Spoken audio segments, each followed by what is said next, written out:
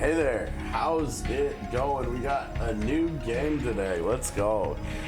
It might look a little funny, right? Well, that's because we're gonna be doing 2 rerolls at a time. So I'm just not sure yet where to put the second one. So we'll have to figure that out as we go. Give me 1 second. Gotta do the Discord thing, and then we'll go ahead and get started here.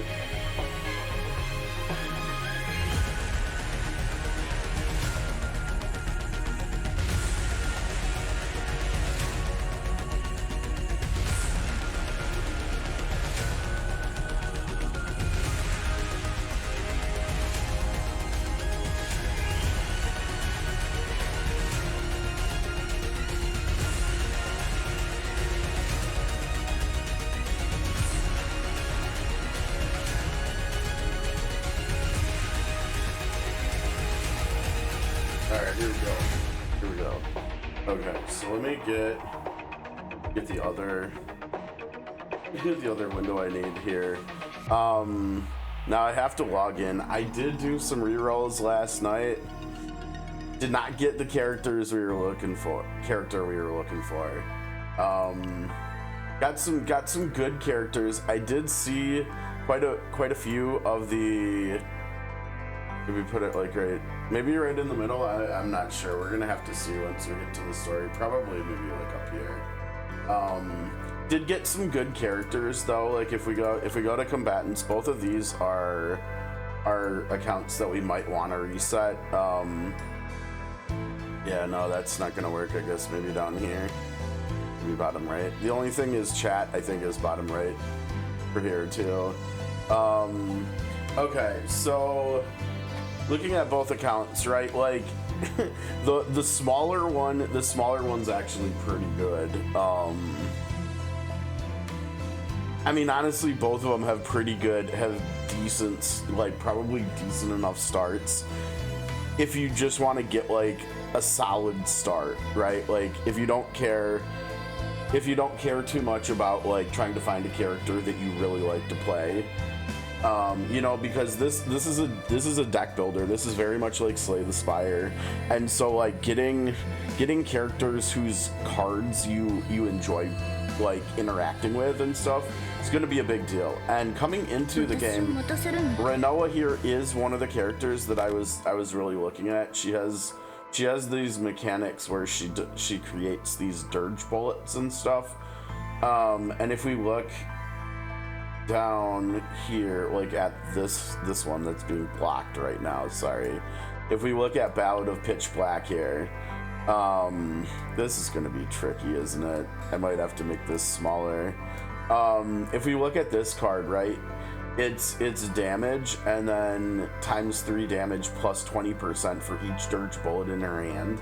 And so like unlike other like, you know, for anybody who has played Slay the Spire or honestly a lot of deck builders and stuff, there's often characters who spend like 1 or 2 energy to create a bunch of 0 cost cards that they like, attack cards or something that they just throw at enemies, and then they find ways of empowering, playing like making the character or the team stronger, or do more damage or do more of something positive the more cards you play in a turn. And that's not what she is. She creates a lot of cards, but she's not creating. See over here on the left, it's not a 0 cost card.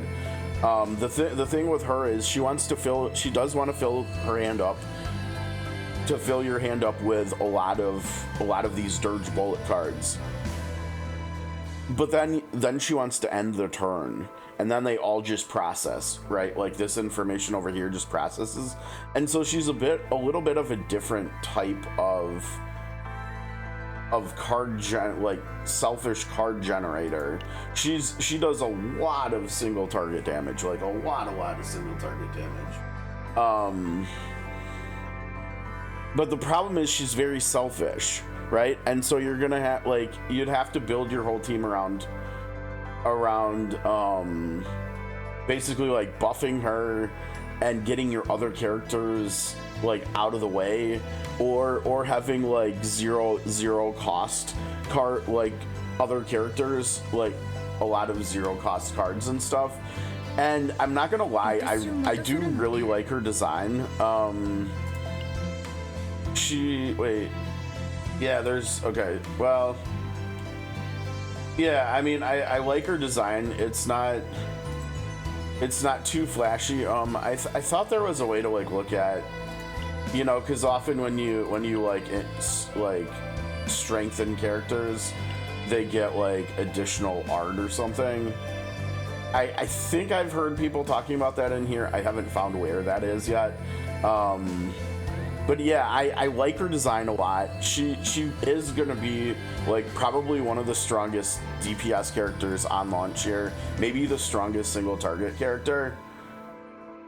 But like the more I think about like the long term with the deck building aspect of it, I don't think she's gonna like necessarily synergize with future characters as much as some of the other characters might. Now on the, and that's on, so this is, we're actually streaming both clients right here, right? Like the big client that Renault is on, this is the PC client, yeah? And then this little one, this is the mobile client that we have floating around here right now. And if we look at this one, so this account has what Pridewin considers to be the best DPS character on launch, Kayron. He, on their website, they decided to do like more of a like in a vacuum analysis of the characters, which I think makes total sense and is definitely the right way of doing it, because there's going to be characters that are considered not top tier, right? That people are going to find ways of breaking the game with just because of their synergies, their card synergies with other characters. And so like what one character might look at, what one person might consider like the best character in the game might not have as good of synergies right on launch as other like not as good characters or something like that, you know? So he is, whoops, I should not do that, right? According to Pridewin, he has top single target and top AoE damage potential right now on launch. His cards are a bit different. His cards revolve around creating these futility cards, which are literally just cards that that don't do anything, and they're one cost. And then he has ways of like other ways of interacting with that, like right here. Damage per exhausted futility. So the more futility that you get like into your exhausted pile, not your discard pile, but your exhausted pile, the more damage this card is going to do. So the longer a fight goes, the stronger he's going to get. Now he is pretty interesting. I'm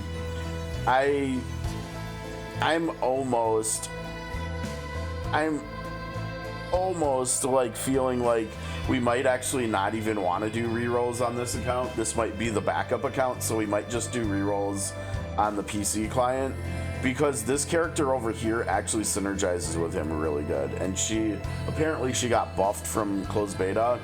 She has a lot to do with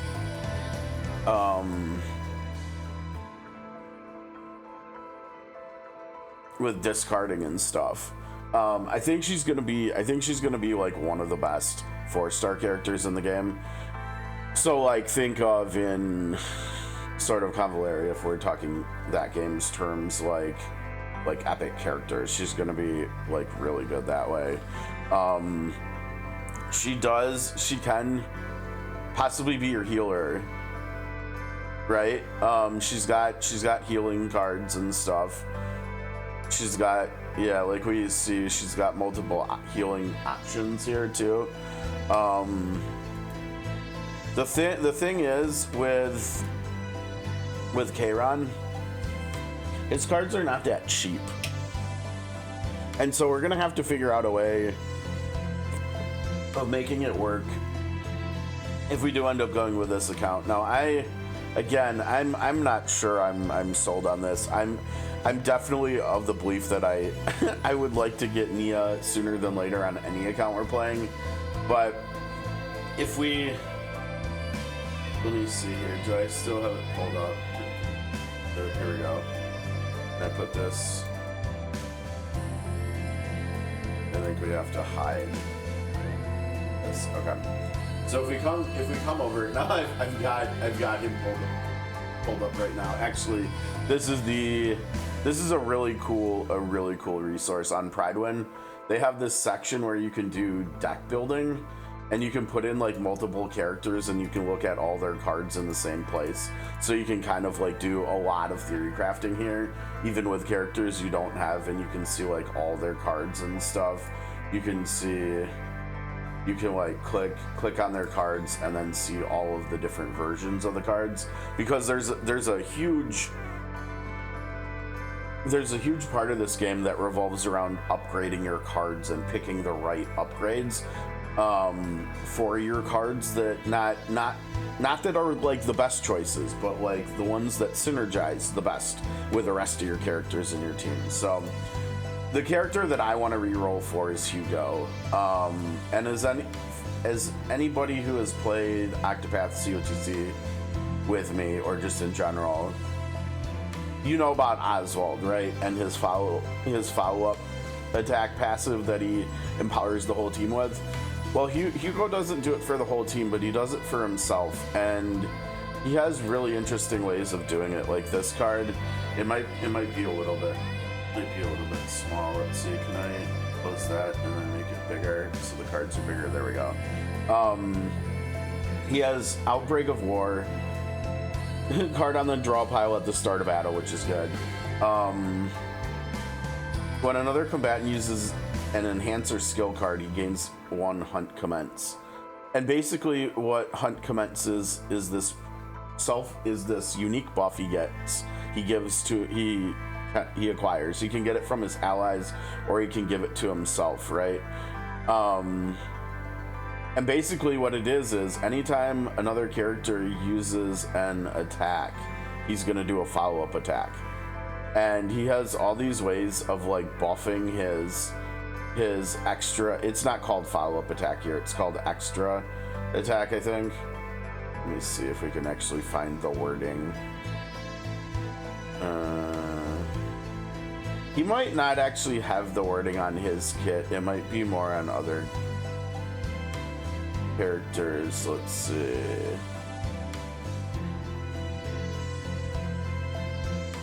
Yeah, that's like the one gripe I have so far. Here we go, extra attack. Yeah, so like this one, his unique card here increases the follow-up damage by 40%. And I think you can get more over here, 30%. And so he's all about buffing his follow-up attack and then just continually doing follow-up attacks and stuff. And I'm not gonna lie, I was looking at it a little bit online last night, right before the game went live, and I bet there is gonna be ways to make infinite builds with him, with some of the other characters, where you're just filling him. You've got like nothing but 0 cost cards in your deck, and you're just filling, like, revolving around this one, Hunting Instincts 1, and you're just filling up his follow-ups and then playing like 0 cost attacks with other characters, and he's doing follow-ups. And there's ways to like discard cards, there's ways to shuffle your discard pile back into your draw pile, there's ways to draw like multiple cards. Like there was one character that had a card that draws 5 cards or something. I think there's gonna be like, maybe not necessarily on launch, but I think there's gonna be ways of making like infinite cycling like decks with using him with follow-ups and stuff, and that just sounds super interesting. And so like another character that I think sounds really cool, like unlike that character we looked at a second ago, Renoa, who puts the bullet cards in her deck, and then ends the turn, and then they all get played. This guy here, Luke, he just generates 0 cost handgun bullet cards, and so like I think he might go good with Hugo. I'm not sure, but yeah, that's the kind of stuff we're looking at. But I think honestly, like the play style, I think these are the 2 characters that I wanna try re-rolling for, and I think Hugo's number 1 and Luke's number 2, but like I think we'll probably get started once we get either of them. Now this guy's incredible. This 4-star character is so good, and look at his design too. He looks awesome. But his cards are so good. They had to nerf him from the closed beta. They had to nerf 2 of his cards, and I can't remember which ones, but he's got these quest cards, right? Like where you satisfy the conditions or something, and then other stuff happens. How's it going, Solstice 1? I did quite a bit of rerolls last night, honestly. I think between the 2 accounts I probably did like 15 or 20 rerolls or something last night, and the rates weren't as bad as I thought they were going to be, honestly. The percentage is low. It's really low. I don't know if I've ever played a gacha game before that has this game only has 1% rolls for 5-star characters, but across all my rerolls, I got the healer, the 5-star healer, the best 5-star shielder, who I was really debating holding on to too, but it really sucks in here. You can't re-roll different email accounts or anything on the same platform, or at least I couldn't figure it out. As far as I know, there's no way to log out of an account, which is just wild. These are our options over here: exiting the game, deleting the account, and resetting the server. Resetting the server is how you do re-rolls, but I couldn't find a way to log out, and so I just had to keep going. I would have liked to save the account as like a backup with the best shielder, because she's a really interesting character. She's got like really nice art, and she's just a really good character. That character is this one right here, Calipe, and I like her design a lot. She's got a bird. She's got this bird, and she's got this like big holy looking like cross thing, and she's got this nice almost like tracksuit or something on, and she just looks good. And I played around with her for a few minutes, and she plays really strong too. Like she looks like they nerfed her from closed beta, but she looks like she's still gonna be really good. She's probably the best like team protector in the game, I think, with all the shields. She, like, when I was messing around with her, like the team just was not taking any damage because of her, which is really good. I know, you know what, and I got another one of those at 3 hours too last night. But yeah, this guy Cassius, he's this, like, look at this. Discard all cards in hand, draw as many as the number discarded. And so, like, yeah, I mean, he's got some really interesting stuff going on. And like I said, the cool thing is here is getting these upgraded versions, because like, look at this, like I was talking about with Infinites, this one over here looks really good, right? It's free, it doesn't exhaust, and you draw multiple cards, and if the cost of them is less, you discard them. And so like that might be like a way of cycling cards to make some infinite decks going. Like this card looks really good to me, really interesting. But yeah, so he's definitely another 4-star character we want to keep our eyes out for. I think so far the 4-stars that, other than Mika's really good. I've liked what I've seen out of Mika too, and she's a character the game gives to us for free. I've heard I had a couple different streams open while I was doing rerolls last night, and one of the people was actually using Ray, and sounds like she's good too. How's it going, Lark? Dude, the theory crafting in this game is gonna go crazy. I'm mostly like the game so far. Like, there's a few things like they could get better with some of the card descriptions, like the tags on the cards, and then like Amir's design here. Like I've talked about it. This just doesn't do anything for me, and so like I'm not gonna use. I think I'm gonna try my best to not use characters like this. It's not my bag. That's why I was saying a little while ago I like Renoa's design, because it's much more. It's not modest, but it's not like glorified, right? So I like her design. I like the all black almost. I don't know. It's like, because I think Cassius goes with Renoa really well too. Yeah, it's more like normal. It's not like anime stuff. His design, he's another free character they give us. He's actually, what little I've used him, he's good too. I like Owen. I like his animations. His design is pretty, it's pretty futuristic sort of looking. But yeah, I mean, okay, so let's see, where's the other account over here? Yeah, and I mean, wait, I want something wrong. Okay, so here it is. Chiron's design is pretty chill too. I mean, he, you know what? Honestly, the first thing that I thought of when I saw Chiron here was literally SP Fakeout, right? Like they look pretty similar. It's like suited up dude from Attack on Titan or something, right? Oh really? That's yeah. You're right. She's a protector, right? I think she's a free character because it looks like both of the accounts I've got currently saved. Yeah, and Chiron is really good too. Like his based on what people in closed beta saw of him, like he's gonna be good, I think. This doesn't look that good. I think I need to make this like full screen, like itself, and then I need to like shrink it, because I think the pixels are getting like stretched and it just doesn't look as good. I think this will probably look better, right?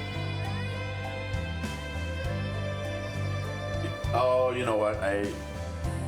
Hold on. I'm gonna have to not do that actually. I need to stretch it so it's not got the big black borders, right? Like that. How does that look? Does that look better? Yeah, that looks way clearer. But yeah, his skill animations look really good too, honestly. It's tough because coming in, I would have said that Chiron and Renoa are two characters I would probably be satisfied with starting with, but honestly I feel like I've changed my mind, and I feel like I've moved over to Luke and Hugo more, and wanting them just because of how their cards and stuff look. Like Chiron's animations look really cool. He's doing like, I don't know if there's any way for us to see. I guess we could just go into a stage real quick and play something that I've already done before. Cause yeah, I don't think I've technically used him. Yeah, he's got to replace this dude, I think.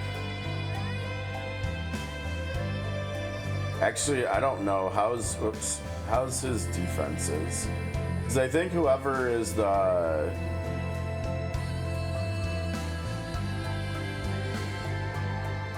I think she's got more defense than the others. Let's see. No, maybe put Mika up front, right? Because she's got the best balance out of the 3 characters. Go like this. This is weird. This is 2 supports and a DPS. I don't know if we're gonna be able to get away with running something like this. Oh wait, I did it wrong. Okay, so yeah, like look at his one. Oh wait, I still have it on auto. Whoops. whoops. Yeah, we don't need to heal. I'm happy that we have auto in this too. This is pretty nice. Okay, let's see. Oh, the auto made it so we. Oh, and I just derped there, didn't I? This is part of why Mika's so nice, because she's, as a healer, she's got 0 cost cards that give your team AP and do something else good, which is part of like why she's such a nice starter healer. I totally dropped the ball. I could have actually done Black Hole there, couldn't I? Let's see if either of these will give us. Nah, neither of them will give us any AP.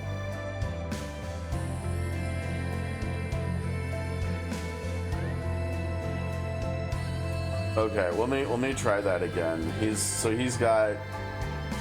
I'm literally just wanting to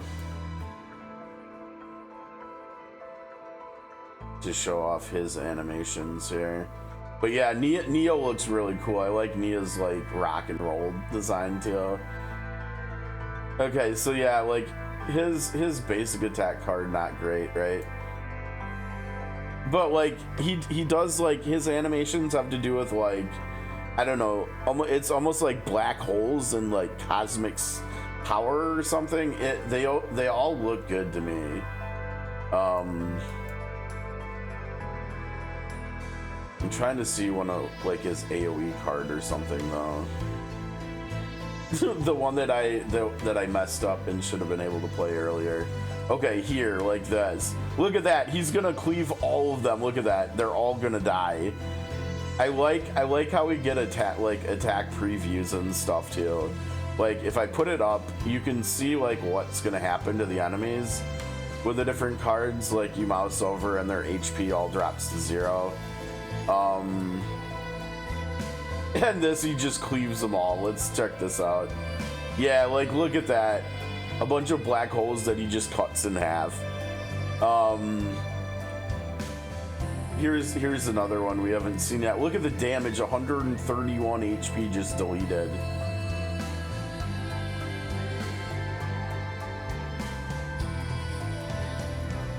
I mean, these animations are really cool, aren't they?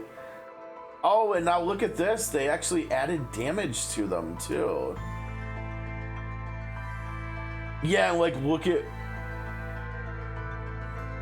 this. Look at this cycling. This is another example of how Nia's really sick. Like this card looks amazing, right? Anything that like manipulates your discard pile and your draw pile in card games is just like really good. Yeah. She's definitely a good 4-star character. I think she's gonna be enabling a lot of stuff. Okay, and then we have to discard something. Yeah, like this card looks really good too. I like that card of hers too. I think we don't need heals. One wave. Yeah, see, like what does one wave do? It's not telling me, right? Like it's not telling me what one wave does when we like look at the card. It should just say that on the right over there, below where it tells us what Epiphany is. But it doesn't, so whatever.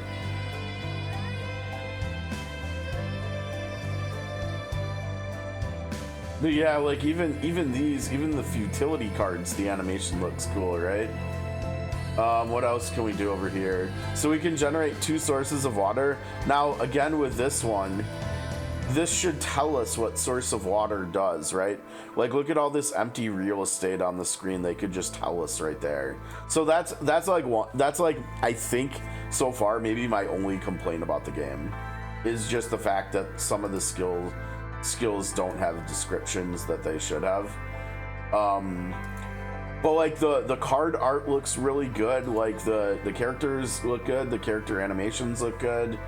The auto actually looks pretty competent too. Like it looks like the AI of the autoing in this game is going to be better than SOC, which is nice. You know, the AI in SOC. Like look at this. These animations. I mean the production value on these.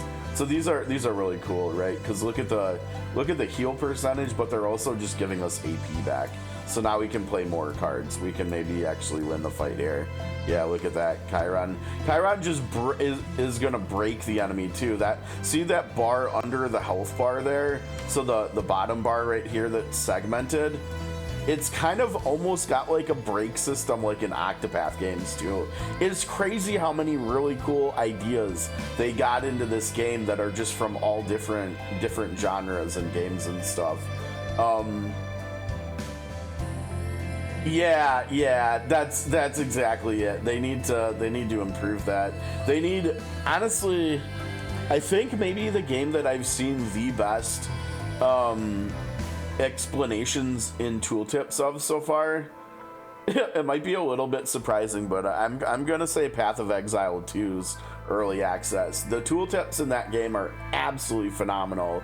You know, you can go as deep as you want in them too. So like you could click on, for instance, you could click on exhaust and then it would go into another window and give you a bigger description of what exhaust really is, and it might give you some examples of it too or something. You can go like infinitely amounts of clicks on tags deep in PoE2.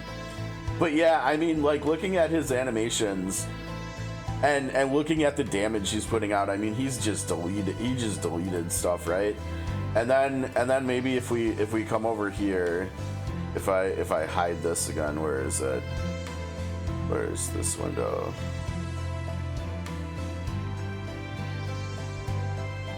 If we hide this, now why don't we level her up for a second and just go play the same stage and see how differently she plays. And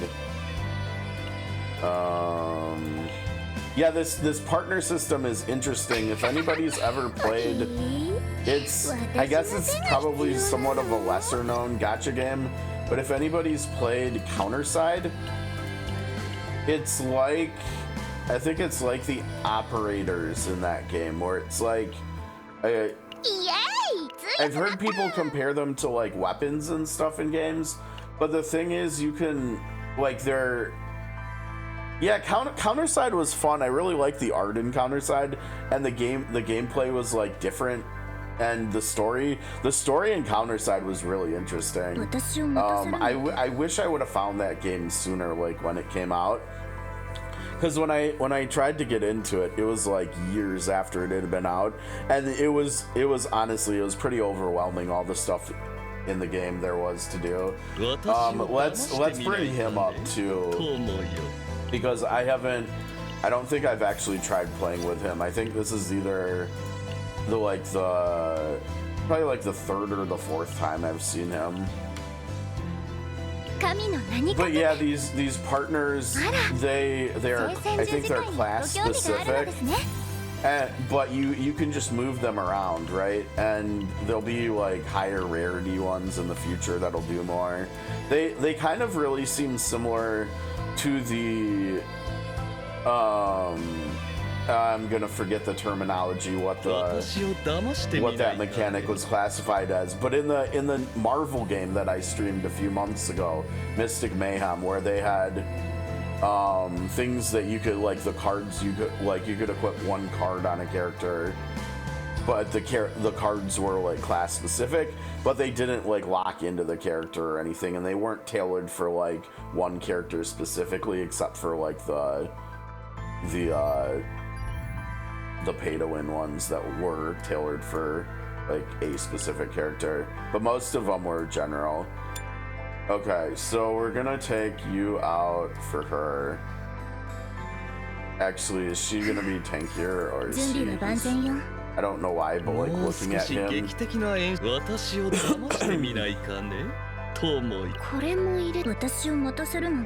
She's squishy as hell. Let's not put her up front. Yeah, let's put him up front. So I think it looks like it is your formation. You want your tank to be in the left slot. It's a little counterintuitive based on where the characters launch into the battle, but I think you want your tankiest character on the left here. Let's see.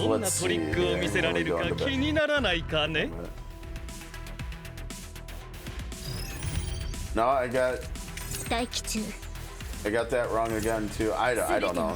Yeah, look at. Oh wait, we're on auto too. Shoot, over here. Whoever just did that big AoE almost one-shotted all the enemies. And we can see what the enemies are doing too, right? Like this is what they're doing. I think that's like a buff icon, and then this is like their element, and so you can hit weaknesses too.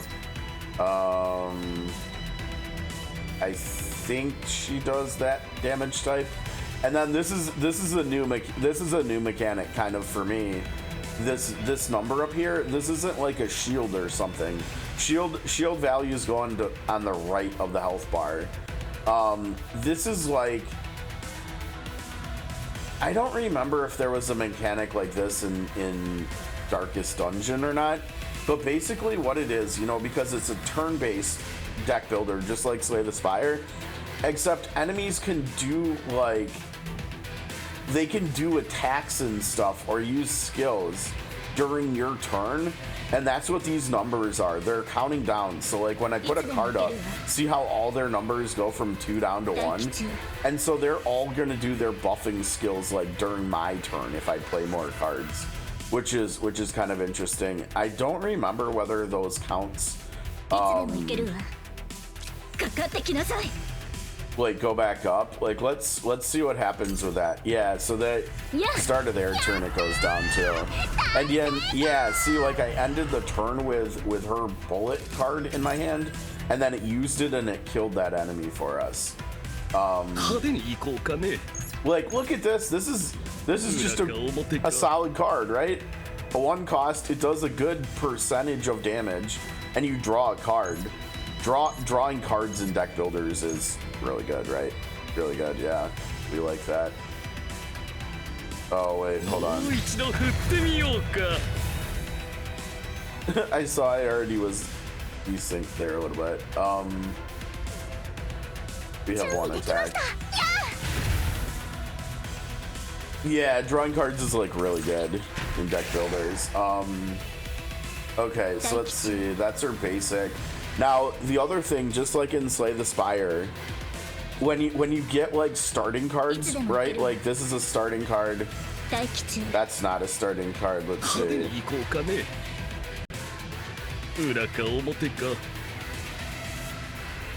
Oh, that's really interesting. I think this is the only starter card that we got here. Now I think, can we look at cards up here? Yeah, like look at this. Look at this. You can look at your entire deck in here, just like in Slay the Spire, right? But like starting cards. So like Mika's starting cards are 1 attack and 2 heals, right? Just like in Slay the Spire, like when you start with, what is it, 4 attacks and 4 defend cards, you typically, if you can, you want to get rid of those cards from your deck as soon as you can, right? And so you're just using like the better cards that are available, especially when you are able to like upgrade them, which is called the action of making an epiphany in here. I mean, some of them might not be bad, like this two draw, because it's over double the damage of the 1 draw, but honestly probably not, because his whole play style revolves around deck manipulation and stuff, so you probably don't want any of those 3 either. I mean, like, because up here she can just heal with these, and so like if they're that one and this one, if there's ways of pulling like cards out of your discard pile or something, like he can do, right? Like draw 1, or I think we saw that on Nia too, right? Where you can pull cards out of your discard pile. she could potentially just do a ton of healing in a turn because she has all these like free heal cards, right? And this like empowers your team too, because it's giving AP to let other characters, probably other characters, do more stuff. So yeah, I mean, it's gonna be a lot of fun trying to figure out what we want to do here. Let's see. Where do we see? And here's the draw pile.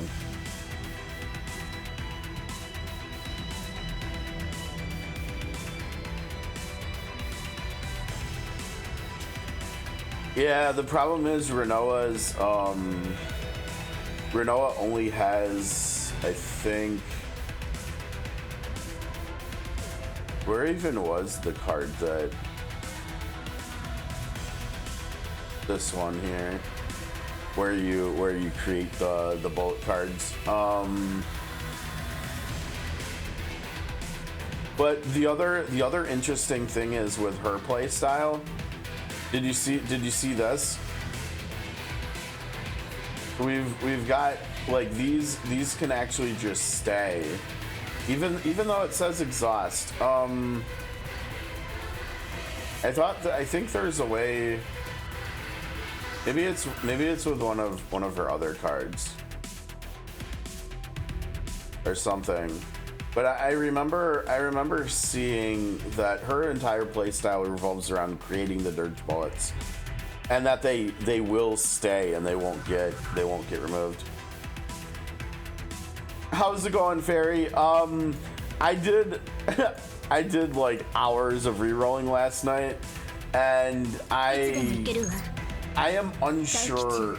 Honestly, I'm a little bit unsure of what I want to do, because I got two of what a lot of people are saying are maybe the two best DPS characters on launch, which we're looking at. We just did a stage play like run here with Kayron, who's really good and apparently from Epic, I think Epic 7, and then Renoa here is like supposed to be maybe the best single target. See all those shots she does. And I think when the other cards call the dirge bullets in to effect like at the end of a turn, I don't think it exhausts them. And so basically she has ramp up, but once she is fully ramped up, she doesn't have any more. And so I think she's just kind of gonna snowball probably. I'm very unsure on what I want to do, because there's these two characters who are two of the characters that I thought I wanted to reroll for. But the more I'm thinking about it and looking at cards, like I think I wish we had like character art on here or something. I guess this is the best we get, but I kind of think I either want Hugo, who's a follow-up attacker, or I want Luke, who makes tons of explosions and creates tons of free cards to play. You know, just because in a lot of deck builders, at least from that I've played, free cost cards are often quite fun to play with, right? And so like his whole thing is making all these like free bullet cards that like exhaust, and then he gets like damage boosts and stuff for how many cards he's exhausted and stuff, I think, too. And he also is crit based, and so like he probably won't start out very strong because we won't have access to as good of equipment. But I'm kind of thinking like more a little bit like in 2 months from now, we might have like really good crit gear and stuff. At that point, we might have access to it, and so then he might just play really well. He might just be really fun. But like, yeah, I mean, and like that's the other thing. There's different options, right? Like some of these give him 15% crit chance, right? Here's one that's a guaranteed crit chance. This one gives 30% crit chance.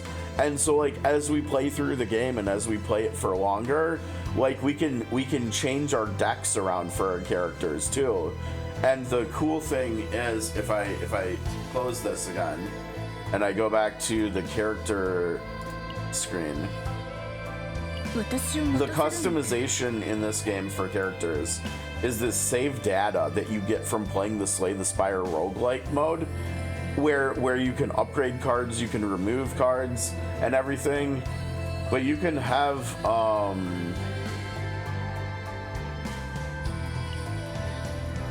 see, I don't even know. I've seen pictures of people having like 5 of these or something. And so like as we go through the game and progress and we get our account level higher and our characters higher and access to better equipment and stuff and upgrade the characters like other unique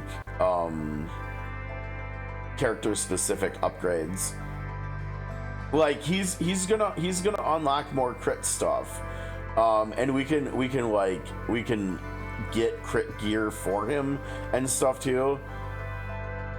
And there's also I think unfortunately I don't have him on either of these accounts, but so the character I'm talking about is Luke.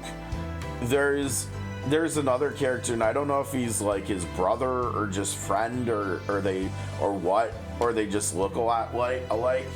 But there's a 4-star character that is designed somewhat similarly to Luke here, called Lucas, and they're gonna pair really well together.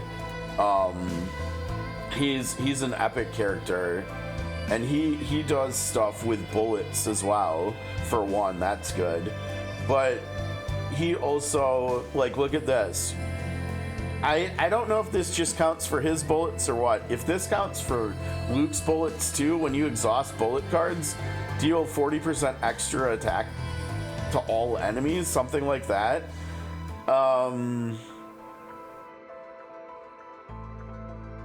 Yeah, I like there's so many fun stuff, so much fun stuff in here, but yeah, I don't know. These accounts are tough. I don't know. I think I've just got to suck it up and I've got to just do it, right? Like I think we got to just dive in and do some rerolling here, and just as hard as it is gonna be to say goodbye to Renoa and Kayron, I think I've got to do it because I think I'll be the happiest.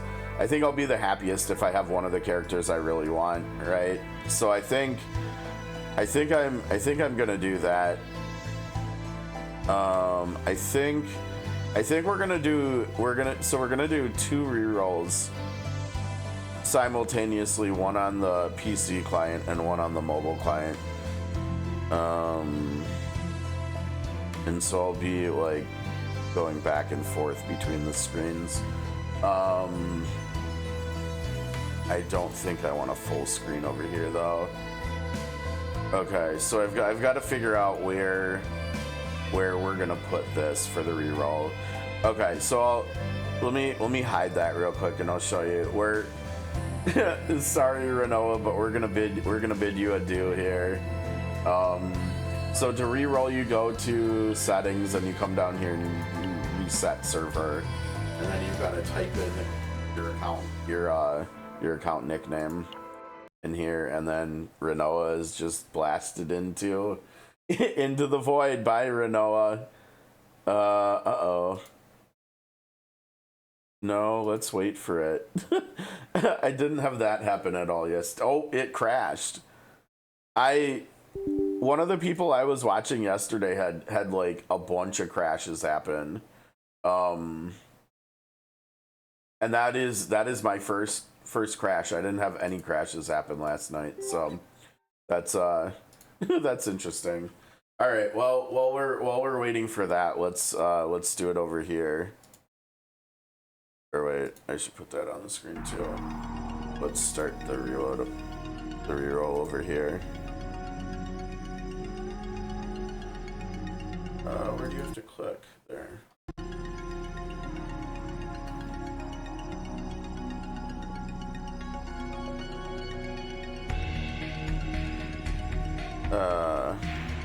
Okay, there we go. Okay, so the reroll, I've already watched this, and I think a lot of people watching me are probably playing the game anyways, so I don't think we need to watch this. So we can get auto play going on both of them. That's kind of what I was really doing, and so I would get it. So like on one, auto goes, and then I fast forward until it gets to a certain amount, and then I switch over and fast forward the other one, and they just kind of both trek along and get there, and we get to like around the same place with both of them. It's not too bad of a reroll. I didn't think it does take a little bit of time. I don't know, it's probably around a 15-minute reroll, so it's probably not too dissimilar from like sort of Cavaleria or something. Oh, I didn't. But the only thing is there's a lot of combat tutorial stuff, and so it's kind of, the reroll is kind of involved in how many clicks you have to do. And if I remember right, I don't think there's any way of doing I don't think you can use auto during the tutorial, if I remember right, either during the reroll. So there's going to be a lot of clicking and a lot of the same stuff going on in both. So let's see, what do we usually do here? I think we delete the right one and then just spend our cards.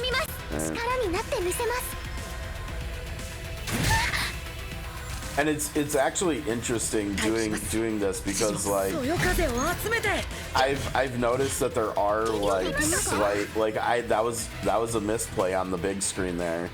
that was actually a misplay there, because this card right here, I should have used that for his big attack, because he was doing a double hit, and I don't know if this would have only boosted the damage on the first hit or if it would have boosted it on both.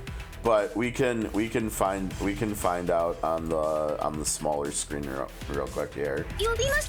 But either way, it leads to winning in a turn. But like on the smaller screen, right? We play his skill, and then we play. Oh wait, no, and I screwed it up again, didn't I? Yeah, I screwed it up on the small screen too. I needed to do her attack that buffs his attack first, because his card, I think. Oh wait, you know what? No, I don't think I did, because I think his buff card only affects his card, so I don't think it affects her card.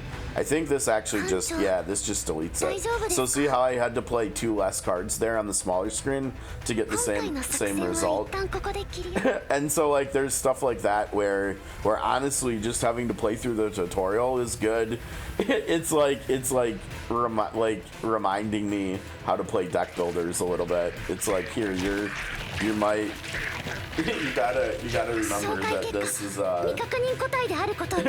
even with this content you can still optimize it and stuff.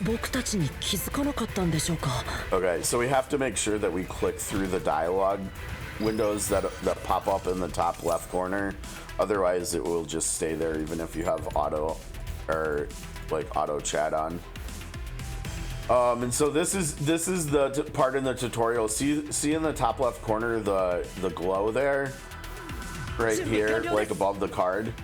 That is how you know when you're gonna get an epiphany. That's where you get your epiphanies from, which obviously is important, yeah. Because look at this, cards obtained through epiphanies can be free as well, and so like. He gets this really nice epiphany upgrade, right? And then he can just end the fight.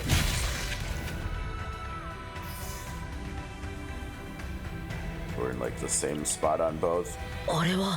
That's an answer that I'm not sure. I'm actually wondering that too. Like, because I think we know that the only way we can get the epiphanies is from playing the chaos mode, which is the Slay the Spire roguelite mode. And I don't know I don't know like what triggers them. I was thinking about that and about like what kind of things could potentially do that. And it could be, I mean, maybe it could be like when you break an enemy or something, or maybe, you know, it could be fixed or something. It could be from like elite enemies or something. I think we're just gonna have to, because I didn't play the closed beta either. I feel like if I would have played the closed beta, I would just have an answer for you. But I think stuff like that we're gonna have to find out together, since I didn't. But I would assume it would have to have like, there would have to be a specific trigger or triggers for it, I would think. Because if it was just randomized, that would be, I don't know, that would make like farming and stuff harder. If like you couldn't tell in the Slay the Spire mode, like where, because I think we go through that here in the tutorial too, right? Like they have us go through a small, after we get through this first part of the story, they actually have us go through a mini chaos thing, whatever they call them. I think if I remember right, isn't this like a scripted boss or something? I can't remember. I think it is.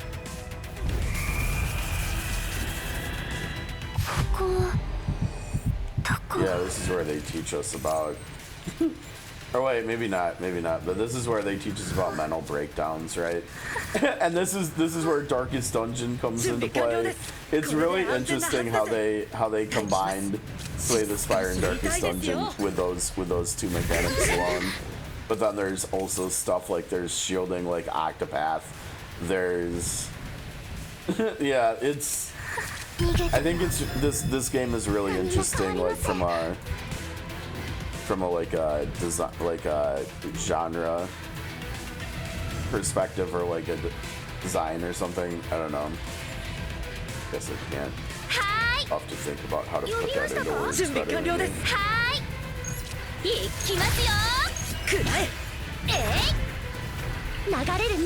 I did not mean to click that. I sometimes misclick those. Because this doesn't, I mean, it's healing, but the AP gen doesn't do anything for us, right? I probably should have waited for next turn to do that. Yeah, now it's like you can just delete this thing, right? And this is the power of Renoa, right? Here's all her bullet cards. And here we're gonna trigger them all. And her animation looks cool too, right? It's like pow, pow, pow, pow, pow, pow, pow. She is really interesting. I don't know. I hope I don't regret like passing on her, but I guess we'll see. I guess it wants us to use that over here. The left is the small screen's getting like behind the big screen now. I gotta like pick up the pace here, I guess. But yeah, like the story here though has been really interesting too. I don't know if anybody's played through the entire thing, but like we've got like some Attack on Titan stuff going on here.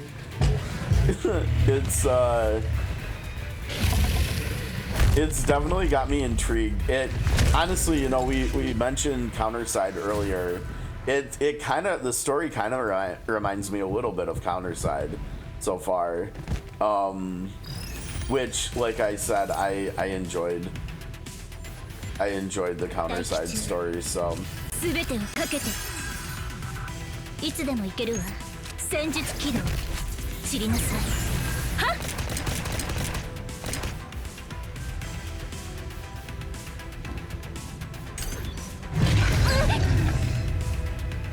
Yeah, this thing is huge, isn't it?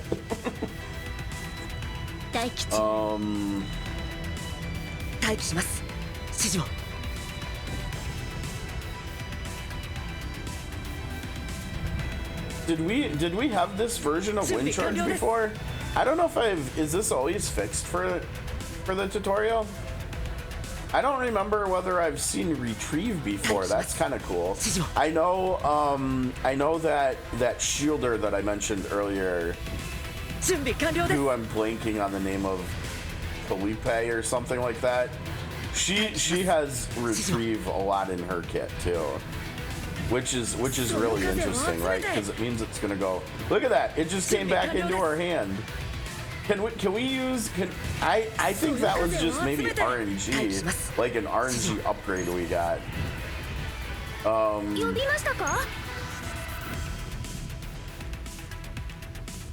Yeah, like the enemy design is cool, isn't it? I'm definitely digging the art design of the game too. And I've seen during the closed beta and like within the last like week or two, I've seen like people talking about it, and you know, because it's hard to tell with gacha devs these days, you know, who's using AI to create their games and who's not. And I've seen a lot of people like talking about the art in this game, and it sounds like it's already been debunked that like AI is not involved in the art in this game, which is really cool, honestly. I mean, because a lot of them recently have been using AI, and the art in this game does look good. Like, I like the art in this game, whether it's the enemies, the card art, the character designs and stuff. Yeah, I was wrong. Look at that. We got it on the small window too, retrieve. That's pretty cool how you use it, it discards, and then you bring it back, and yeah. Yeah, it's good too, right? Like that was the thing with Octopath too, right? Like at the start of Side Celestial, when NetEase took over, they were using AI for the translating, and it was just terrible. So yeah, I'm glad that they got the community to do volunteering localization work, even though they should be doing it themselves, but it's better. I think it's better to have it this way than to have it the other way, at least.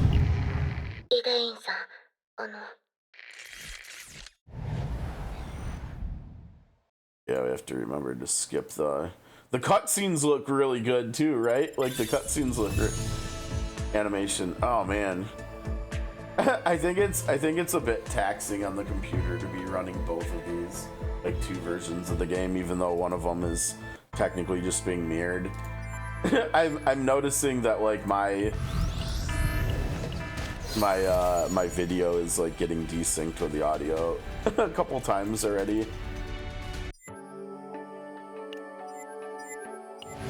Okay, so here's where we go. This is the chaos thing, right? This is the Slay the Spire mode, where they teach us about, and you can't take, at least you don't want to take characters that have had mental breakdowns inside, does it seem like.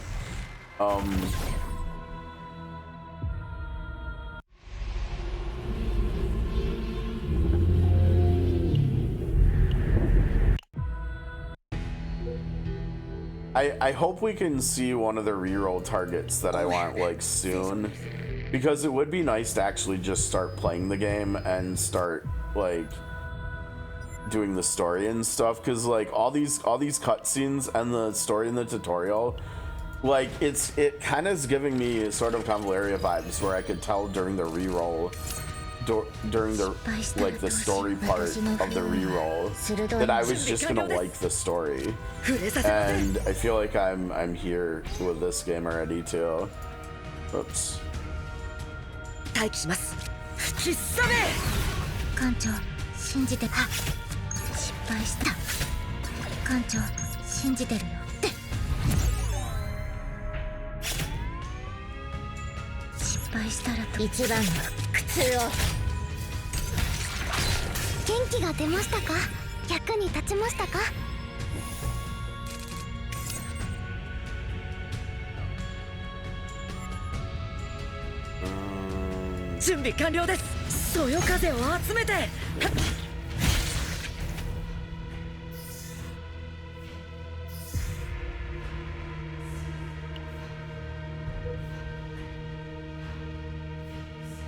I was getting pretty good last night by the time I called it and went to bed of keeping the two versions like synced up and going like side by side story like tutorial wise, but we're way behind on the small screen, aren't we? Jeez. This is interesting too, like the dice rolling stuff. I saw a lot of footage from like closed beta chaos runs and stuff that people were posting videos on. That was actually my favorite closed beta content to consume the last couple weeks while I was looking at videos. It wasn't like the guides, it wasn't like these are the best characters, it wasn't like this is how you reroll the most efficiently. It was just the gameplay. Like I just liked watching people play the game the most. And because it was like the most informative, I guess, because I have at least a little bit of a understanding of deck builders and stuff, and so like just seeing what kind of cards and what kind of animations the characters have. And I'm already desynced again. Maybe I do have food here. Let me just work on my food here, and I'll stay off the screen while we're doing the rerolls for a little while.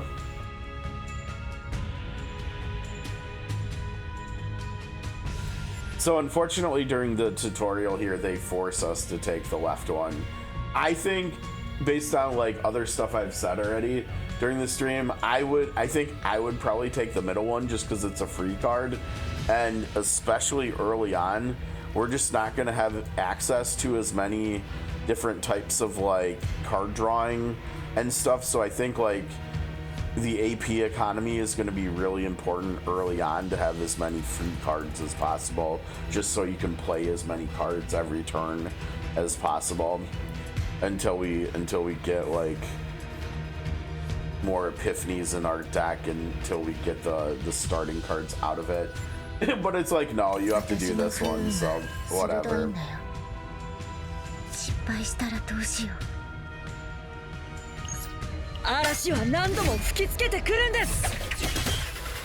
Oh, let me take a look at the one on the right then when I get there with a smaller screen.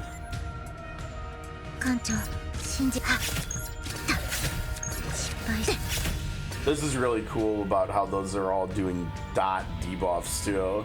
And we can see, because its health bar is like cracked and stuff, that means, and then if we look at the lower bar, that those segments are both gone.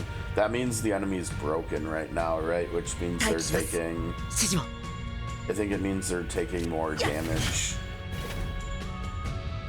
too, potentially. So it's gonna attack, but it's gonna attack too much. And then it's dot damage. Look at all that dot damage it took. And then that's what is her name again? Is this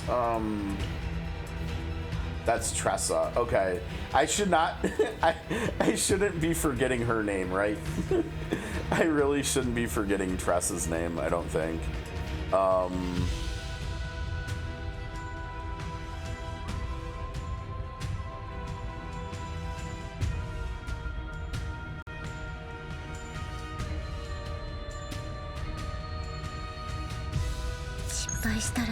But yeah, so like a lot of characters have stuff like this. So Tressa's mechanic is debuffing, right? And then she gains damage bonus against enemies that have the agony the agony dot debuff on them, which is another like cool mechanic, right?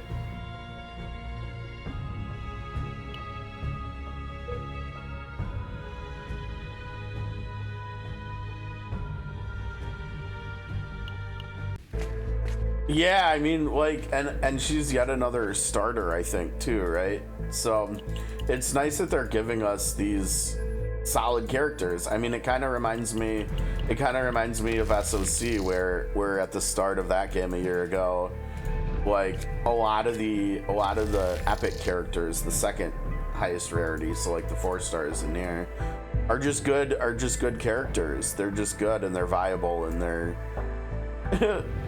they might just be. I mean, how long did I use Tempest in that game before I replaced him?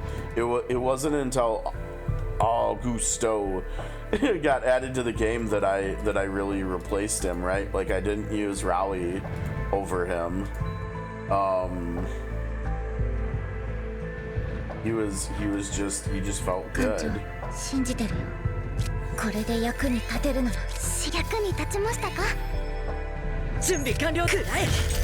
So it kind of is giving me, this game's kind of giving me similar vibes for some of these starters. Like the very first 5-star character I got rerolling in here was the only 5-star healer in the game on launch. And I just had no. I mean, her kit is interesting. It is, and she might actually scale pretty well, like long term too. I'm not sure. But like, I feel like Mika here is just good enough that I would rather get like a shielder or a DPS character. Honestly, I think honestly the fact that because they nerfed the best shielder,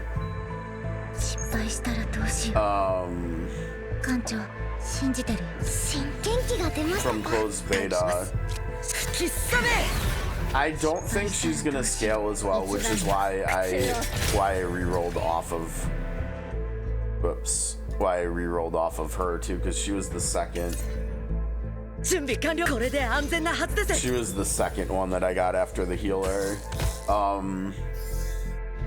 But I don't think she's gonna scale as well because I think she lost some damage or something.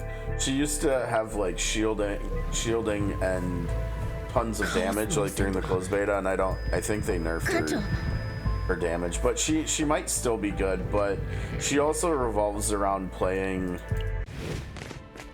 your team playing cards that take cost 2 or more AP. And honestly, that's not okay. So here we go on the top now. You like the third one the most. Let's see. +3 agony to the. Oh, so they last longer. Yeah, honestly, probably like long term, you're probably right. The right one is probably the best one, just because it makes it. Just because it's adding more damage, right? It's adding like 6 stacks of it instead of. I mean, I guess technically the left one and the right one are similar, right? I guess it depends on whether your deck needs to play more cards or whether you. Because they're both gonna like effectively do the same amount of damage, right? Because I think the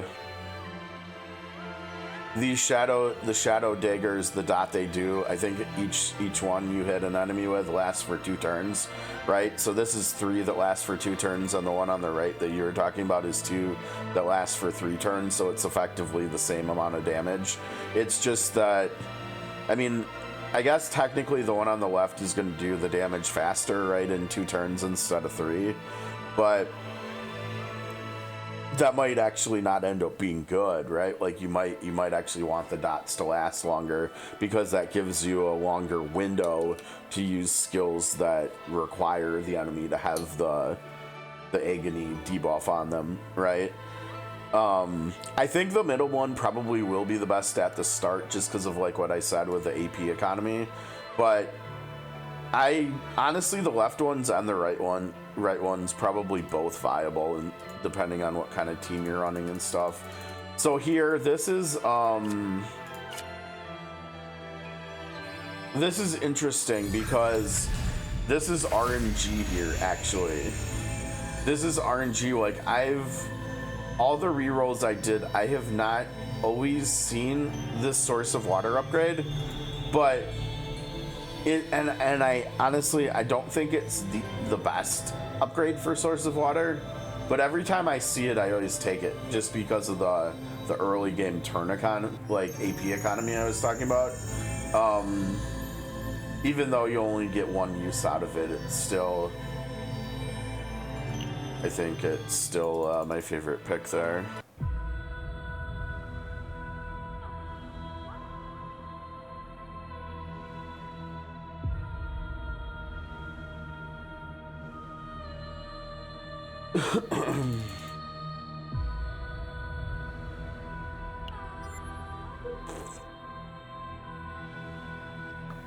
Yeah, it looks good, right? It looks good. Oh, good luck, Solstice. Now, are you gonna do any re-rolling, or are you just gonna get started once you get your 5-star character?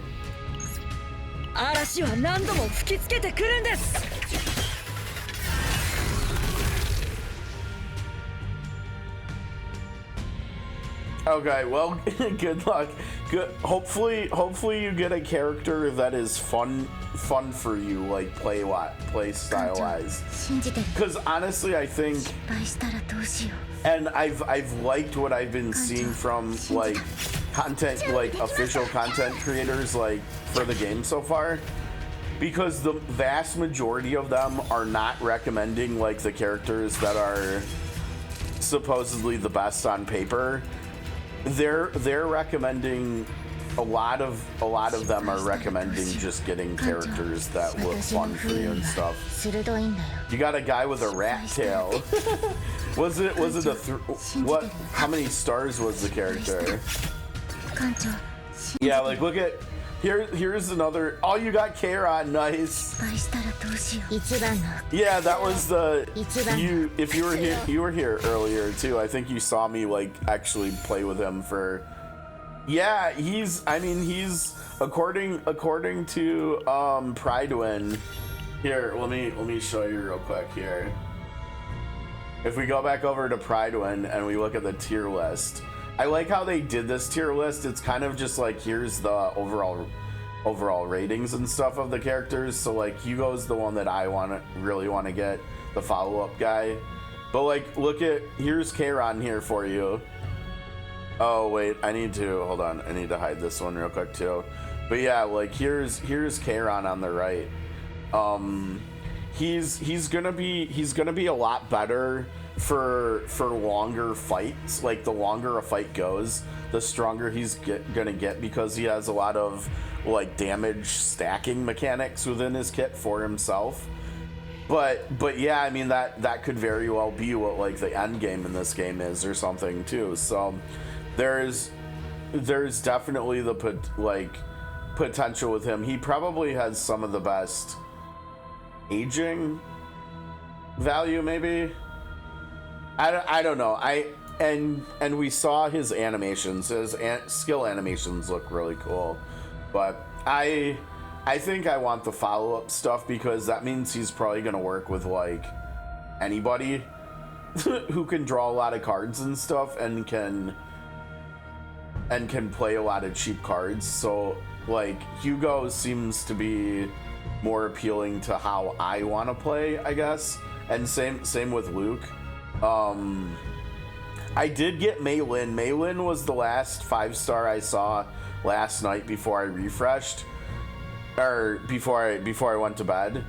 And she's a single target like fire DPS, and she does like really good debuffing where she can make any enemy. It's basically like, think of COTC. It's like she can do it's called passion, but it's fire. Like the icon looks like fire. She does passion weakness. I mean, it says weakness, right? It's passion weakening, right? So she can make any enemy weak to her damage type. So she's always hitting with a damage like advantage. And she also has like card draw and stuff. Honestly, I think out of all the rerolls I've done so far, maybe I regret like passing on her the most. Because the fact that she can debuff so well for passion damage means that even if she gets power crept in terms of damage, she could still like transition in the future from a DPS role to a support role, and she could still have a lot of value. Oh, we have maintenance? Uh-oh. Okay. Hopefully it won't be for too long. And then I know a lot of people like Rin. Rin's like the stereotypical like anime sword fighter. And then there's Veronica too, which is like yeah, she has like a lot of utility, a lot of card cycling and stuff, I think. She has 0 cost cards after she sets her stuff up.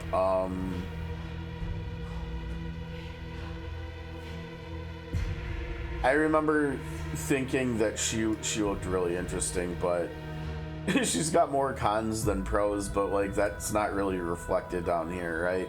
She kind of looks like she's pretty good overall. Honestly, I think most of the 5-star characters are really interesting. I guess it's just that I really want Hugo or Luke. I probably should have kept Maylin on one of the accounts, and we should just be re-rolling on the other one though.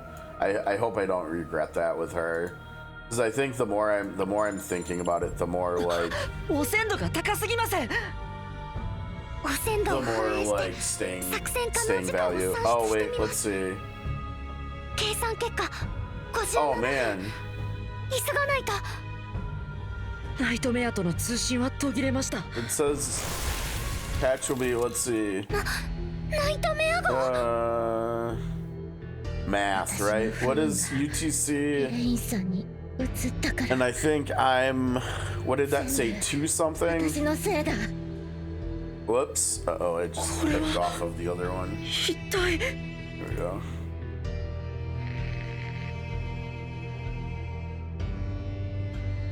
You've got to do some math. Man, this small screen. Let me put that back on the screen too. This is so far behind now. But I like how when the 2 different rerolls get like desynced with each other, like we've got the auto dialogue, so I can just worry about playing the little screen right now while the other one's dialogue is going by itself.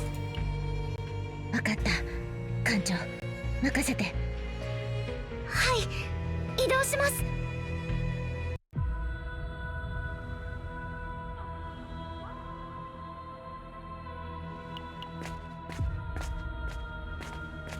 艦長、前方に。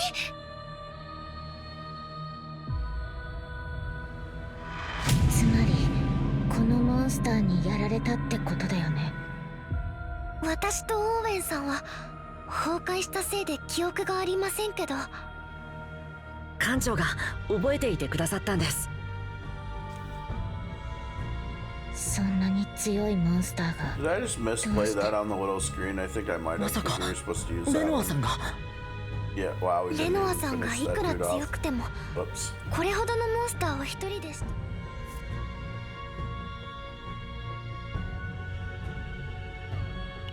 Always this one. If you're re-rolling, always go the bottom right one.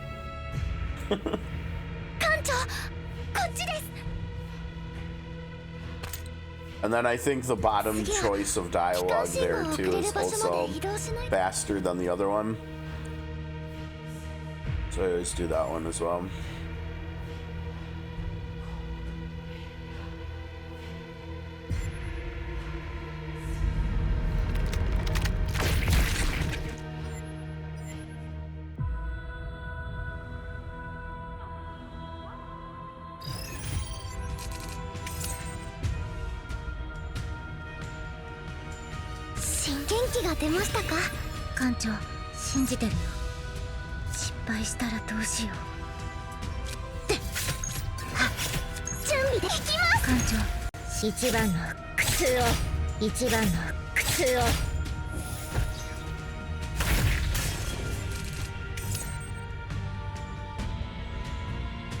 Okay, looks like they're just posting on Discord now too.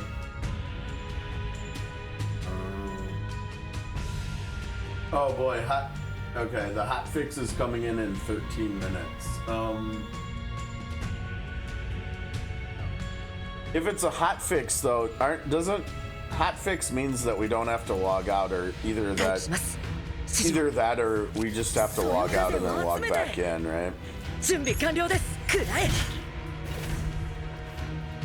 So we shouldn't actually have too much of a break in play.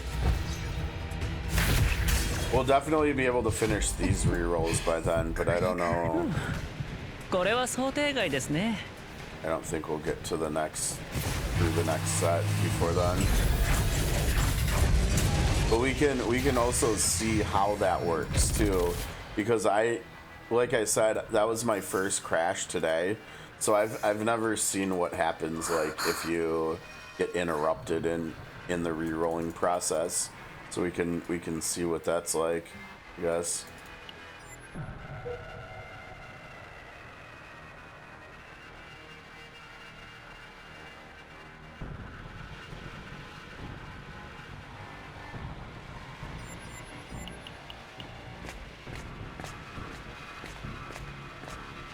Honestly, it kind of feels like Tressa's a little bit similar to Renoa, right?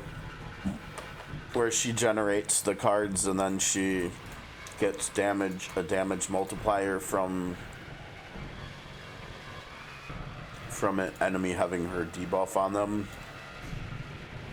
I guess it's a little bit similar, but she gets like bonus hits and stuff from that too. Okay, so we're almost done with the reroll on the big screen here.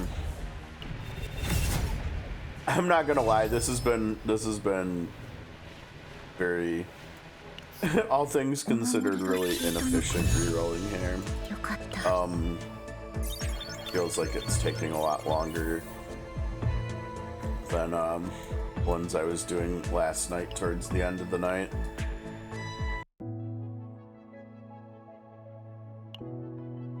Yeah, we just have to go through more dialogue on the big screen now to get to the polls.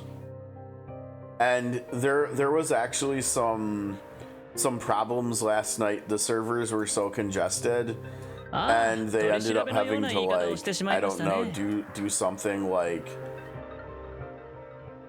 I don't remember if there was like a hot fix last night or something too, but they ended up giving compensation out. So now, to get all 50 of the polls on the beginner banner, you only have to do 3 stages in that one mode that I showed Kairon and Renoa gameplay a little while ago in. And those, as we saw when I loaded them up on both accounts, auto was already on, and so you can auto through them too. And so it's really easy now because of the maintenance, because they screwed something up. It's very easy to get through and get at least one 5-star character and decide whether that's the start that you really want, which is pretty cool.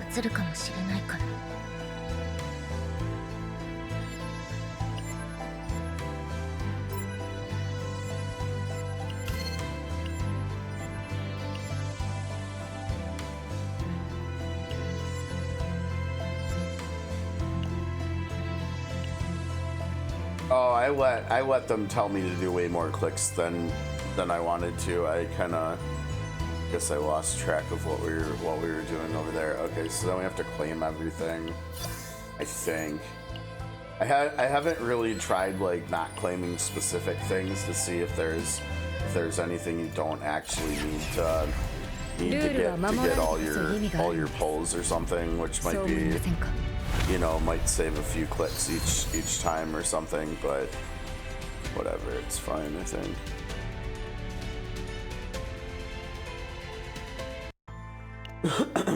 It's a little bit of a bummer that we can't skip her animation when we're collecting the mail. You know, because during the tutorial when they have us summon, was it Tressa, I think? Like, we can actually skip that animation. Yeah, don't forget to come in here. These also give like the rubies or the Luxite stuff just from clearing all the ends on these. And interesting, I wonder if it's because I clicked into that other mode that this unlocked. This was not normally showing in the tutorial for me last night. that was normally, I think, 88 or something. Okay, and then we can go do our pulls. And like I said, I'm summoning on this one because it's discounted, and so I can do 40 pulls right now, and I'm skipping animations. Oh, Nia. Okay, so this account on the big screen already has me curious. We got an Amir dupe. Okay.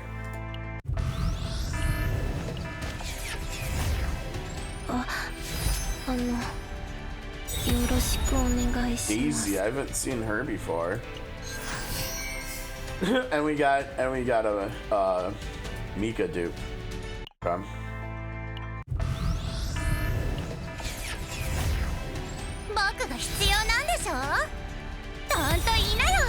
Arwen, I've seen her a lot. I feel like. Oh, we got a double 4-star pull. Yeah, let's I don't know who that is, but no, thank you. A Nia dupe. Oh wow, that's interesting. We might have to look and see. Oh, here's our 5 on the big screen. Maylin again. Okay, so now we've got another Maylin account, and we've got Nia on it too.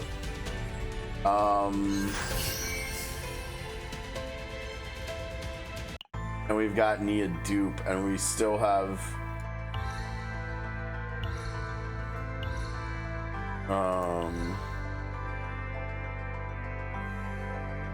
wait, did we do 50 pulls there? Was that the guaranteed one? Did we have even more pulls for more maintenance stuff? It looks like we might have.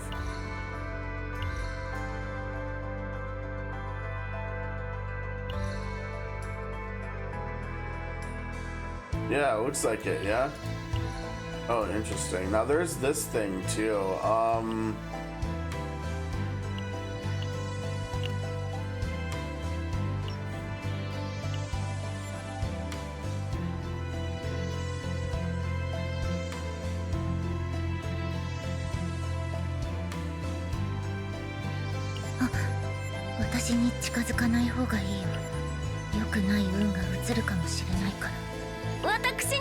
Okay, so yeah, Maylin is nice. Like I said, she's a good example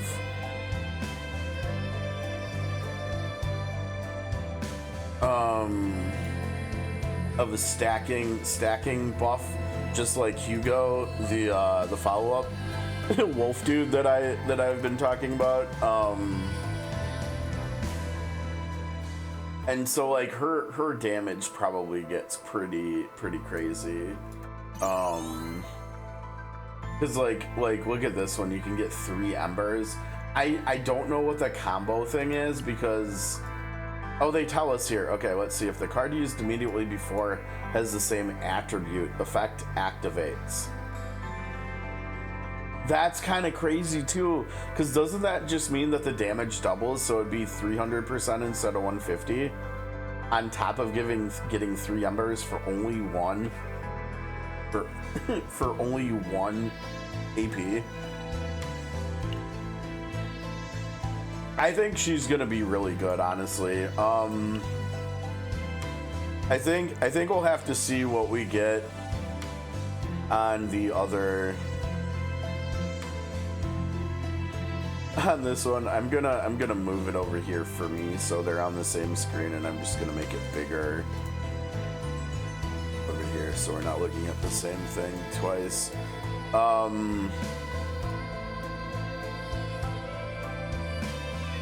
But yeah, I mean this account, the one in the background, this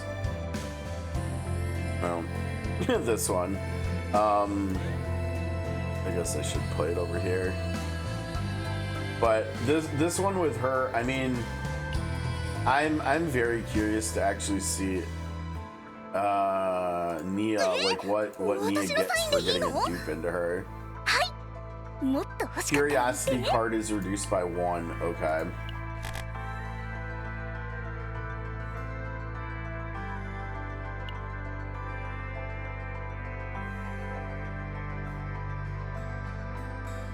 That's really good. So this is all of a sudden a 0 cost card. Oh, that's really good, right? That's really good. Whenever a shuffle occurs, gain 4 rhythm boosts. At the start of each turn, lose 1. More damage for her. Yeah, and see, this is where the 4 stars are really going to come into play too, because they're going to be way easier to get dupes of. And so like this ego, these are like the awakenings from like Octopath, right? You pull dupes and then you can upgrade. I mean, we saw this in Marvel Mystic Mayhem too, with the dupe system, the dupe upgrade system.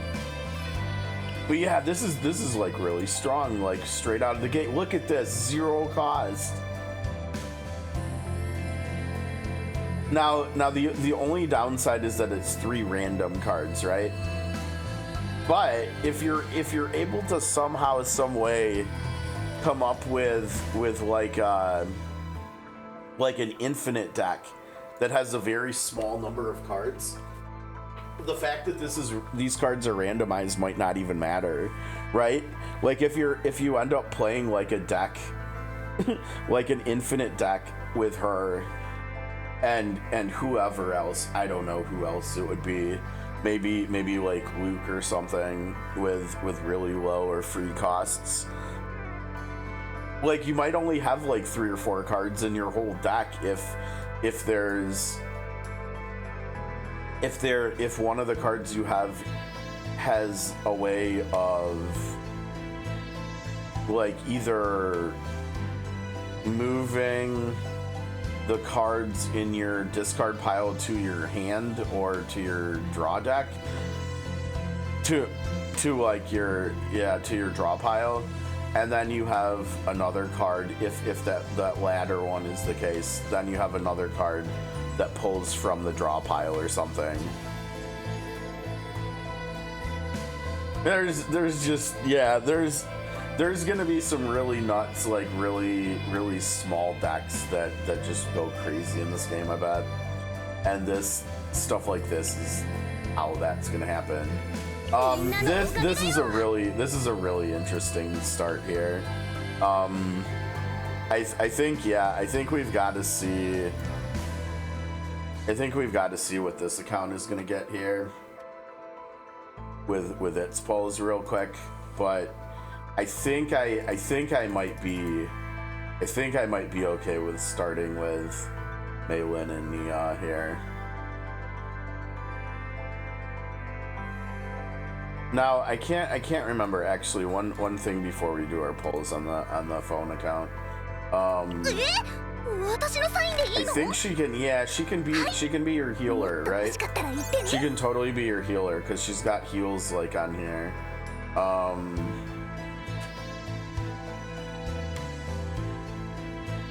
Yeah, like look at this one. And there's a lot of easy ways to discard cards, right? And so then all of a sudden this 1 cost card turns into a 220% heal. That's a lot of healing, I think. I guess honestly healing doesn't matter that much if you get someone who's really good at shielding. I don't know, both of these two just look, I don't know if I can do this. She would have to be really good for me to suffer her wrath, I guess. Basically what it is I think if I were to play with Maylin and Nia, I don't think we would need damage. Oh, now she's the counter attacker. Okay, so she's oops, I didn't mean to click. I did not want to go over there. She's basically the 4-star version of a 5-star character that does counter attacking and stuff too. And I don't think she's as good as the 5 stars. So I guess maybe Amir is who we would be. Like, what is metallization? Now that's not bad when you do damage when you gain shield.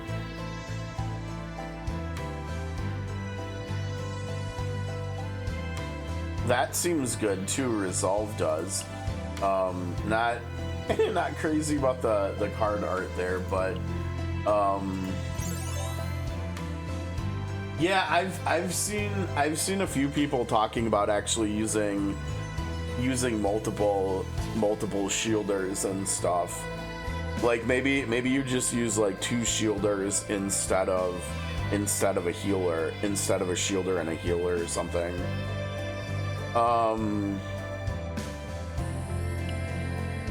Vulnerable is good. Obviously, if you can get vulnerable into your deck, it's gonna be good.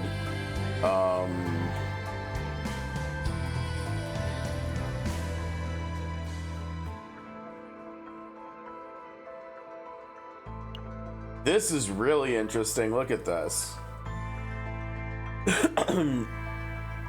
2 hits, so it's already doing good damage. If you're in metallization state already,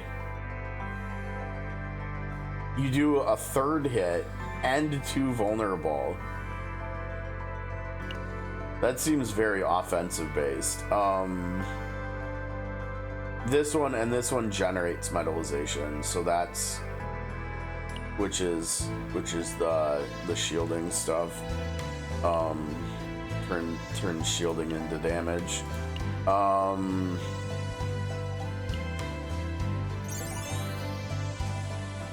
not gonna lie though, the only thing is I think I've already been really clear about how much I like 0 cost cards, right? At least early on. And she doesn't seem to have any, so I'm not quite sure if we'll want to mess with her.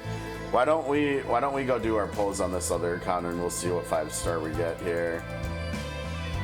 So yeah, I think it actually was good that I clicked on here and I actually went. I think we went in here, yeah.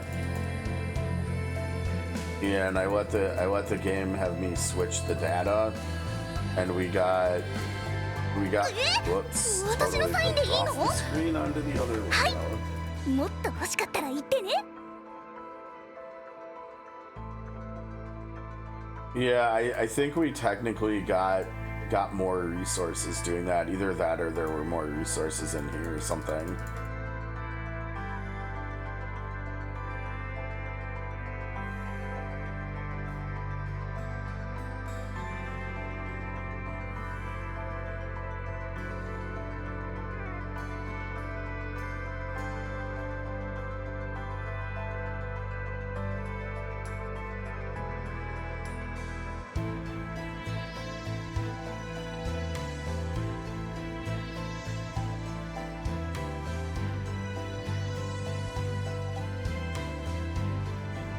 Yeah, I think it was definitely going into that other game mode where we got this second tab in here unlocked, which is just more rubies, more Luxite, whatever, which is good. Okay. Can we please see Luke or Hugo?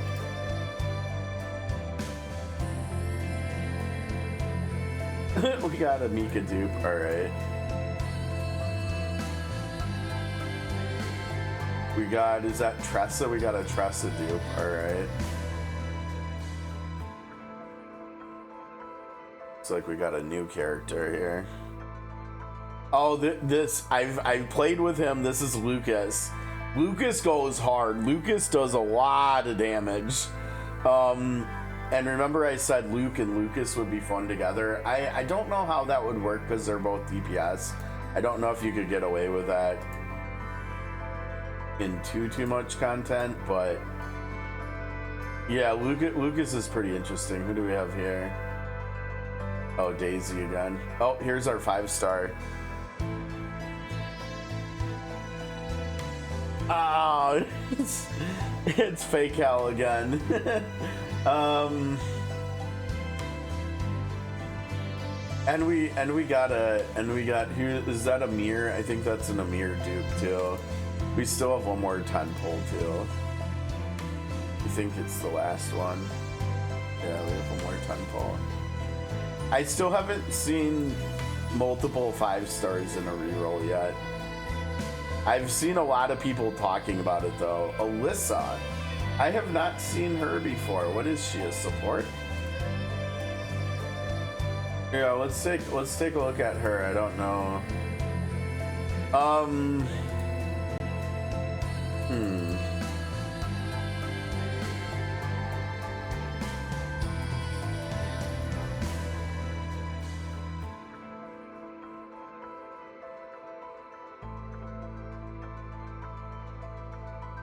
Okay, let's see here. Oh, that's okay. So she's not even a playable character. She's what's it called? A partner.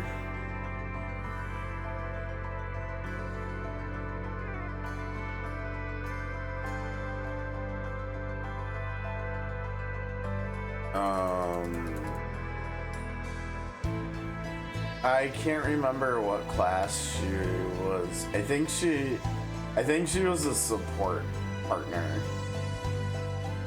Yeah, here she is. Defense. At the end of the battle, recover health. Let's see, a healing amount while in injured state. Morale for 1 turn. It's only two EPs, so you can spam it. That sounds like it might be. I can't remember what morale is. I think it might lower like the mental break state or whatever for the characters or something. So this might actually be pretty good, like the EP skill, since it's so cheap.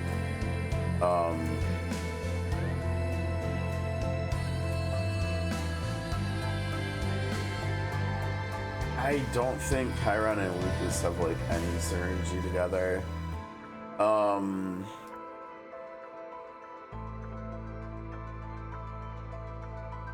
So the launcher bullets, I don't know how it works, if it's just like a randomized one of these 5. It seems like every, like, at least when it comes to epiphanies, there's five options, but every time you get a choice, it's only 3 of them, and so there's like RNG involved in that. So I wonder if that's the case here too. This is interesting. Agony. So he's doing dot damage, right? Just like Tressa. Tressa does agony dot damage, and so he can do AoE dot damage here. He can do weaken, AoE weaken here. He can do AoE impair. Do we know what it? See, this is what we need. We need to know what impair is. Weaken, I assume, is like make it so enemies do less damage.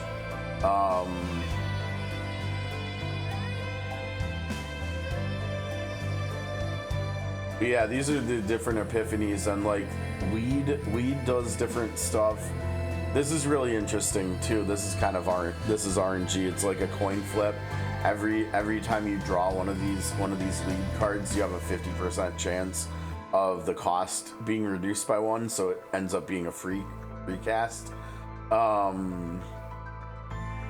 Outbreak of War, it's in your, like, you start every battle. I forget what this was called in Slay the Spire, where cards always started battle in your hand, because they were like the first card you draw. So that's what this is. So you'll always have 1 launcher bullet to start every battle with, I guess.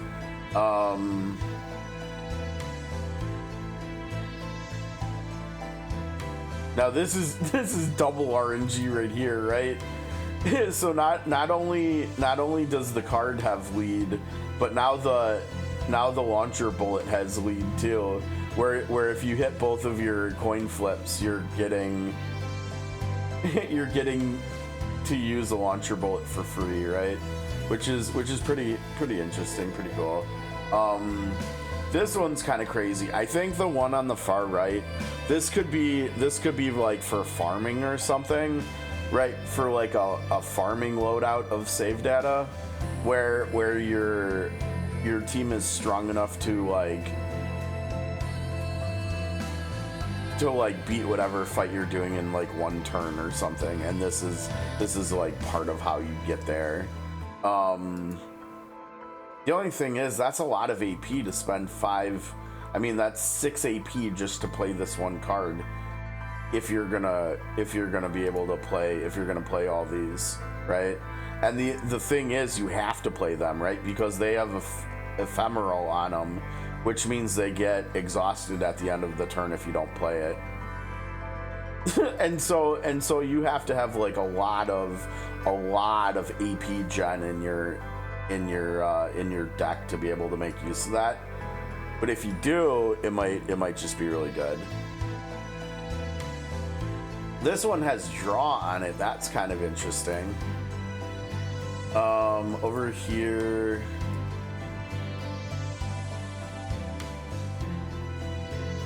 for 1 turn, increase bullet card damage. And then this, see, that's the difference. Like this, the one on the left here is all about buffing the damage on your bullets, and then this middle one is all about buffing the damage of this card, and maybe like not even using the bullets, right? For instance, like that one in the middle there, that would also work really well with this one, right? You spend this to generate 5 bullets, and then you don't even use them. You're just doing it to make it so that this one hits really hard, because you're getting 300, so that would make this a 450% damage 1 cost card. And all it would take would be using that other 1 cost card to generate the bullets that you're not even using. That's kind of interesting, right? That's kind of cool. And so, like, even within his own deck, there's like 2 very clear and very different ways of building him. This animation looks really cool. I like the flamethrower a lot. I mean, like, look at this one on the left though. Look at all this stuff it's doing. Well, actually, you know what? The second one is doing it too. The second one does way more damage actually. But the first one, again, it comes down to if you're either built for having bullet cards in your hand, or you're built for generating a lot of AP to use a lot of bullet cards.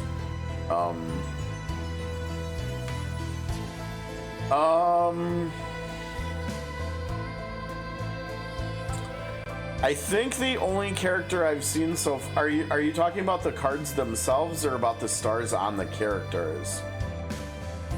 Because I think there's only been one character I've seen so far that has different star levels of their cards. That was the 5-star healer, who I can't remember what her name is. Stars on characters. That's, you know, that's a good question.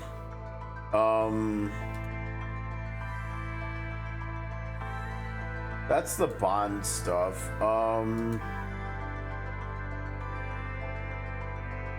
Oh, are added because of that? I don't think so. I think they're just altered. Additionally, create 2 futility cards. Holy wait. Is that the total before or after this modifier?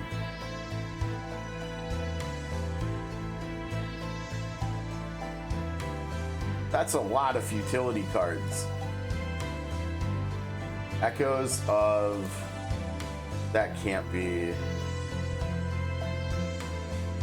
That was this one, yeah. So that was the modified version. That's a lot of card gen from one card. 5 futility cards. Interesting. Yeah, see, like, look at that. For every 2, and so now he's, if you get 2 dupes into him, now he's just pinging all the enemies every time you use futility cards. And if there's any way to, like, I can't remember, I'm sure there probably is, but I can't remember who has them. But if you have like a character who can who can like exhaust cards for you, like exhaust 2 cards in your hand and then do something positive, right? You trade something that would originally be perceived as negative for something positive. All of a sudden, he's making use of that negative and turning it into a positive, so then it's like a win-win. You have someone exhaust his futility cards for him, and then all of a sudden he's pinging everybody for damage too. Oh man, that sounds really interesting actually. do we need to try to find let me hide this again. Do we need to try to find a character who can just do that? I wonder, he probably, there would be a very good chance that he's the one that would do that, right?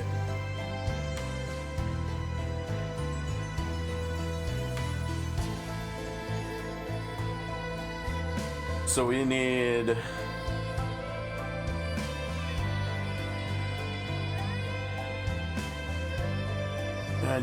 discard.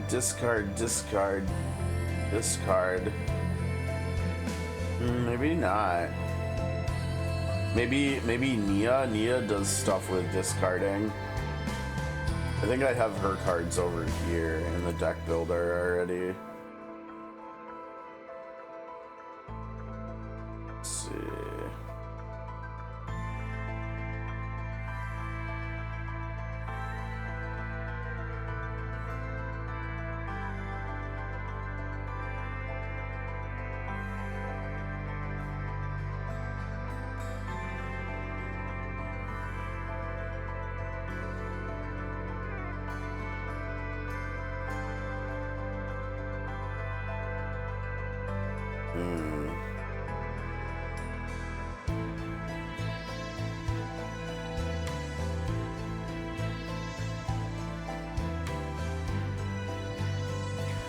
The problem is, I don't think her cards, I think we actually have to look at her here. Because remember, she was reworked, and I don't think they've updated the website yet with her stuff. Okay, so yeah, like here she has discard, right? Yeah, but that's not, again, that's not what we're looking for. We're looking for exhausting. We need one character to exhaust someone else's cards.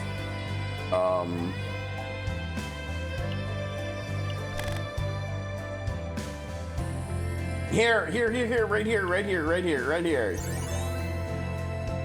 Oh, no way. Okay, hold on. She might be absolutely goated with like pairing with Kayron. Oh, they're all exhaust though. And Void card, isn't Kayron Void? Damn, Void. I think he might actually be Void. The problem is this is not the Kayron account that we've got the Nia on. And this was where we pulled the dupe of Nia too. That makes her card free.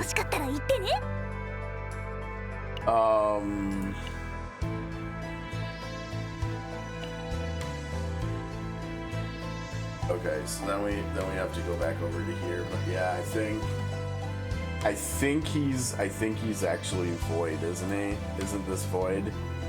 Yeah, he's Void, so wow. So he could pair really well with Ray, it looks like.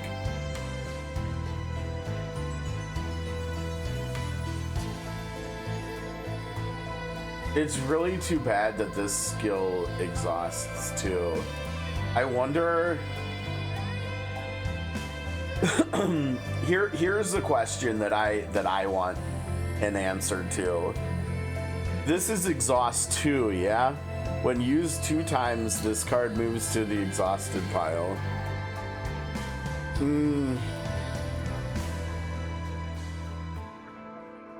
No, I guess maybe there's not a way to do that.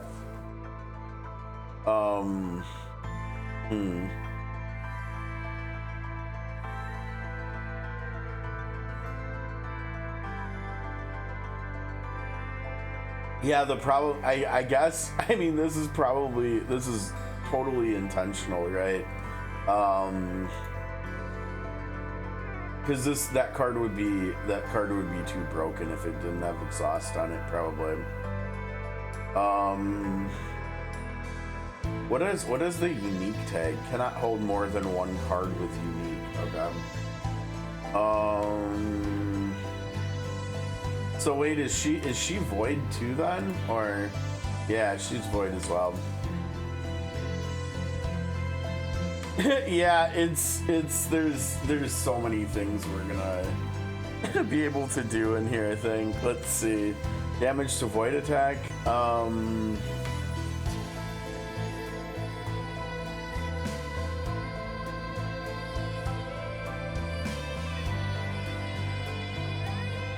Wow. So like she could do this to like one of Kairon's attacks, right? That, yeah, I don't know. Maybe I should just keep him because this is some fun looking stuff here.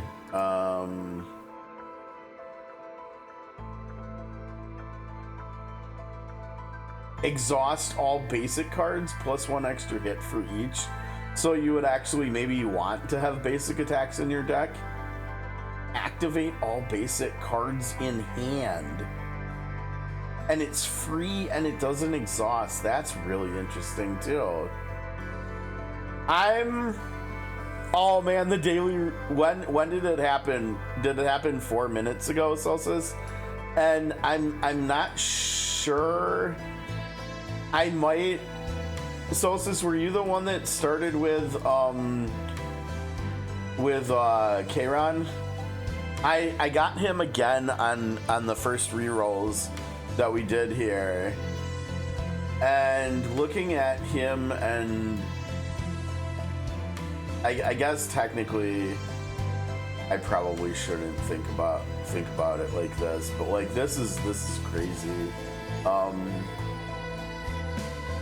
This, for getting two dupes of Kairon.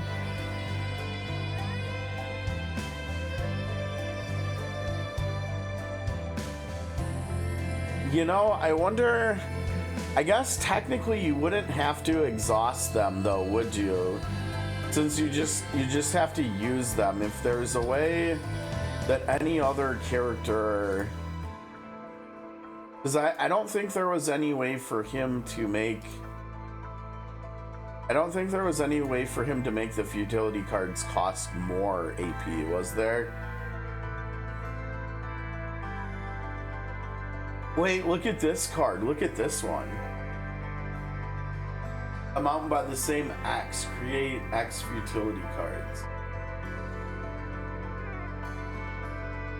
And it does 150% more. Dude, if you had like 7 AP and you use this, it would do 1100% damage. If you just, that's nuts. What the hell? Now this one on the right seems really interesting too, right? Like it will start out fights slow, but with all the futility gen he has, this could snowball so hard. And the fact that it's free, like maybe you could make like an infinite deck with him or something using the one on the right. I don't know, maybe we should just get started. I'm not sure. I mean, I don't remember. Did Lucas have any free cost stuff too? Yeah, he's got this one. I mean, that costs a little bit, but nothing free. The only thing is, I feel like Lucas, like all the other bullet characters, I think it's just Renoa and Luke, but like the other bullet characters, like he really wants to be in a team probably with someone else who's doing bullet stuff too. So I don't think there would actually be any synergy with him.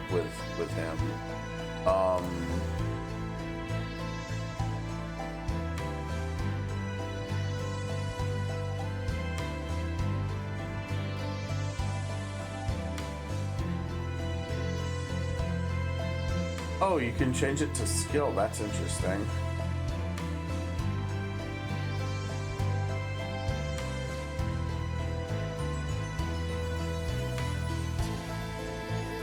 I don't think I've actually looked at his epiphany stuff before. Not really seeing much. Here we go. Oh, this one's. I like this one. I like. I like the 0 cards. I do. And vulnerable, like I said, vulnerable just seems good.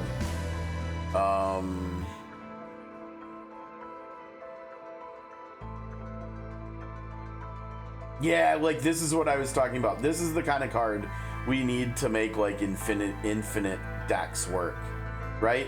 Move 2 of own cards from discard to hand. Unfortunately, it's only own card, right? So like where that would mean he would have to have at least 3 of his cards in the deck. Definitely use this one because then that'll help with the cost. I don't think he had any other 0 cost cards though, is the only thing. I mean, maybe the problem is the starting cards. Only the like the 3 basic starting cards don't have epiphanies. So yeah, I don't know. Maybe you can get away with running a 1 or something, but we would have to have like AP gen here too to make something like this work in an infinite type way, right? Because if we introduce any cards that cost anything,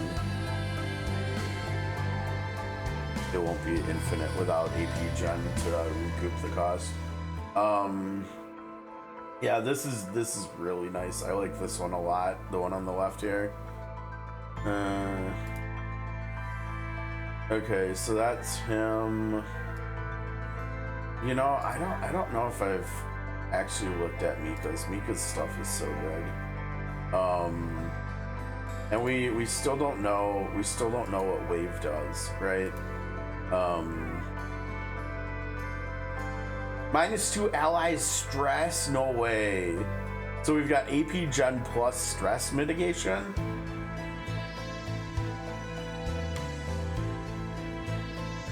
Oh, look at. Oh no, wait. That's 1. Never mind. Healing amount of the next. I like this one. This one, stress is going to be a big deal in here, and.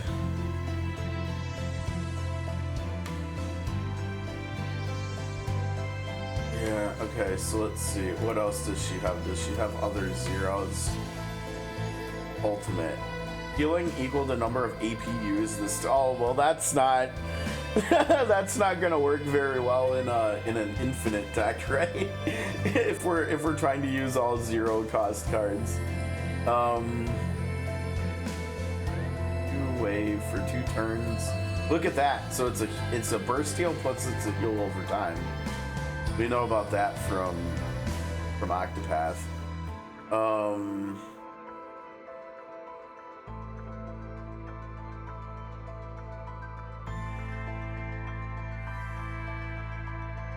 Yeah, I like that. I don't know. It's gonna be interesting to see whether we can even whether the game's even gonna be viable playing without like a shielder or not. Whether you could just have like a ton of healing and it would work or not. The only thing I think that it would maybe not work because of the stress, right? Because if you're shielded and you get hit, you're not taking any HP damage, so you're probably not taking any stress damage too. Whereas if you're just doing a ton of healing and recouping damage you've taken, you're probably still taking a lot of stress damage. So I'm not sure how viable something like this will be.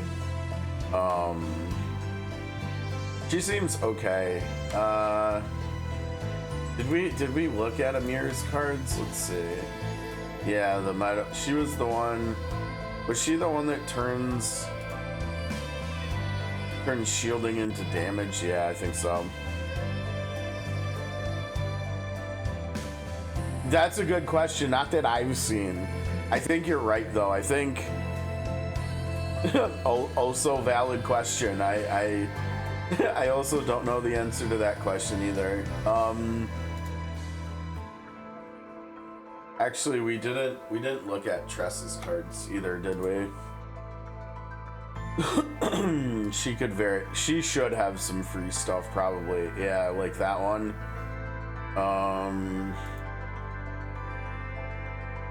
Stay a while and listen.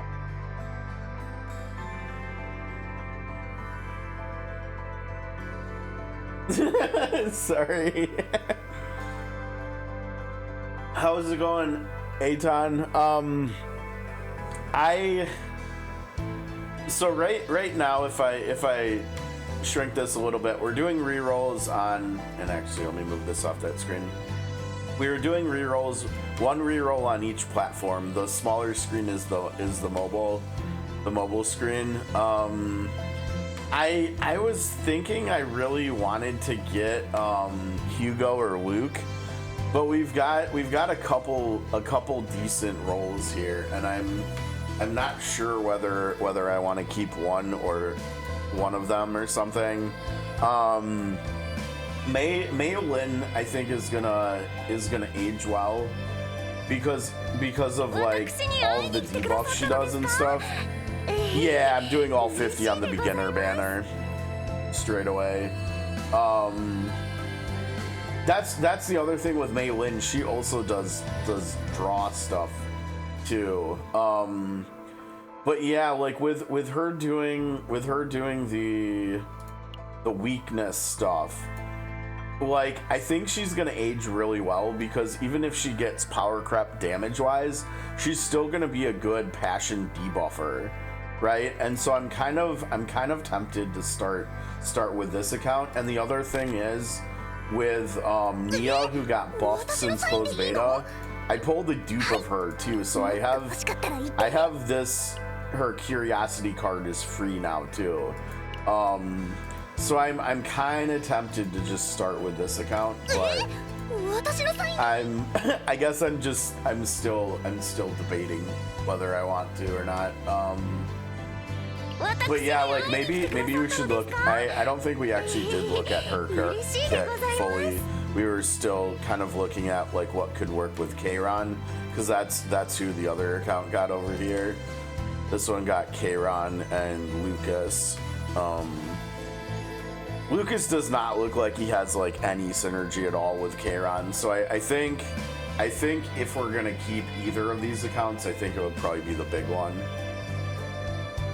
yeah, my handle Got a Plan Stand came from the fact that it rhymes with my name.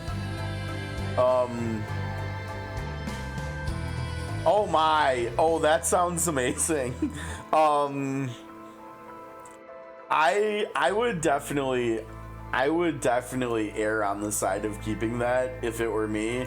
I think the big thing is you pulled 3 different DPS characters, right? And they all play different ways. And so you might be able to get like value out of using all of them in different teams or in different ways. And so you're gonna have so much flexibility, because like Luke is a bullet card generator, right? Veronica, I think, doesn't she do like deck manipulating and stuff? And then she can do, I think she can do end of turn damage. And then Kayron is he's just a lot of damage, right? And he's gonna be good. He's gonna be good the longer a fight is. Whereas maybe with Luke having a lot of low AP cost card generation, he might just be really good at like short fights. And so you might have a lot of like bases covered with having all 3 of those. And I think Luke is gonna scale well because he's crit based, and like all the information we have right now about him is not good, but that's only because nobody has had access to playing the game above level 30. And I can't remember what the level cap is. The level cap's 60, right? And so like by the time we get to 60, he's gonna have like potential upgrades. I haven't even looked at these or talked about these yet. This is another way that you can customize your characters. And like I think they're level based because of the resources that you need to do the upgrades. And so like I think Luke has a lot of crit stuff in his, and people just don't have access to it. They haven't been able to play around with it.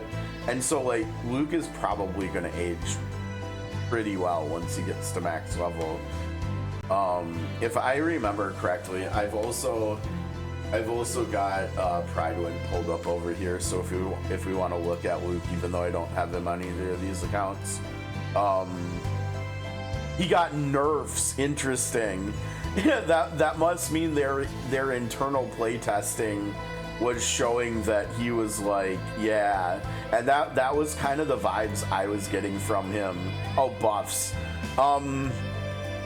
But yeah, I mean, because like he gets free, he has some free cards, and he can generate a lot of bullets. He's got multiple options with free costs.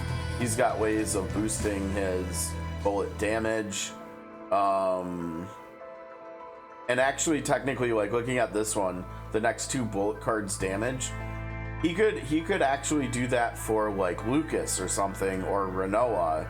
And so he could actually, like looking at this, he's shielding here. He's got shield on this stuff. So he could technically be like a shield. He could be your shielder, and then he could be a bullet support character even. You could play him like that if you had Lucas or something too. Yeah, I heard that. It sounds like she was doing way too much damage on top of all the shielding she was doing. And so I think if I remember it, I think they just brought a lot of her damage down.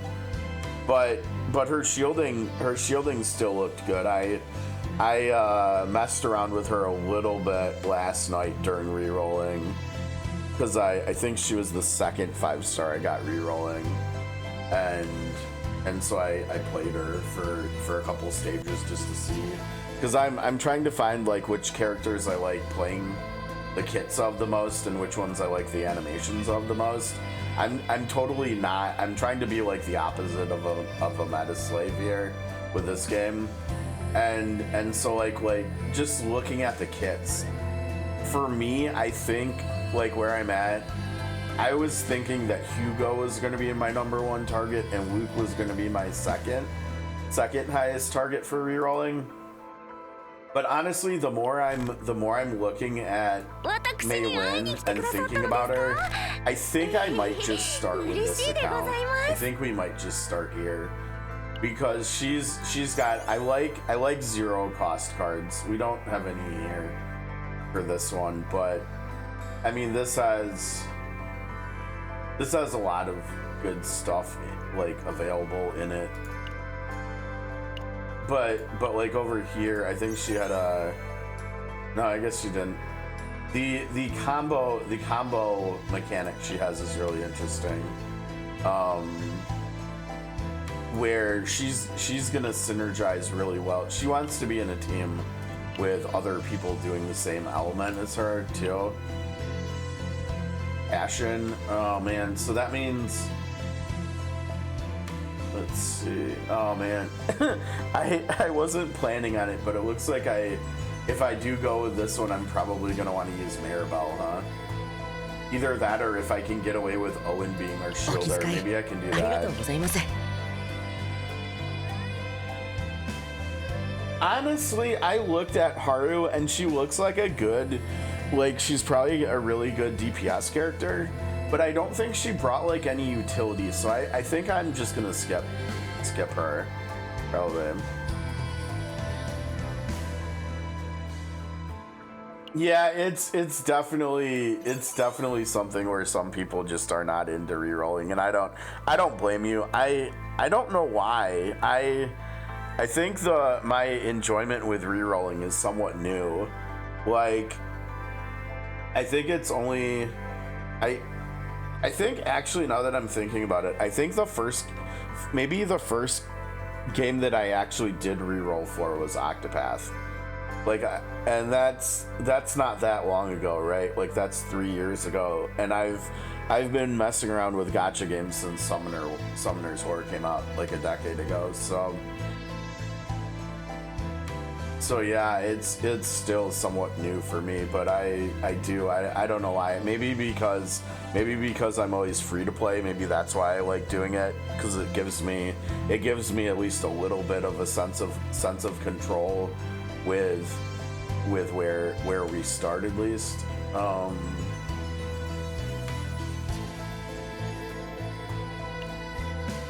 I thought I could have sworn he had shielding. I mean, he's got his basic shield. Maybe it's this one, yeah. Yeah, here it is.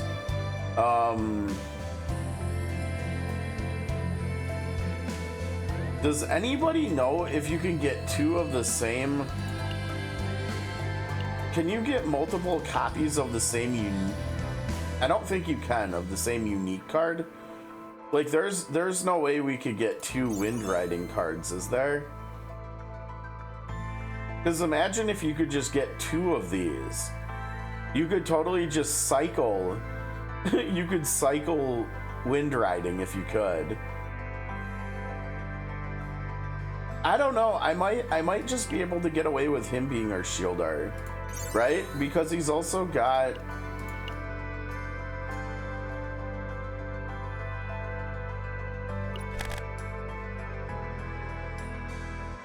One of these down here? Or is it...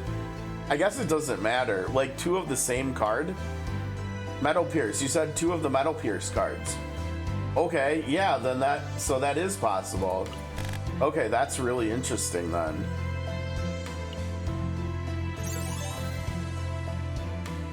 Yeah, that would be really interesting, especially if you can get two copies of the same Epiphany. Because this is getting in that in that direction of infinite deck, right? Oh yeah, that's right. I forgot you can dupe cards. Yeah. So we could dupe this. I wish they did this in game too, because you know, if we look at over here on the Pridewind site, right?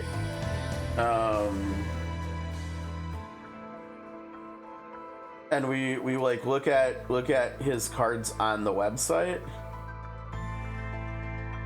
They put numbers on the cards. I wish we had that in game, so that we could like, when we're talking about the game, we could say like win/1, and people would know we're talking about the first one on the left in game, right? So Wind Riding 1. Because think about it, if you have ways of generating enough AP, you could use one if you have a really small deck. So you'd probably need like a 5-card deck or something. And then with like Mika having one of her heals that generates AP that's free or something. But again, the problem is that he's only doing this with his own cards. But you could potentially make it so you could play maybe 2 of these every turn or something, if you had enough AP gen. You know, because I think our hand is what, 5 cards or something? And so if 2 of your cards were just Wind Riding 1, you could play one, and then it would go into your discard pile, right? Actually, so then you'd be talking about playing it more than that. I guess maybe not, but maybe there's another variation of it here. When charge is used, which one is that? That one. Oh, and there's a free card there. Look at that. Next attack card you use gains 1 extra attack. And then you get an AoE here from it. That'd be interesting, maybe.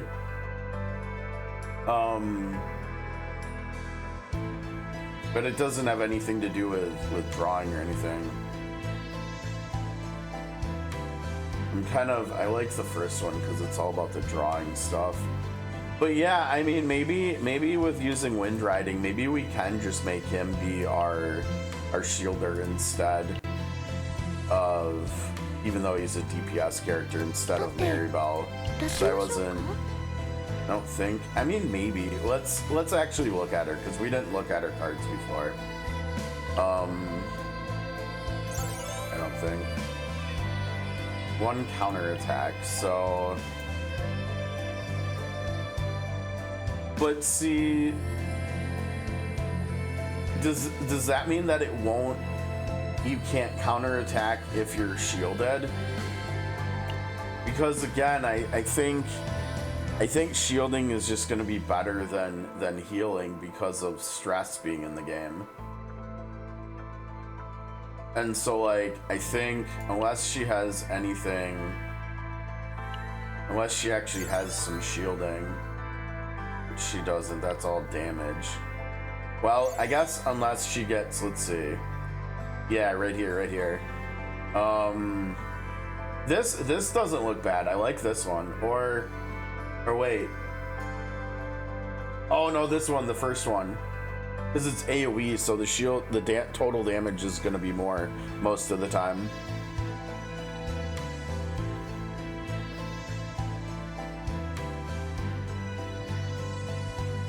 Oh, actually, just kidding. This one over here, it's free.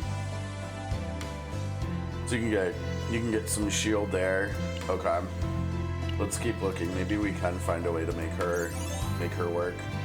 2 counterattack, 2 resolve for 1 turn.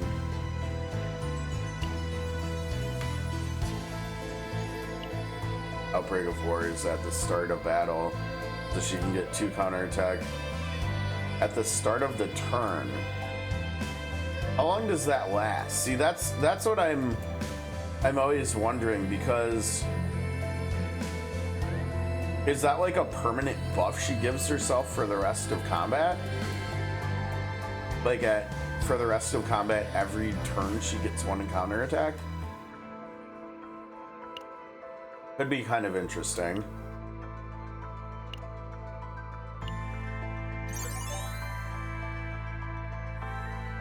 Shield, here we go.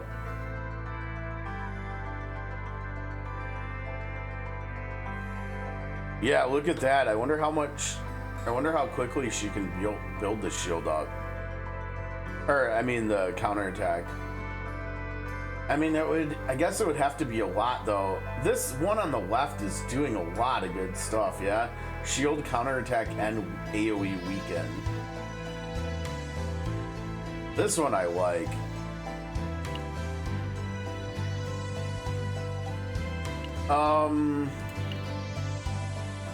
I think they always have 4, and I think the last one, it does not have epiphanies. The 4th one, so 3 of them can have of the uniques can have epiphanies, but Solstice said he actually, and I forgot about that from watching footage of the closed beta. You can actually, when you're doing the chaos runs, the Slay the Spire mode, you can actually come across like the option to duplicate your cards. So like I could technically get like 2 of these, and then I guess if this is a permanent buff, the second part at the start of the turn, 1 counterattack. I don't know if that is like a permanent buff. If it is, like, and you could duplicate this card, you could start out a battle with 4 counterattack, and then next turn you get 2 more back, right? And then this other skill over here, this one, 6, I mean, on turn 2, if you only lost like 1 counterattack, you could get, that would only be 125. I still think the one on the left now it's a little bit weird, right? Because the game is using the word unique for two different purposes. And so it's a little confusing, right? Like it's using it as a tag on cards where you can't hold more than one unique. But then it's also using it to describe card types, right?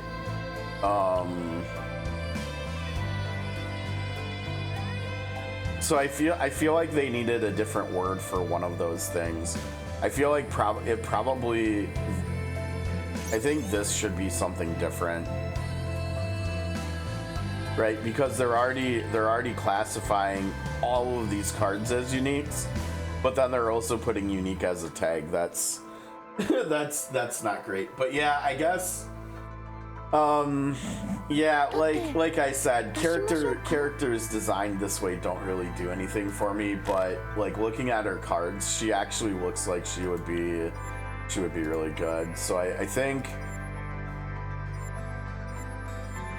why don't we try playing this account for a little while, and we'll see how I'm feeling about the play style of what is her name? Arpgs character. How we're feeling about Maylin, because at the end of the day, I think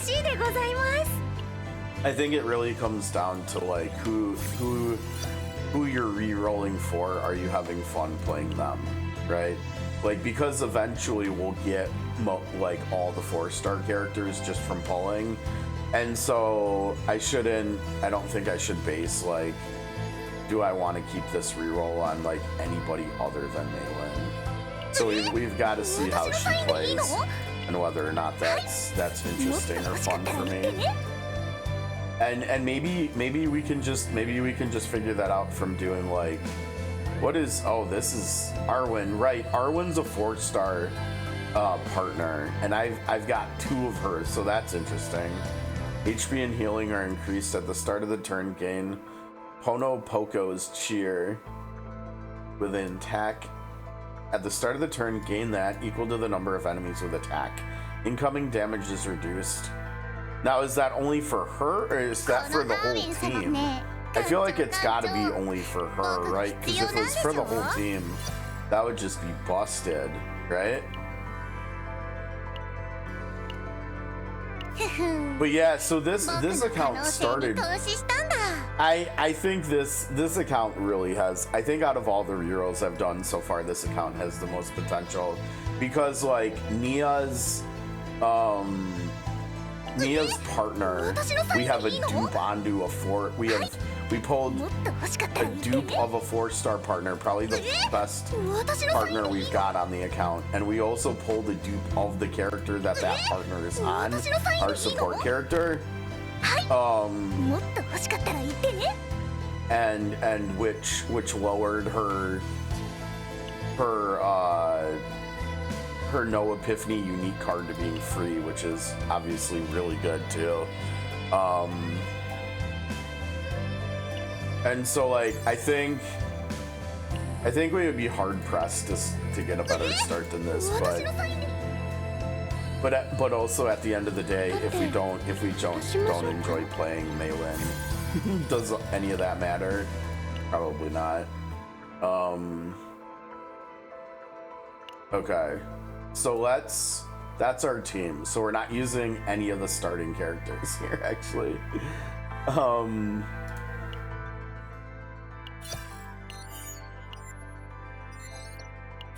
Yeah, Battle Pass, I know how that is.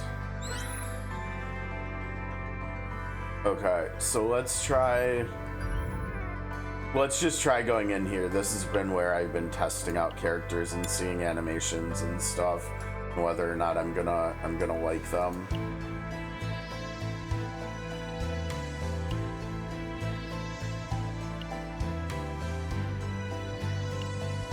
I don't know. I'm still trying to figure out if where you put your characters in order here like actually affects where they stand in combat or something or not.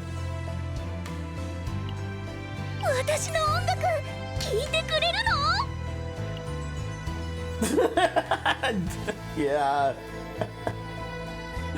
Yeah, I can't really argue with that.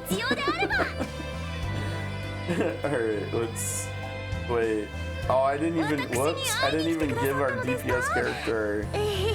Now I've used this partner in combat already, and it's probably a really early game thing because we get a lot of dupes of this dude because he's like low rarity and stuff. But his attack actually hits really hard. Like I saw it almost in one of these trial stages, 120% damage. I don't know if that's like based on the character he's attached to's stats or something. But like when I was testing him out, I think with Kairon, he was like almost one-shotting an entire wave of enemies all on his own. The partner was. Okay, so we've got a totally different team here. Your partner, yeah. Like watch this. Look at that damage cancel. So he's gonna do like 64 damage to everybody. I mean that's cool, right? Like what's the top card in our draw? We have so many cards. Holy crap! How do we have so many cards?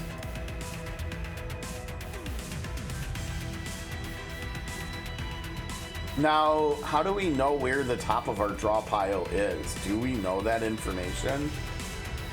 Is it just going to be Shelter Kick? I think we've got to test that. Let's see if we get a Shelter Kick. Solar Rip. Oh, you know what? I should have taken a screenshot of this.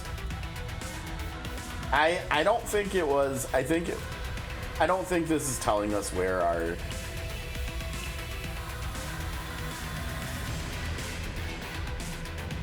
Because I'm pretty sure Shelter Kick was at the top left and Nia's Curiosity was at the bottom right, so I'm not... You think it was? Okay. Let's see, draw 2 basic cards. Yeah, like look at this card. This card is just good, right? This card is just really good and she's our DPS character. And then they're free, look at that. So we just get some shield, sure. We just get an attack for free. And her animations are pretty decent too. Although we're looking at the not fun ones. Weakness to the target, let's see. Look at her, oh jeez. Look at her pose when you're prepping her. God damn it. What is her name again? I think it was it Maribel? Maribel? Okay, Maribel. I mean, I don't really mind her. She's fine. She's, yeah, but jeez, okay, no. Okay, let's see. Yeah, like look at that animation. That even looked good. I was hoping it would be enough for that, but nah. No. Oh, Shelter Kick was? Okay. What does this guy do? Shield and counterattack. Well, we like counterattack, right? So I guess let's give her.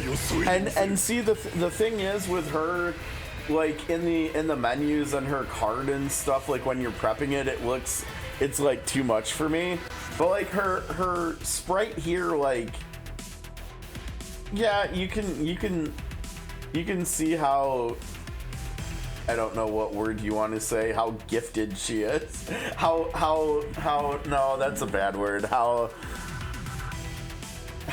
I don't know. But like it's still not as bad. It doesn't bother me as much as whatever. I don't know. Yes. Also just yes.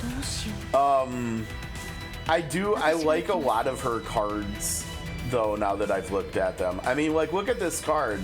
This card is really good. It gives shield, counterattack, and weaken. Like, all of that is good. Not bad animation either. How did we draw a hand with no attack cards? Okay, here. Oh, look at that. Okay, so maybe Yeah, look at that. This is another example of how badass Nia is. Nia is so good. She's gonna make Maribel discard, right? And then she's gonna do, what is that, 42 damage. Our tank is gonna do 42 damage. Nice. Yeah, we'll take that. Do we don't need a heal, do we? Whatever.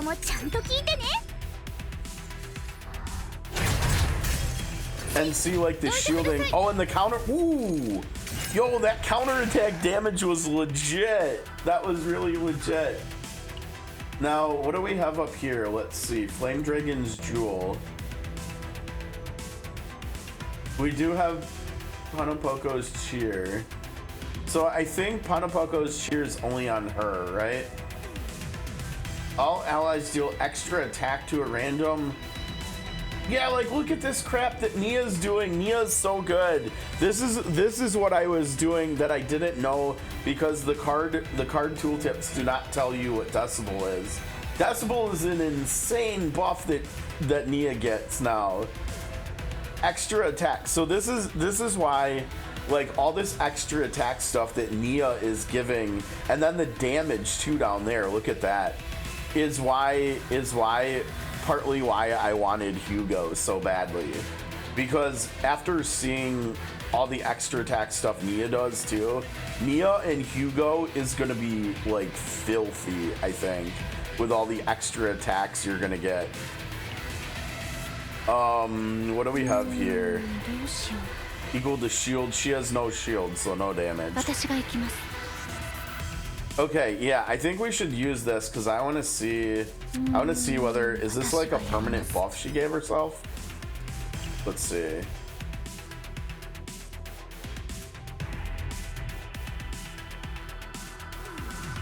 It doesn't really say. It only gave one there. Huh. Oh wait, it shows it right here too.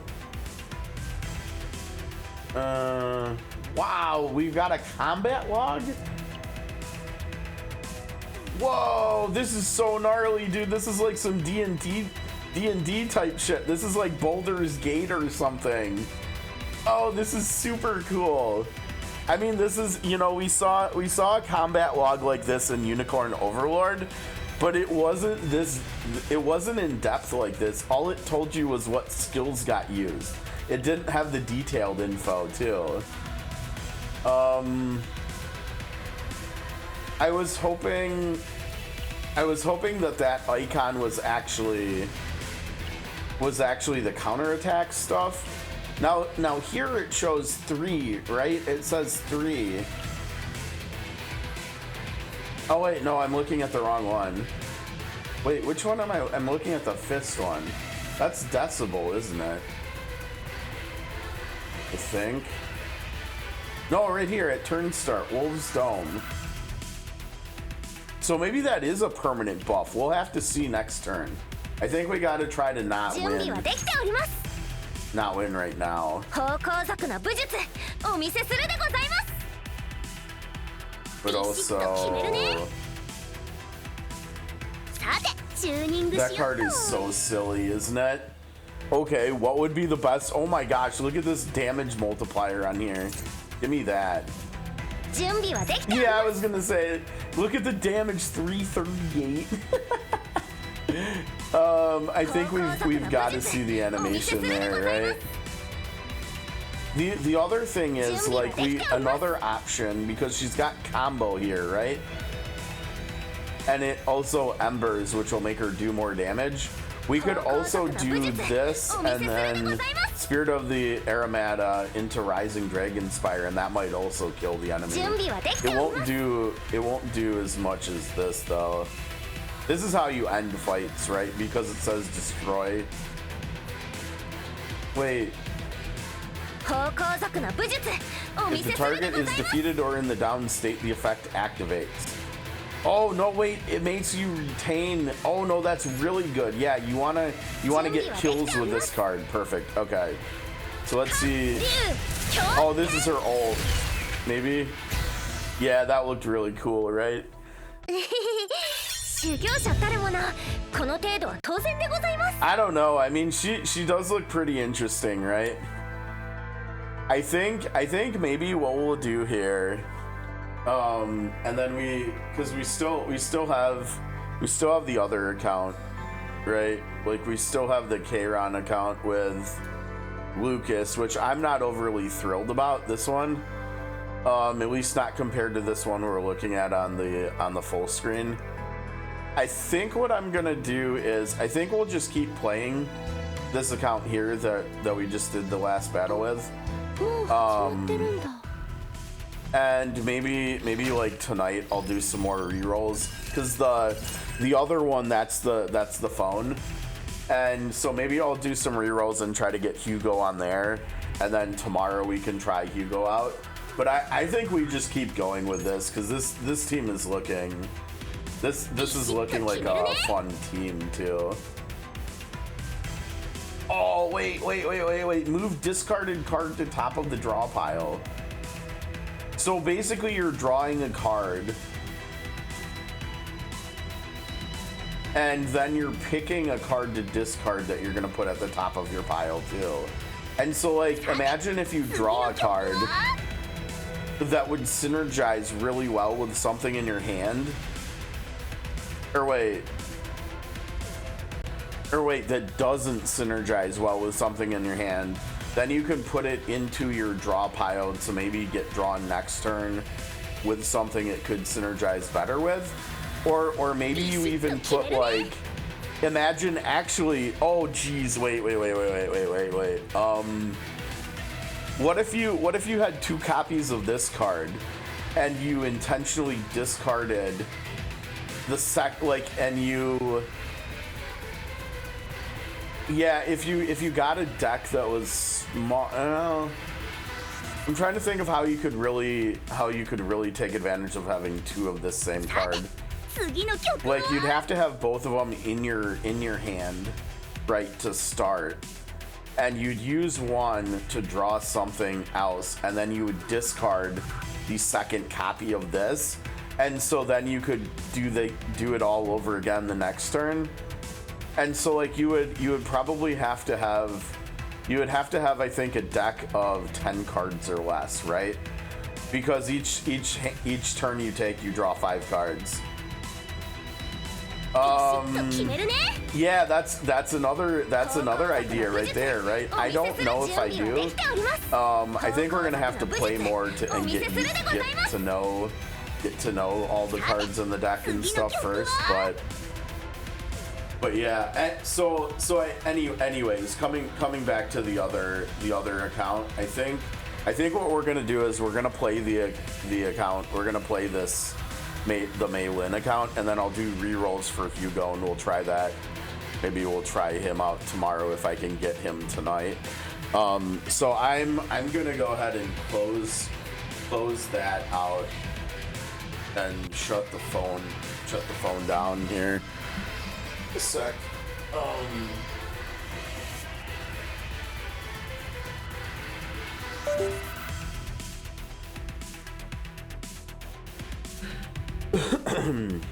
Okay, so let me close the game over there, and then that way I can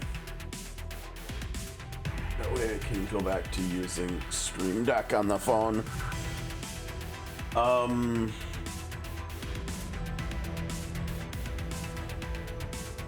Oh, look at that. We can see, can we click on enemies at all or anything? Yeah, flight.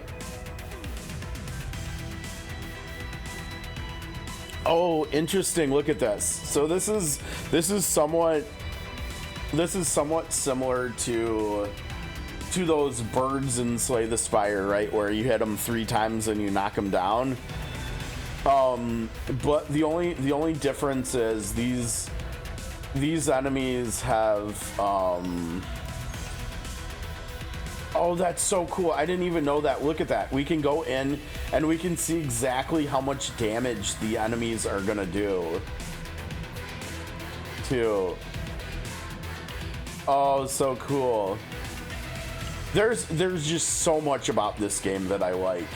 I mean, the quality of life, this is amazing. I mean, this is better quality of life than Slay the Spire has, right? Like, because when it comes to enemies doing debuffs, we can see, well, no, that's not true. The debuffs and the damage we can see from enemies in there too, but I guess maybe nothing in there. But like, one of the first quality of life things that I noticed that I really like about this game is our hand, right? Because we've got multiple characters, but the game sorts our cards by character for us, right? And so there's never any doubt whose card is this? Whose card is the Flame Dragon's Jewel? Well, I can see Mei Lin's portrait right there. And so I know all the cards to the right are hers because there's no Maribel portrait. And so we know there's only two characters worth of cards here. Yeah, man, the draw. Mei Lin, these two are gonna be so fun together. Mei Lin and Nia, they both have so much draw and discard in their kits.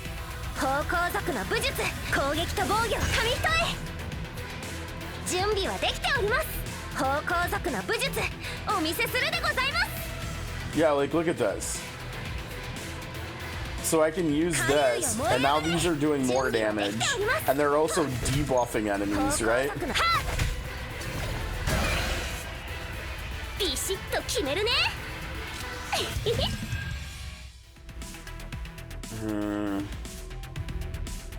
Yeah, look at that. So we can weaken, so we want to get rid of the heal. We shouldn't need the heal, right? Oh wait, but maybe not. That actually didn't matter, did it? Wait, how much shield was it gonna be? 20? Yeah, see, that's not gonna be the play, right? Because we're taking, now wait a second, now we're taking more damage. Or it's doing more damage.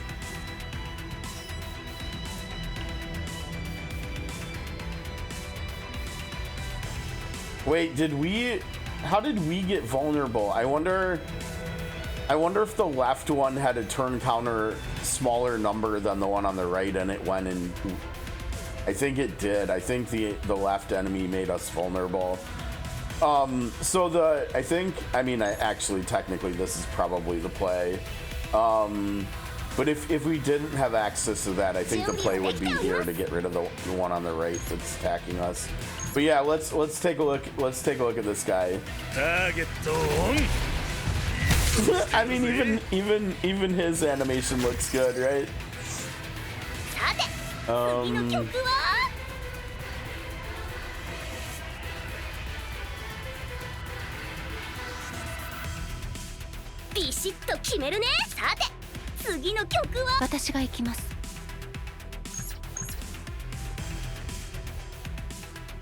What is this icon?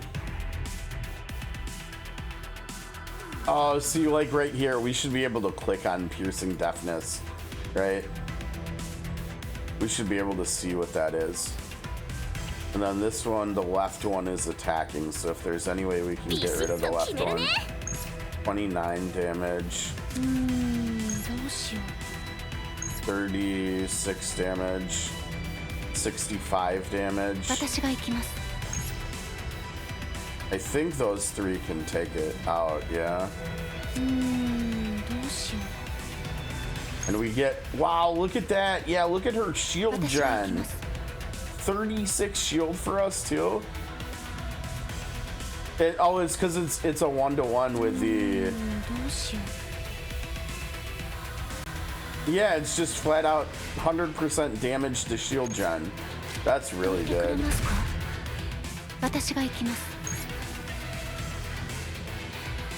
How much damage was it gonna do? 28? Do we even? Now that's another question. How much do we counterattack for? I suppose it doesn't matter because it would be more than 5 damage, right? So like maybe we actually want to like attack a different one, right? Because the left one, well, we'll see. We'll see how much counterattack damage she does.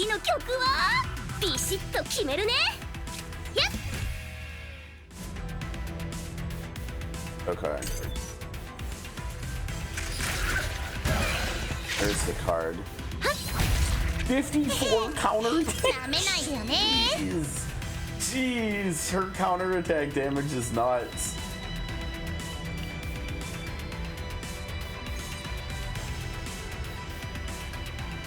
$32 damage and 1 morale. 32. So we're about to take 60 damage. 32 and 28. I wish there was a way that they could convey that the incoming damage from enemies on the screen without having to click on the enemies, right? If there was some way to see that, I'm not sure where they would actually fit that information.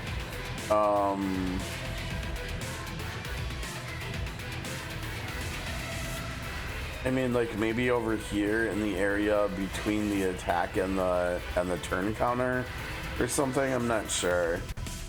私が行きます。どうしよう。私が行きます。 Wow, that's a lot. We were gonna take 60, right? さて、次の曲は。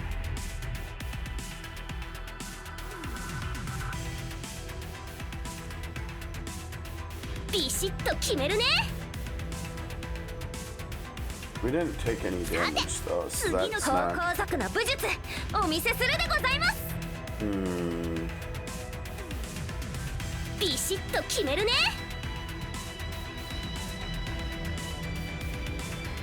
さて、次の曲は。 I don't want to do that because we need to do this, right?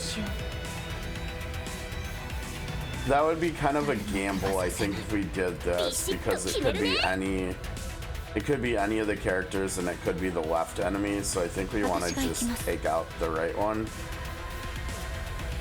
And then we should be okay, I think, right?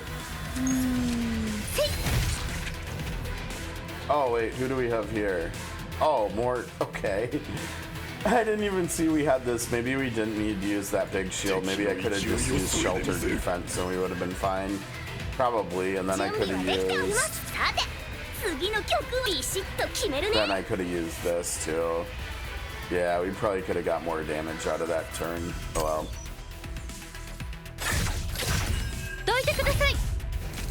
Her counterattack damage is nutty.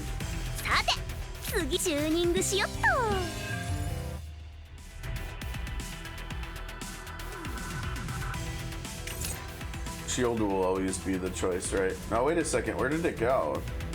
I thought we were supposed to, weren't we supposed to put that into our hand?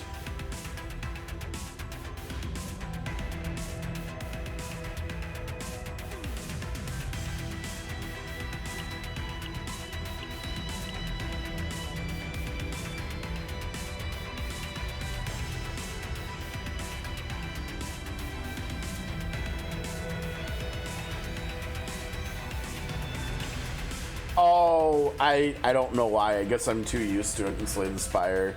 Of the cards where you draw a card and then it's 0 for the turn. I was looking around for like, wait, where's the 0 card? But it wasn't. That's not what happened. Now Decibel, let's see, when a shuffle occurs, we have, yeah, look at our draw deck. Our draw pile has 0 cards, so this is gonna happen right now, I think, if we do this. Wait, what are you? You're not attacking, so we should be... I think we need to do... You don't have any shield.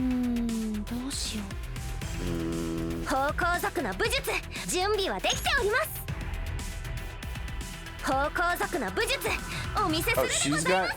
One of her starting cards is a shield? Interesting. Alright, well anyways, let's see this.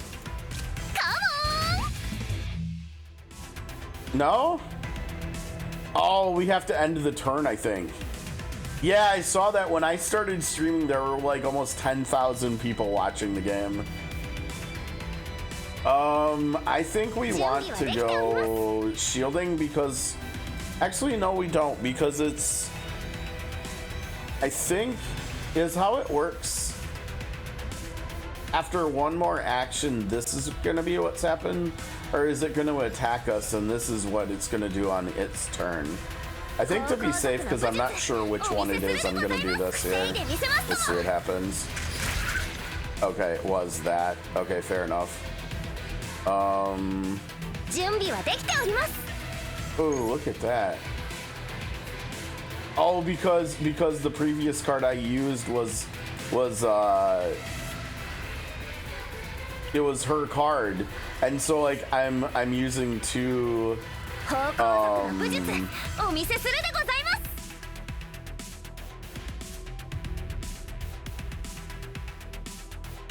What is her attribute again? I'm only gonna be able to remember fire. It's not called fire though, right? It's called like I don't remember, but yeah. So like that was also why I'm using Maribel, because she's the same element as Maylin too. So this is gonna do an extra hit, right? Because she used her shielding card last, and also that's why the card is like, look at the shimmers. I love when devs convey information like visually. Like I know it's gonna get the combo because it's sparkly, right? So I should use this card maybe. Yeah, that looks nice. 修行者たるもの、この程度は当然でございます。あ、もう始まってるんだ。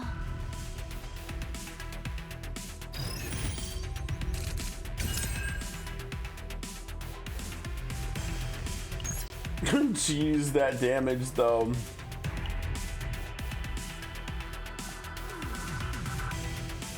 準備はできております。私が行きます。どうしよう。私が行きます。ターゲットオン。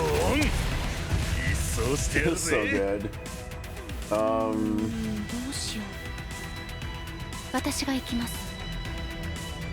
私が防ぎます。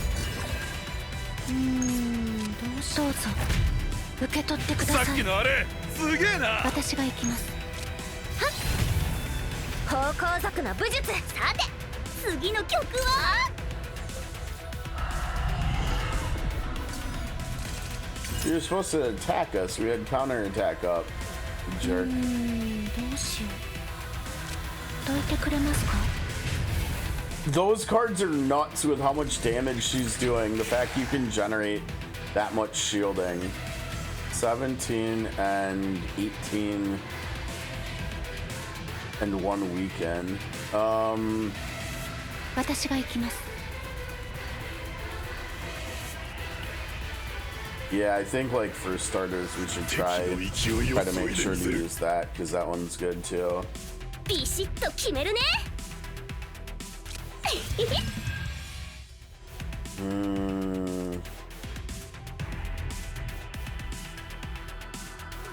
Oh, you know what? Shoot.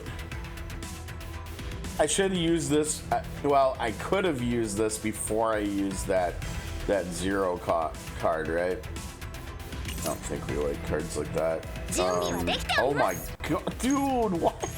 131 damage, no sweat. And she retains her embers too, because she got the kill. 172, dude, chill. Now, I need to memorize the symbol for counterattack. That's the fist. Okay. So this dude is just gonna get dumpstered, right? He's not doing enough damage to get through our shield. Good luck, buddy. Whoops. さて次の曲はカモン混合笛 Nice. So good. チューニングしよっと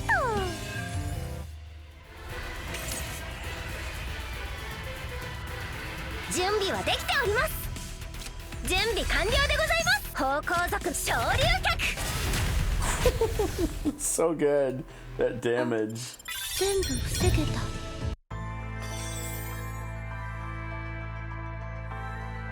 Alright. Captain Renault is awake. Would you like to go to her? Not quite yet. Yeah, not quite yet. Let me collect stuff first. We do need to decide if we're gonna do any other polling, because this account looks like it's in a pretty nice place already, where I'm not sure we need to do like any more polls right now. But you guys know how it is when you start a new gacha game. You kind of want to do some polls, right? ID card is a page where you can. Okay. This is where we get friends too. Okay, so let's put like in here.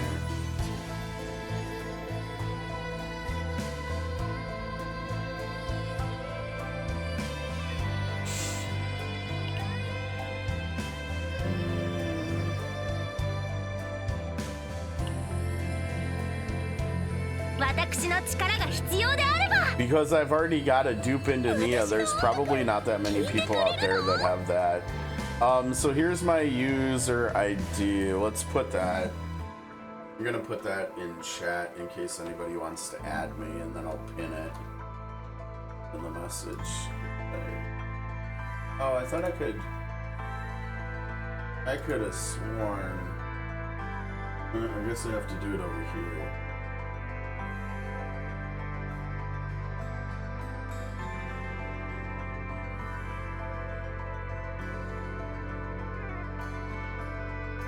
Okay, so yeah, if anybody wants to add me, I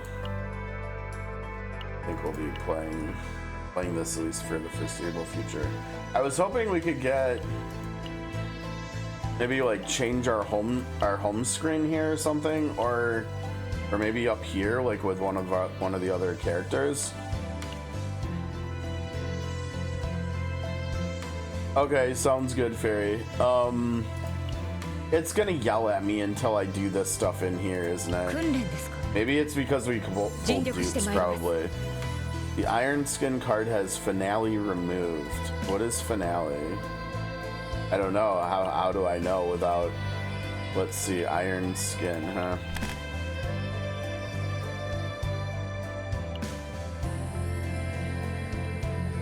That doesn't actually say Finale, does it? That's weird. It doesn't say Finale there anyways.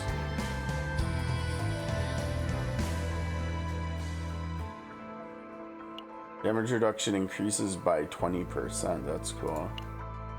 And it now consumes up to a maximum of 3 metallicize instead of must have needed to take more before. She looked okay. I don't know.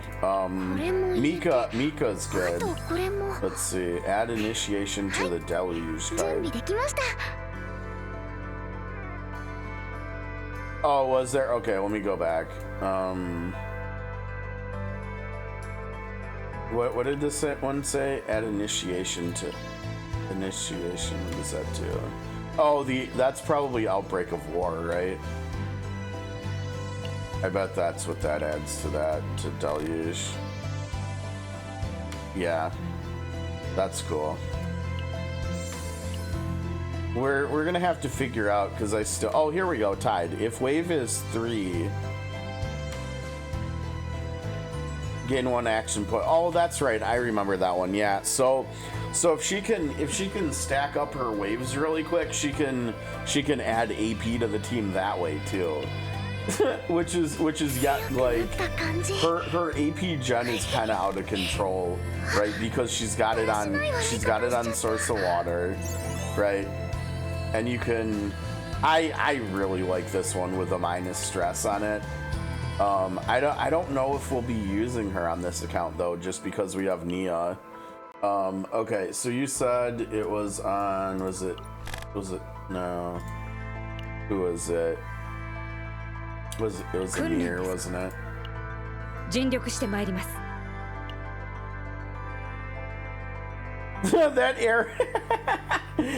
that arrow trolled the crap out of you, Fairy.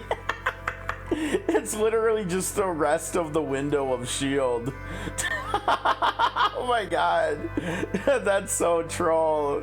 It was like 3 pixels worth of the box below there. Oh man, you got debated super hard. That's really funny. Fun, good times. All right. Yeah, I think it's just time to do this story. Oh wait, we can do. Oh, I forgot. I gotta collect this stuff too. Yeah. A little bit more rubies or luxite or whatever.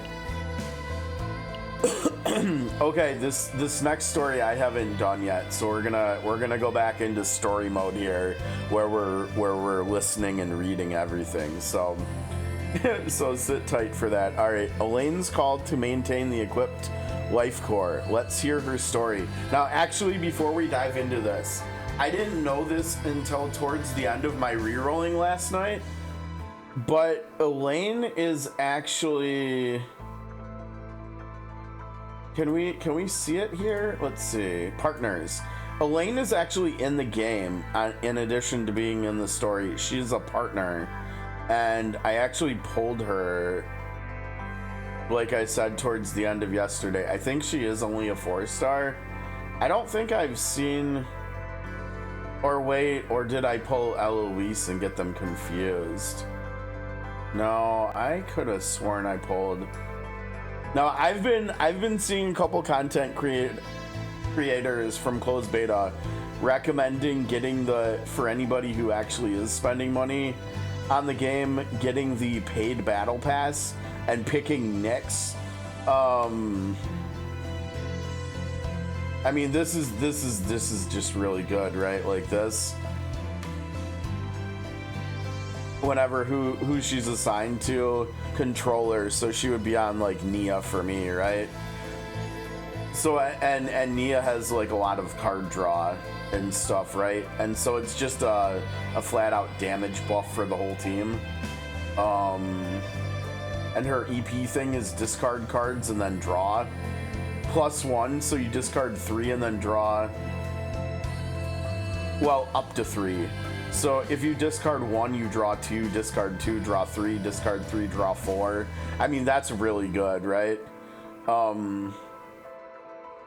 Yeah, for sure. I mean, there was a time in the past where I was a light spender in gacha games too. Like not in this, not in SOC, not in COTC, but before that. I played Valor Legends and I spent a little on that. I played Marvel Strike Force and I spent a little on that. And so yeah, totally, like if I still spent money on gacha games, this would be, I think if I remember right, I think it's $19.99, so $20. So like like a dinner or something, one meal out or something. I guess these days that's kind of a cheap meal, but yeah. But yeah, she's really good. I think there were a couple others that were kind of recommended too. A macro payment? What do you mean by that, Fairy? Maybe it's because I don't spend money anymore. I'm not even exactly sure what you mean. I think Sarithia was another one that I saw recommended. Yeah, like Sarithia would be really good if you had Luke.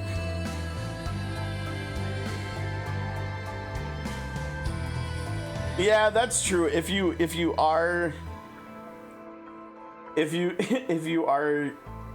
yeah, and that depends on where you live too. I was wrong. I could have sworn that she was in here. But I think I was right. I think I confused her with Eloise. Elaine. Was that what her name was? Elaine? Yeah, I confused Elaine and Eloise, I guess. Whoops. Don't mind me. Memory just trolling us again, as per usual. I think Iceland was the other one. Let's see. Oh yeah, counterattack stuff. And she's a tank. When the attack gains counterattack, You just do damage. Oh, that's cool. 4 EP, 100% shield, end of turn, gain 50% shield. At the end, would that carry over to your next turn? Oh yeah, it would, because it has the word retain. Yeah, she would be good if you're using, if you're using a shielder and they're one of the counter attackers like I'm using. But again, these are the 5 stars. I don't think I'm gonna do pulls on them. I guess we could look, right? Because she's the one that has I think a rate up banner right now. Like, think she's the debut partner here, right? And she, what was she again? Whatever symbol that is. Honestly, I don't even remember what is that. That is her class. I don't remember what's that considered striker. She's considered a striker balance for both offense and defense. So I wonder if I should have her in the middle then. Is she tankier? Let's see. 58 and 140. Is she tankier than her? She's got way more defense, but probably not. She should probably be second in my formation.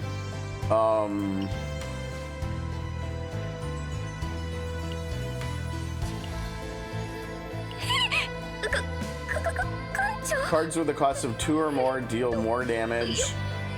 Plus, and they also gain damage of the ascend cards, combatants, pulverize cards. I don't think does she have pulverized cards?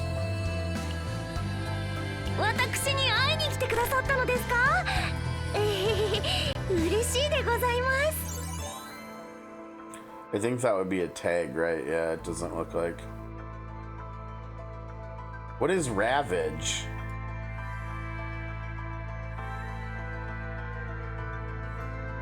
Oh, that's when, I think that's when enemies are broken, right?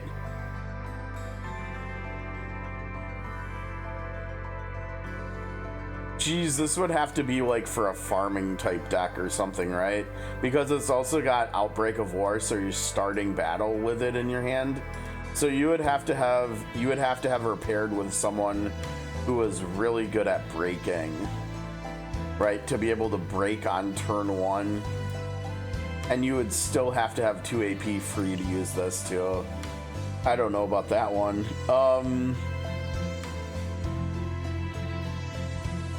Honestly, crit chance is always good, right? We might like that. What is tenacity again? That's the breaking, right?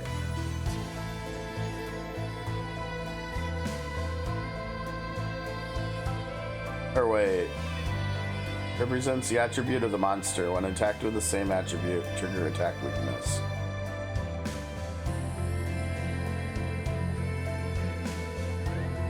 Okay.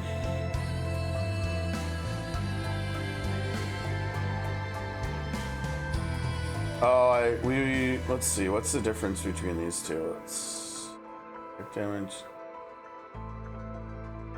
Tech card. So you're trading 10% more damage to your attack card. Is it to all attack cards, or I don't know, but you're trading 10% damage for a stack of Ember. And honestly, I don't think I've seen other than that big nuke that I've used of hers, this one. Other than this one, I haven't seen anything where you can, that makes it sound like you lose your stacks of Embers. But this would be, I feel like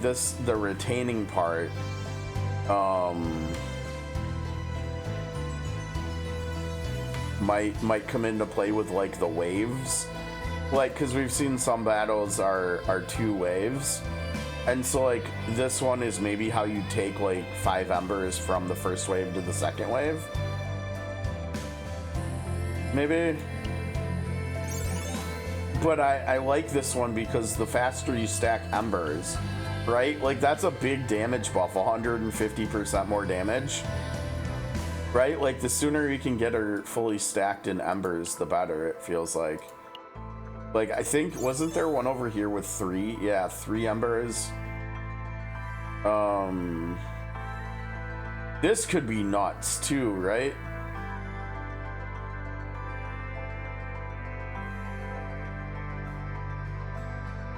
Or wait, this one, +1 hit for each passion card? You would have to have like AP gen and stuff, probably, but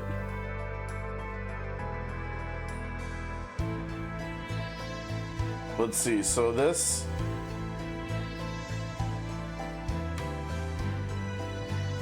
the first 2 are really interesting because they get to the same number of damage, and the right one does 1 more ember. But there might, you know, like the flying enemies we just saw, they had 3 stacks of flight, and so you're trading an extra hit for, like you're trading an extra hit for an extra ember. I don't know, the fact that that's even a possibility of being like trading for makes me think that the left one might actually be better, because there might be fights and stuff in the future in the game where you really need more hits to like break something, because there's got to be a reason why they're giving us an option to trade a hit for an ember, right? Because an ember is 30% more damage, which is not insignificant, right? So that extra hit's gotta be relevant at some point.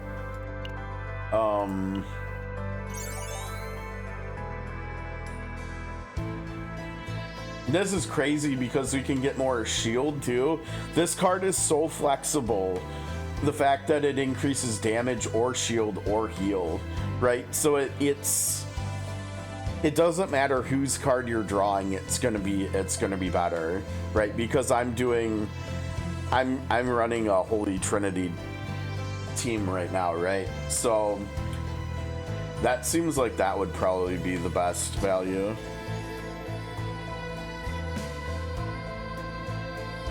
The only... What are strike cards? Okay.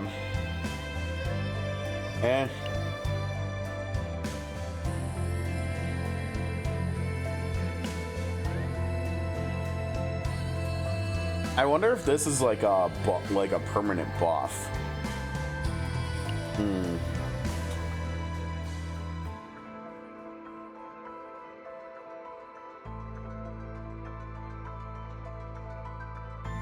I think the problem is the basic cards are these 3, right?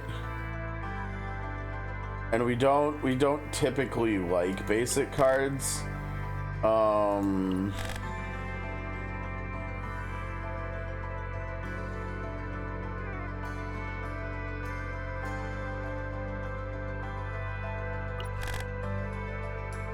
don't know.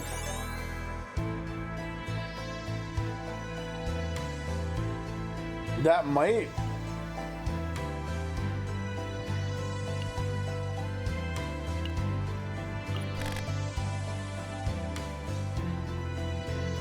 We might just want to keep these 2 as our only basics, right? Because then, or you know what? Actually, probably the shield. And wait, did it lower? It lowered the cost, right? Draw 2 basic cards, lower the cost, and increase the efficacy. I think what we'll probably want to do is across all 3 characters, I think we'll probably want to keep only these 2 as the basic cards. And so when she uses this skill, all it is for shielding. And we'll have a free shield or a 1-cost shield. This is a lot of shield for one AP though, right? 220. That's a lot of shield.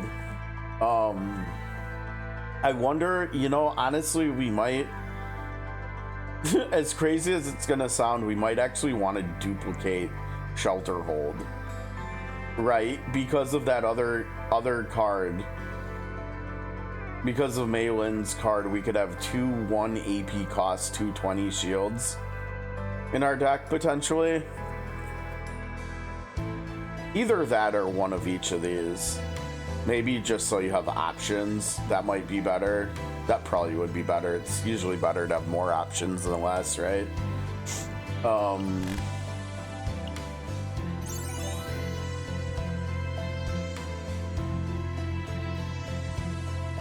Using a card.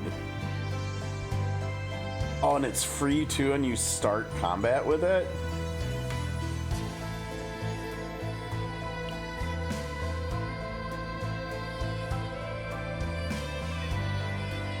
Oh, wow, wait. I totally... wow. I totally thought the Embers was a stacking buff that she was getting. I didn't realize that it was a debuff she's giving. Because it says 1 Ember on a random enemy. I was like, wait a second. And then it clearly says, right, when hitting or defeating a target. Oh, and the damage is only in breakthrough state, too. That's when it's broken, I think, right? So the damage bonus is only during that. Now, okay, but that further makes me wonder here.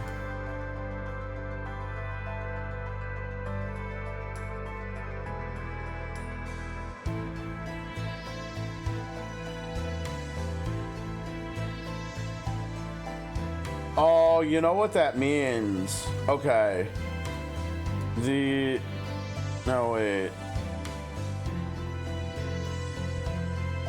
Retain Embers. How could you retain Embers if you're killing an enemy?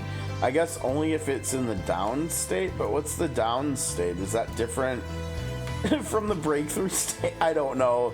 See, this is... We need to learn more about the game.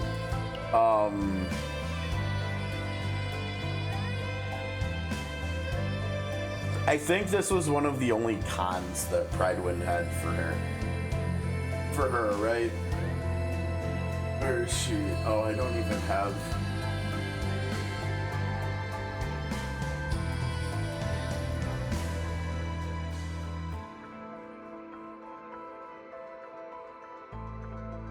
Yeah, and it only lasts 1 turn. No, I don't care about that. Yeah, so we probably just don't use her ego skill. We probably just use the other characters' ego skills.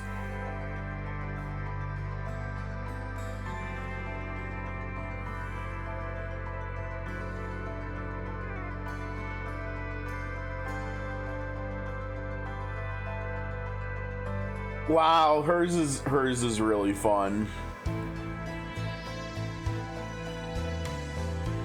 Hers is really fun. Okay, maybe we just use hers. What about hers? Hers is a big shield. Hers is 4. I think hers was 5, and hers is 6. Yeah, we probably just use these 2. Okay. Let's go back to playing the game. Okay. Elaine. Called to maintain the equipped life core. Let's hear her story. I received a call from Elaine and went to the infirmary. Ah, welcome, Captain. You arrived just in time. I just finished preparing. Actually, you know what? Maybe let's slow it down. What did I say? You called me here for the life core check, right? Yeah, we can't just rush something so important, right? Alright, so would you like to come over and lie down? I wish we had English voice acting. It would be nice to be able to eat here. I still haven't hardly eaten, and we're like 3 hours in. We lie down on the infirmary bed. She connects the medical devices with practiced hands and starts touching the display. Let's take a look. As expected, there are no issues in the readings. Synchronization rate, stability, adaptation coefficient, response intensity. They're all within normal ranges. Just to check, since I'm curious, you haven't noticed anything unusual since the transplant of Renoa's life core, have you? Yeah, there haven't been any problems. You know this too, Captain, right? The original early life cores weren't this small. Even if there doesn't seem to be a problem right now, since the transplant was done in a hurry, you never know what might happen. I trust your abilities, Elaine. Oh, when did you become so sweet, Captain?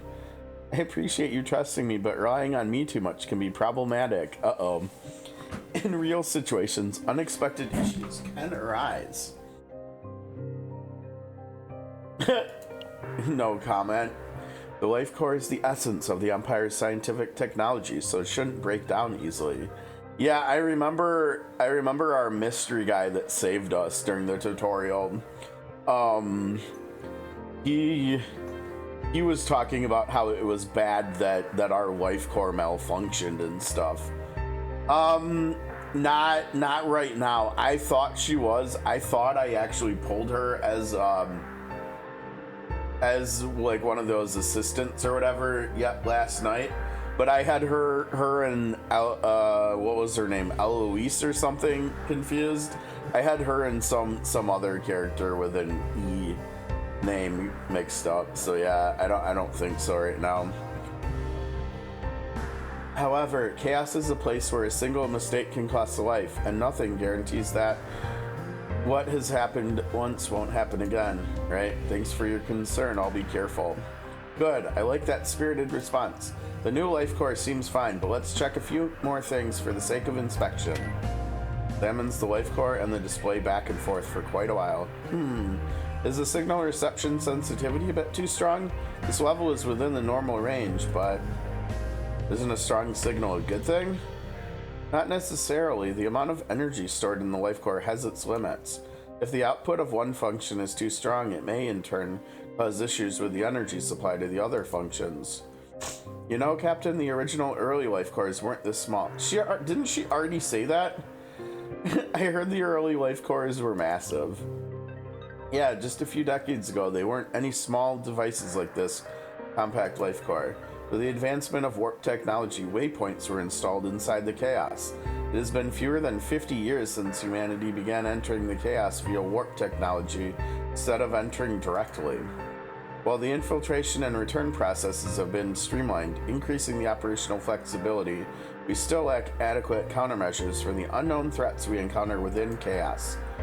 Back then, there were almost casualties every time they explored chaos. That sounds bad. Yeah, the life core was developed to reduce those casualties. At first, it was so large that it was inconvenient to carry, and aside from emergency warps, it had no other functions. Over time, its size gradually decreased and various features were added. It also now scans agents' physical data and can temporarily repair any injuries it finds before they deploy. If only it could prevent memory loss or breakdown too. Still, it's a very helpful feature. Yeah, technology aimed to increase the survival rate of agents is continuously being researched. We went off topic a bit, but since the compact life cores have been supplied, the stability of infiltrating chaos has improved immensely compared to before. However, there are still limitations that come with size. The energy capacity I mentioned earlier is one of those limitations, so we need to be cautious about it. But how does Elaine know so much about things from several decades ago? Could it be? Why doesn't it say, but how do you know so much? Alright, let's refer to her in third person, because why not? Captain, you're not about to ask something rude, are you? Never mind. Okay, as long as you understand. So just remember, Captain, never let your guard down. Alright, the checkup is finished. As expected, seems like there aren't any strange issues. There's something that's bothering you? Yeah, it's not crucial right now, but I can't help but wonder what caused your life core to malfunction before, Captain. I can't shake that concern. Yeah, you're not the first person to be concerned about that. Well, it's no wonder. Considering the life core is directly tied to the survival of the agents, it's designed to withstand most shocks without breaking. I thought it broke due to the attack back then, but examining it again now, it really doesn't seem like that's the case. Okay. Sorry, did I make you feel worried for no reason? Anyway, it's not like we can figure out what the problem was now. For now, it doesn't seem like there's anything wrong, and if we conduct regular checks moving forward, we should be fine. Fingers crossed. You did a great job, Elaine. If you understand that, will you be a bit more careful moving forward? I was so worried during this mission. If something like that happens again... Again? Huh? Did I say that? Must have misheard. What? Phew, no matter how many times you hear this, you'd act the same way if something similar happened, right? I probably would. Yeah, I figured you would answer like that, Captain. What can you do? That's just who you are. I need to help you. What? Alright, now that we're really done, could you please leave? Oh, okay. Jeez. You leave the infirmary watching her gestures. There seems to be a faint mumble on the other side of the closing door that's not quite clear. Still, sometimes I wish you'd consider that there are people behind you who worry too. Right? The nightmare's ongoing. Okay. Alright, yeah. So we've got to do all these like side ones, right? Just like in SOC, because we get more resources and whatnot. Okay, we should probably be, hopefully we'll be doing some more combat here. Chapter 1, Part 4, A Promise Renewed. Renoa has returned to our side. We hear about her feelings. Okay, more story. Kancho! Renoa-san ga! Captain, Miss Renoa is awake. Owen, I really appreciate you saving me, but could you not be so loud? Oh, sorry. Thank goodness, really. Renoa, I'm glad you're okay. Can everyone give us a moment? Renoa, your expression. What about it? Nothing. Let's go, everyone. What's going on? Let's give them space for now, Owen. Captain, I need to talk to you. Oh no, is she about to scold me for deleting the reroll account that we had at the start of the stream that she was on? She's gonna scold us. She's like, you made a mistake in picking. God, what is our character's name? What is her name? Maylin. Yeah, I'm picking Maylin over her. She's gonna scold us. Oh, what's this? I came to check on you, and you're already up and about. I need to speak with the captain alone. Looks like you're in trouble, Captain. You need to save you? No, it's fine, Elaine. Suit yourself. I'll see you later, Captain. I've got business with you too. More business?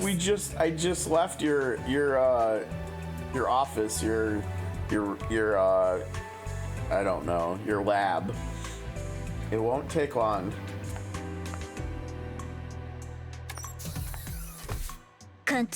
Captain, how dare you choose Maylin over me? What were you thinking? How's it going, Emoji? I'm digging it so far. Have you played Slay the Spire before? If you like Slay the Spire, you'll probably like this game.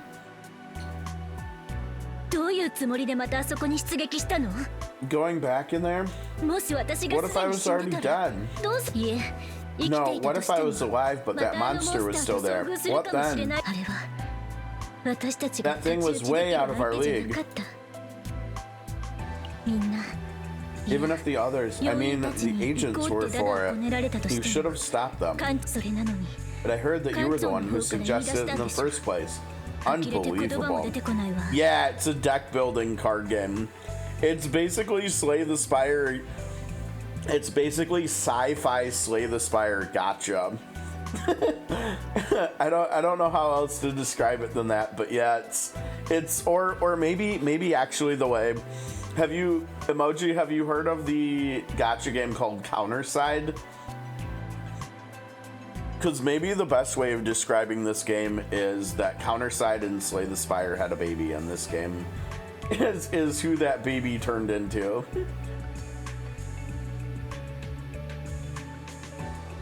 You might like it. Let's if you've got a few minutes, stick around, and when we get through all the story dialogue, check out Combat and see what you think of it.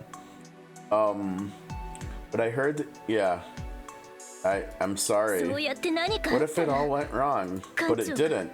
What if you had died? Awesome, sounds good, emoji. If you did, they'd just send another Protoss to replace you. I wish there was another S on there. That'd be fun having Protoss in here.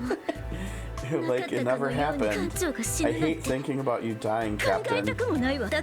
That's why I did everything I could to keep you alive.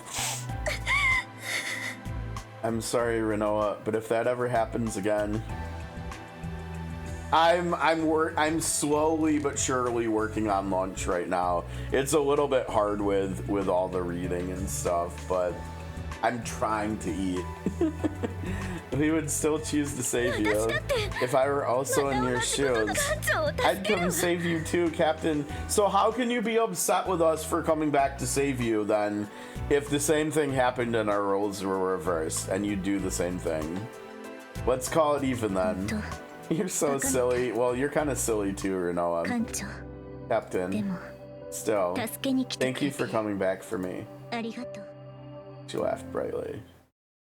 And yet, even in that moment, I still don't know the real meaning behind Renoa's smile. Okay. Can we get some combat? Let's I want to play the game. But yeah, like her design, I do like her design a lot. I would not be upset at all in the future if I ever like, oh, you know what? That's one big thing that I don't think I've mentioned one time this stream yet. The banners, so far as we know, I believe, are the same. Like, characters are handled the same in this game as Sword of Convaleria, where once characters leave their debut banners, they're all just in the general pool. Yeah, which is really nice. That honestly, before Sword of Convaleria, I was not used to that, because that's not the case in Octopath. So I really like that about SOC, and I like that about this too. So, you know, we might end up saving for like 3 months, and then all of a sudden a new character comes out that would be like maybe like a 5-star character, like a shielder that's better than Maribel or something for me, and I go to pull for them and I just pick up Renoa. You know, that could happen. It's pretty. I mean, how many banner types do we have at this point in COTC? We have the general pool, we have Sacred Blaze, we have Orstera Memory Travelers, we have Orstera Memory Champions, we have Celestia Memory Travelers, Celestia Memory Champions, we have collaboration characters. I mean, that right there, I feel like I might. Oh, and we have the seasonals. We have seasonals, so we have 8 different types of banners in that game.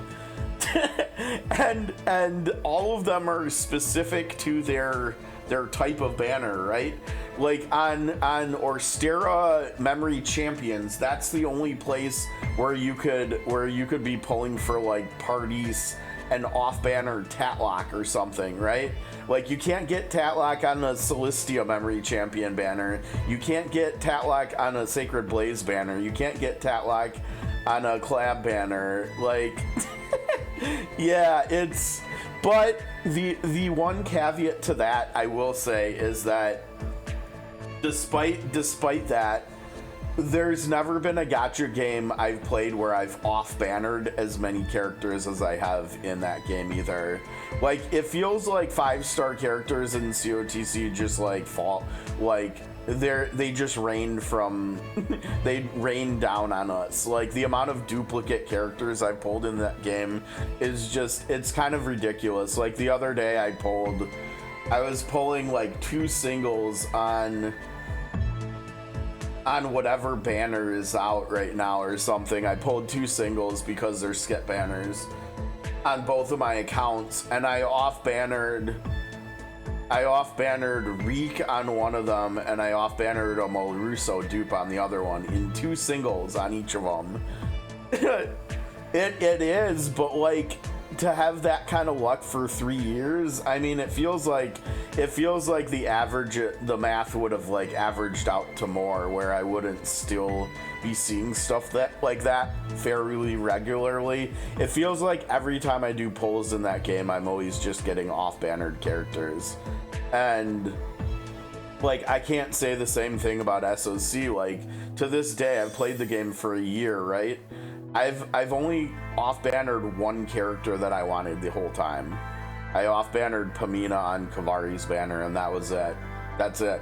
That's the one off-banner pull that I've got that I've liked in that game.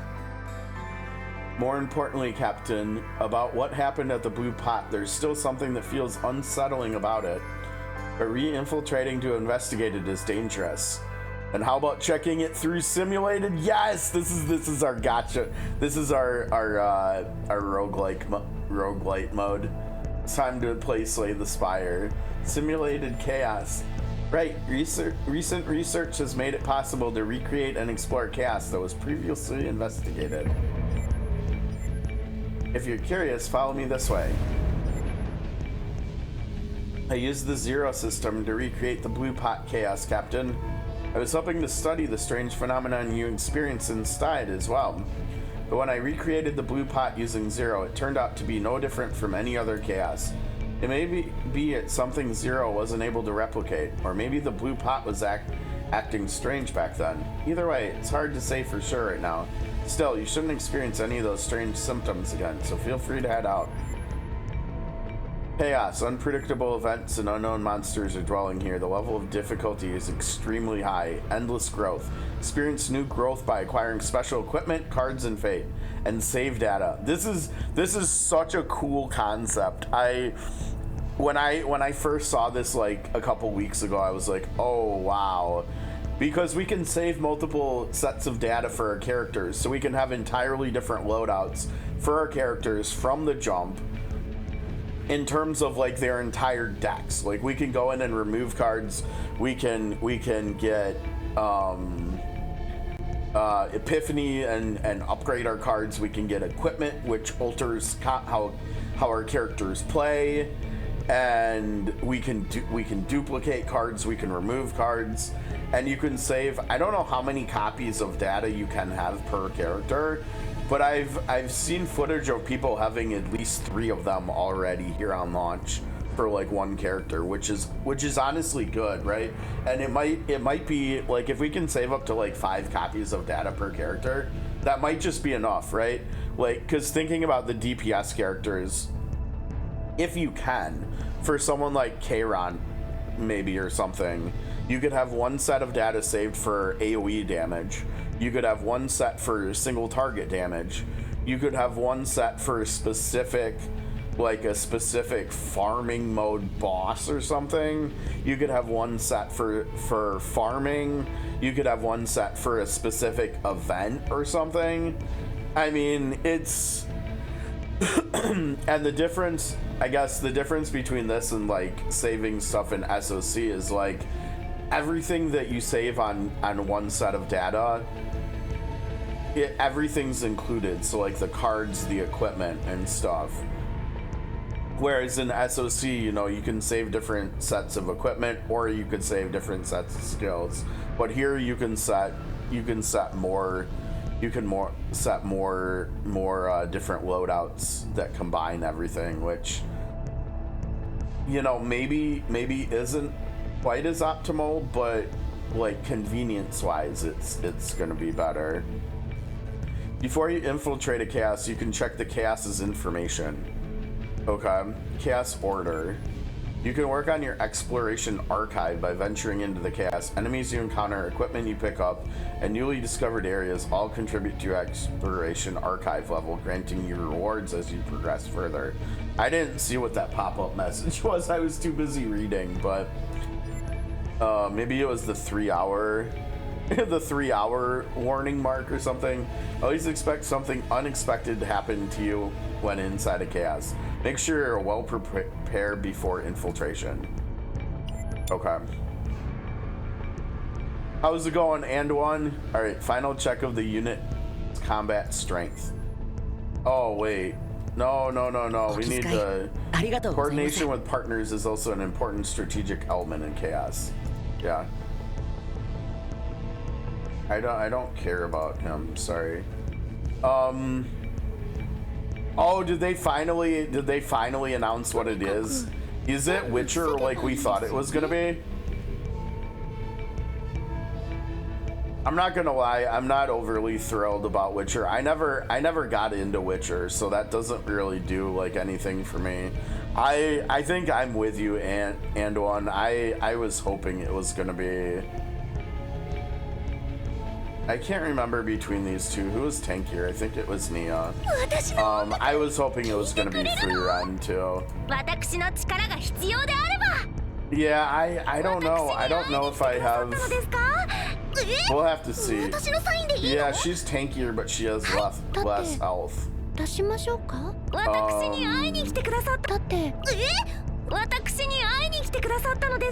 Interesting that she has even more defense than Maribel, right?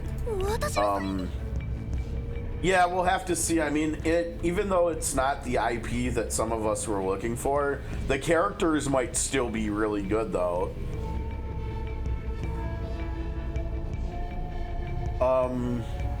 Yeah, I think we'll just put them in this order here. Our save data value. Wait.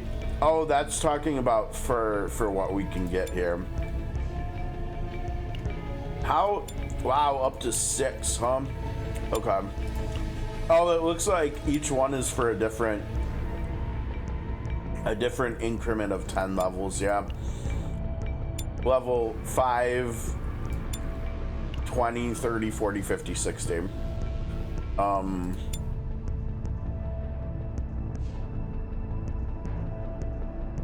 Monsters that appear, huh? That's kind of a cool design. All right, let's go. Let's play the game. We wanna show off the game here and play it. And we want to upgrade our cards. Okay, let's see. The end of battle, recover health. Rest recovery in safe zones increased. Gain 1 anemia curse card, but obtain 1 random piece of legendary equipment.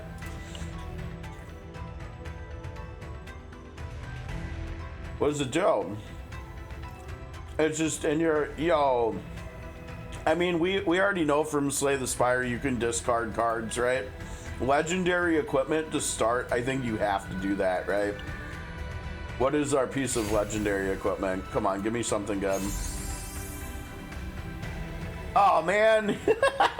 It's a weapon for Luke. I don't. Do I have any cards in anybody's deck? Oh, I can check. Okay, I don't think I have any 0 cost attack cards.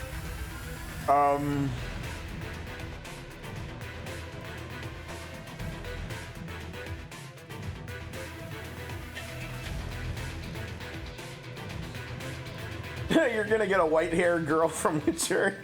All right, good luck, because you don't have Rowie. Man, I cannot wait to see how amazing Rowie is gonna be once SP Sam is 5 stars. Rowie is gonna like. She's gonna go from, I mean, just being really good damage to being like super good utility too, and bringing so much more like additional bonus damage to the team just because of Sam's trait.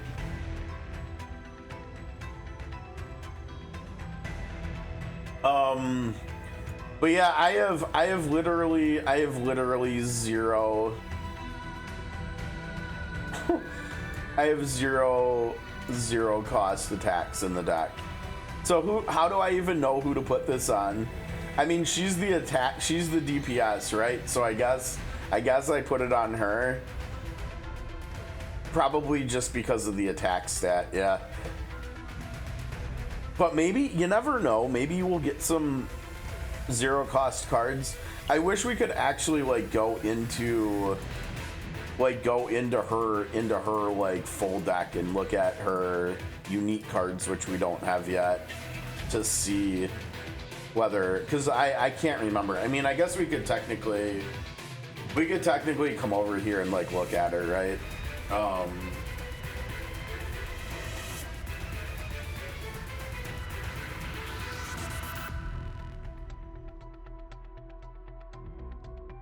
But I really don't remember.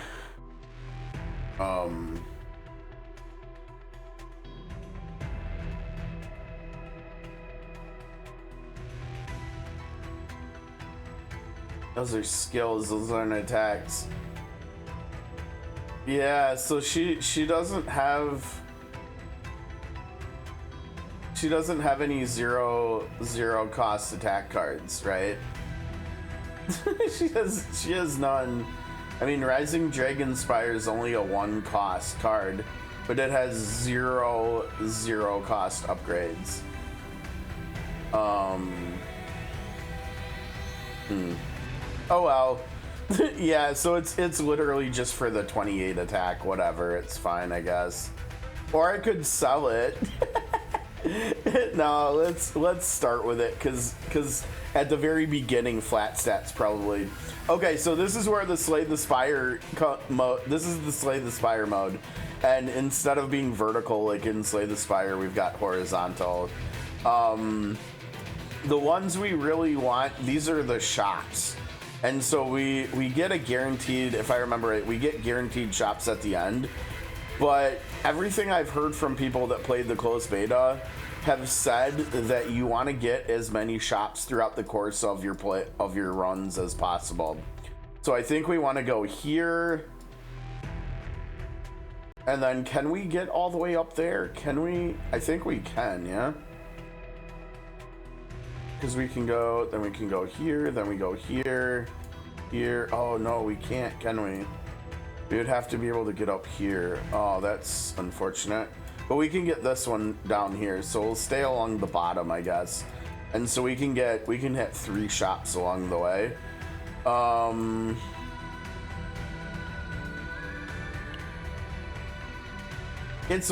think the save zones are literally just for healing and maybe reducing stress. I don't think we should need one this early, so I think we go middle here and then down to here. Also don't know what the unknowns. I think we can get like events. That might be like where you can duplicate cards or something, so we probably want to get as many of those as possible. What is this? Factions, a waypoint area. Oh, so like you could leave if you want to, maybe? I'm not gonna lie, in Slay the Spire, I'm fairly high on question mark nodes, just because of like how much money and the fact you can get from them, and that like they often give relics and stuff too. There's nowhere to get up to that one, so I think we have to come down here, yeah. Like that to get this one too. Yeah, it looks like we just want to follow the bottom, and we want to get as many question marks as possible. So we'll start in the middle, and then we'll stay along the bottom. That way we can get this one, because there's no way, doesn't look like there's any way for us to get up to there. We would have had to commit way back, like all the way back here at the start. We don't want that. Okay, so let's go. So we want the middle one, basically. Want this one.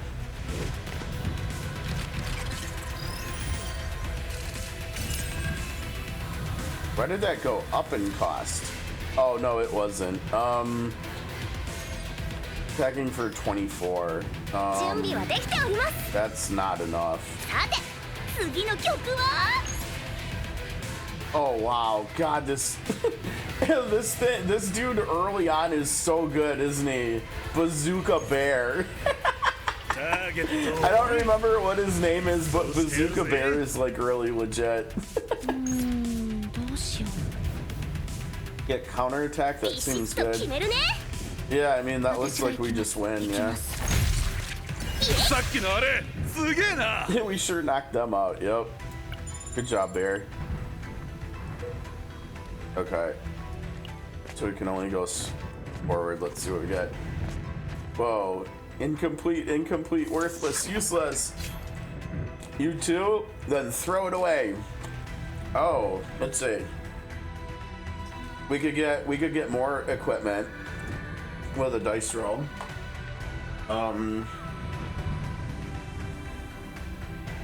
We could get an epiphany.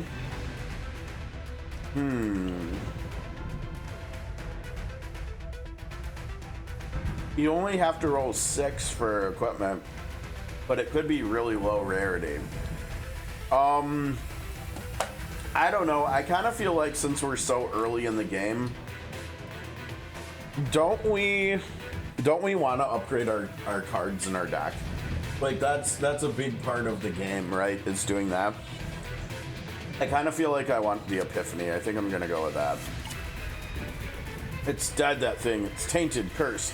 Thought it was an offering just because it looked like one. Ignoring Snipper, who shouted disapprovingly at the group's actions. They reached into the reeking pie. Oh, maybe that was not a good idea. Okay. When using a card, damage for 1 turn. Okay. Leaving Snipper still clicking his tongue in disapproval, the group moved on. Okay.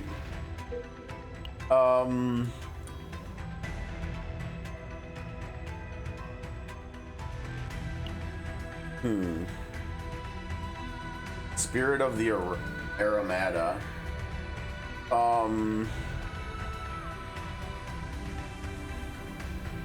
Let's see how good that was. That was, what is that, the first one, I think? Using a card, 20% damage for 1 turn? No, it's not.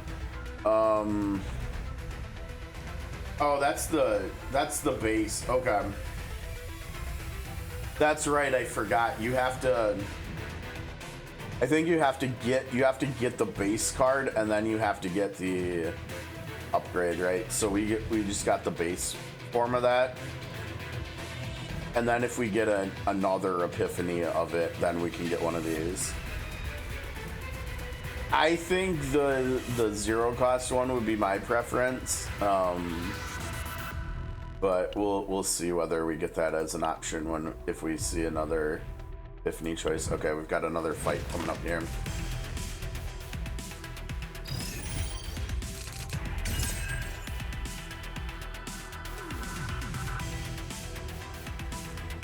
Oh, we do. Oh, we've got 2 epiphanies coming up. Exciting. 高校族の武術お見せするでございます。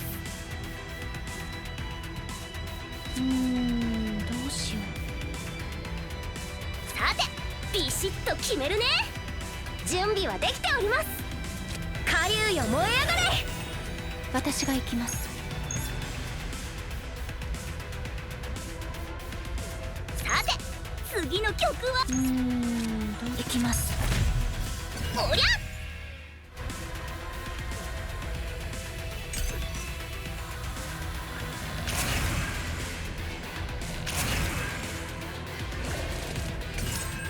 Uh-oh. What do we got going on here? 30 damage, 60 damage.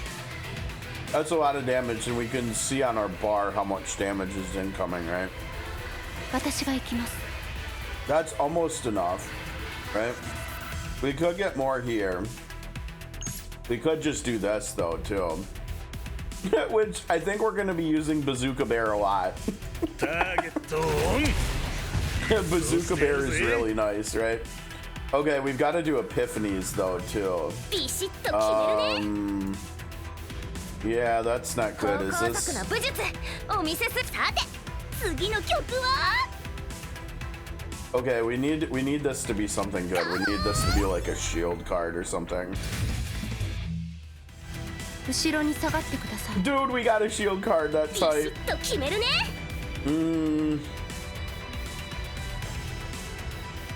準備はできております高校族の武術 I think that's the play, isn't it? 次の曲は Because that way we can get ロ the. ックンロー Oh, I didn't mean to shoot. どいてください Now wait a second. Where did our other epiphany card go? Because remember we had 2 of them, right?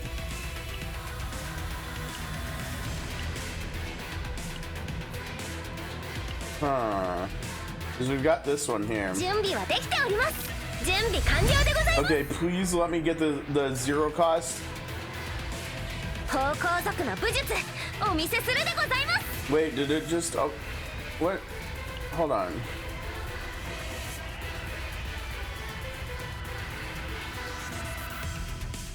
I thought that symbol was meant to epiphany, and I thought when we got epiphanies, we got to choose between 3 of the 5 choices.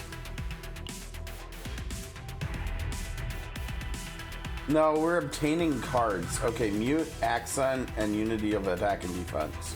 準備はできており This ます is good. I like this card. This card is really good. And what was the other one? Mute accent. Oh, that was the one that we got. I thought that was the one that got played by G Chord. But I think maybe we just had some really crazy stuff happen where G Chord was the one that had the epiphany. And G Chord granted us mute accent, but then it also played it as well. And so it was just like just like a happy coincidence that that happened to both お見せするでござい with ます both of those 攻撃と防御は things. 紙一重準備はできております防いでみせますわ Shield, jeez. 高校族の武術 I really like how this team is playing so far. They feel very safe, but they also feel like they have a lot of damage. Okay, so we're here. Wait, where are we? Oh no, wait. Oh yeah, we're here. Yeah, we don't want to go up because we need to go to here, so we need to go to the bottom one.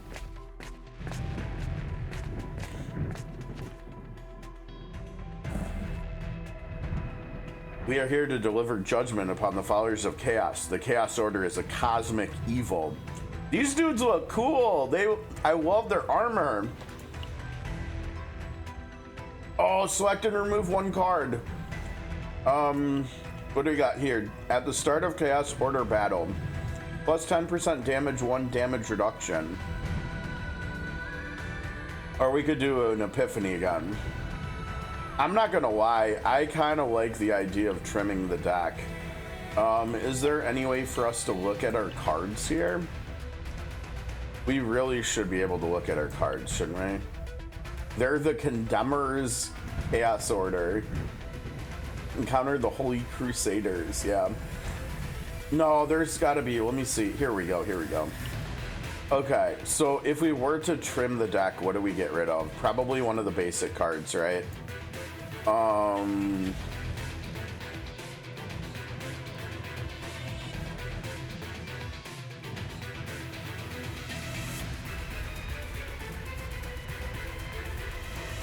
Honestly, because oh wait, we've got the anemia card. Okay, let's get rid of that here.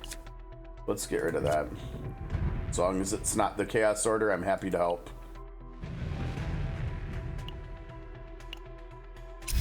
Bye-bye. Don't forget, choosing chaos means defiling your very soul. Thanks, dude. So far, we have taken 0 points of damage. Oh, larva breeding. Oh, it's gonna spawn an ad, isn't it? 準備はできております。方向族の武術お見せするで準備はできております。方向族の武術お見せするでございます。火竜よ燃え上がれ。準備はできております。 There's... Oh, wait. Resolute Blitz. Shoot. 方向族の武術お見せするでございます。 Suppose 準備は that's できて okay. おります。 That's a lot of damage, right? は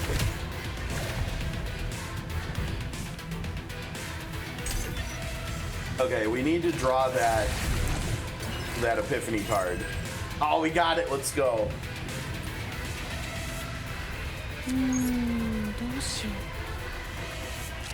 う。行きます。 Wove's 私が行き Dome. ます。 Oh, we like that card.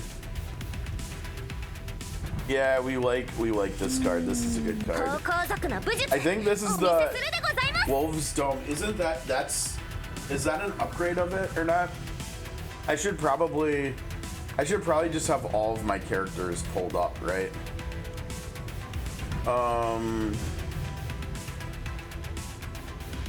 Yeah, so we can constantly be looking at like all of their stuff, and then the other one was in here now.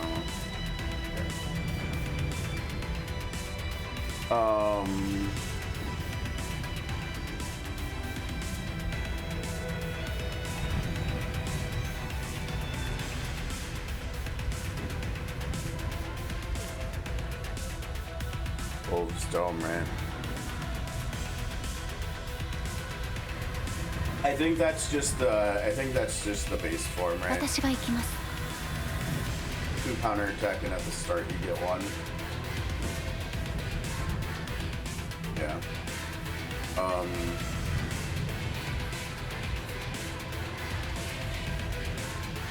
I think I like the first one the most. If we can get that, that would be great. どうしよう。私がやります。 I don't think we need to worry about anything else. I think we're just ビ trying シ to ッ fight と it. 決める Right? ね。 Yeah, because we don't have any other epiphanies.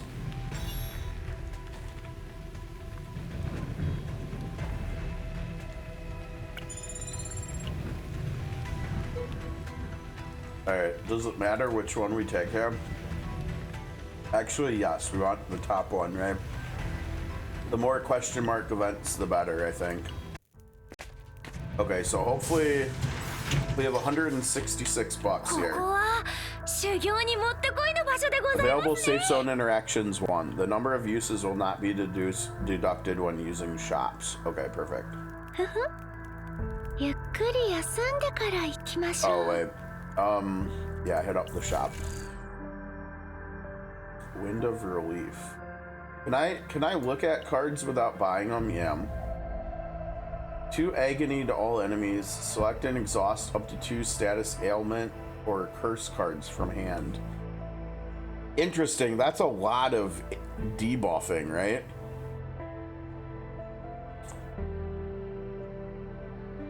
And it also makes it so you can play with curses in your deck potentially.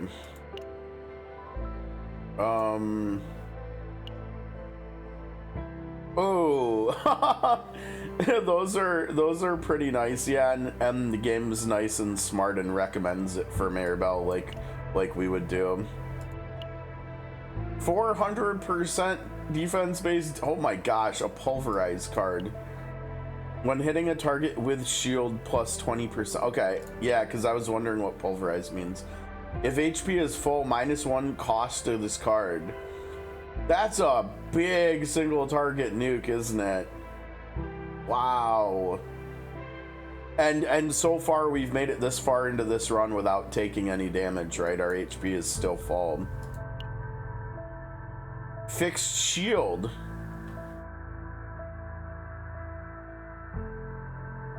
Jeez, that seems good too. I wish could you imagine if this was at the start of your turn? Gain 140% fixed shield, that would be nutty. But that's still really interesting, right?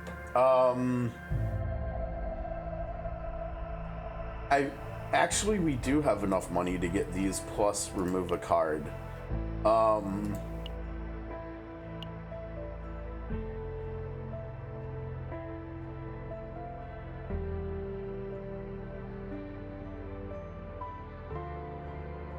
I'm not gonna lie, it kind of feels like damage-wise, we just want counter attack damage from Maribel, and then Mei Lin to be doing damage, basically.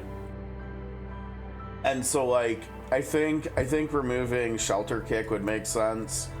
I think removing Stroke would make sense.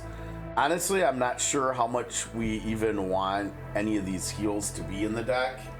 I think she has other heals she can get anyways.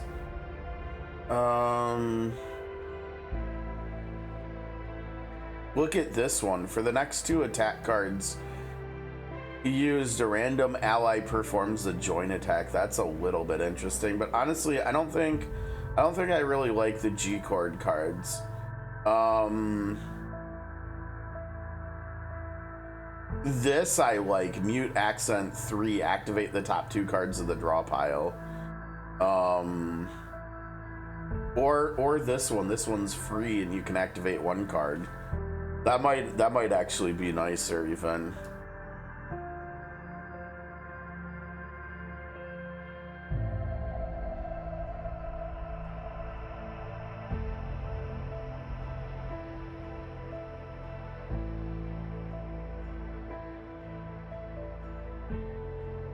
See, I wonder if this is extra attack damage is only for her, or if it's for the whole team. Because if it's for the whole team, this would be naughty to use with Hugo, right?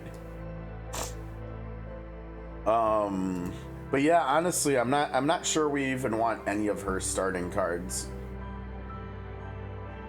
Right? Because it kind of feels like all we want is for Maribel to be shielding everybody and for her to be doing counterattacks. And then we want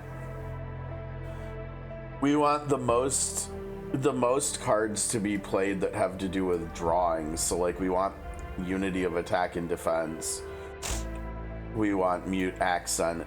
And I guess G chord is probably actually good because it has Decibel and it has card draw or card activation.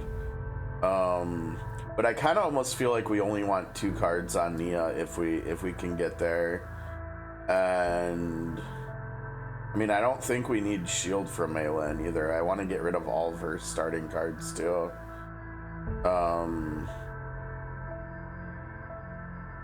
And honestly, Spirit of the Aramata and Flame Dragon's Jewels are kind of similar, except Flame Dragon's Jewels just seems better.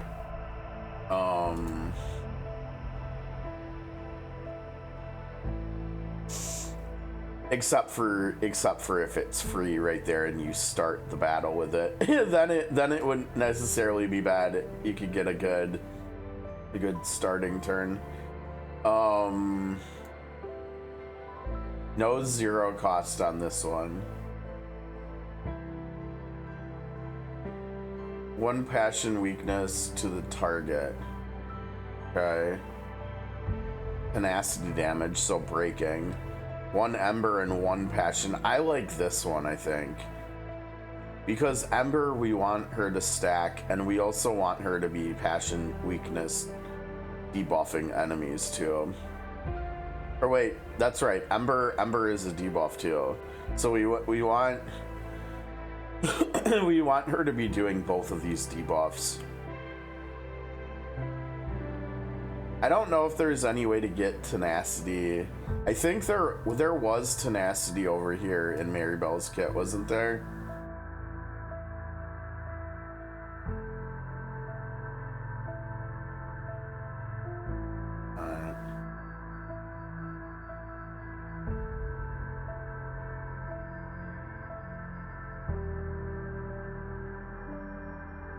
Yeah, maybe not, huh? I don't think I saw any. Did I?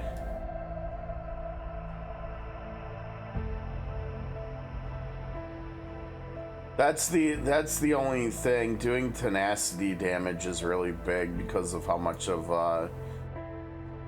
of a benefit it is to break enemies. So we might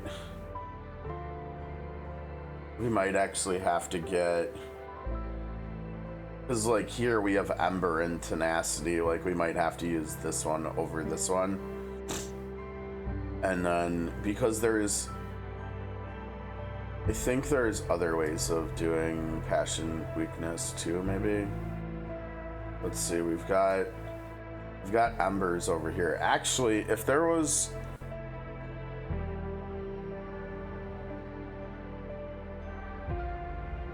I haven't done any pulls on her banner. She looks like she's got a lot of damage potential, but it seemed like she was kind of, I don't know, I guess maybe like a bit too one-dimensional for my taste. Like, I think part of the reason why I decided to run with this Meilin reroll is just because she's got more than just damage. She's got card draw and she's got debuffing too. Oh, you can test her. Okay. No, I haven't tested her then. I didn't know that was a thing. So it's just like the trial in SOC or something. How do you think she plays? Is she fun?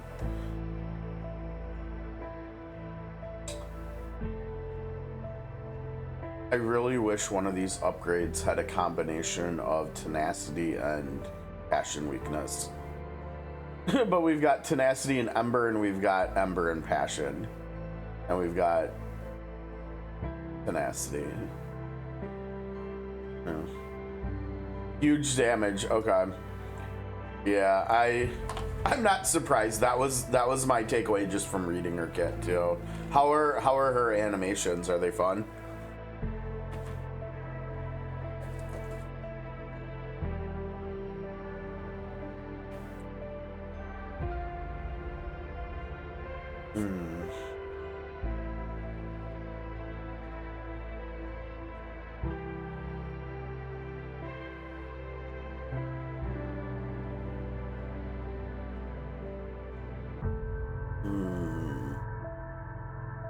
I'm finding it harder to get all of the things from her kit as we want. I think this is gonna be where it comes into play where you want multiple copies of the same card, right?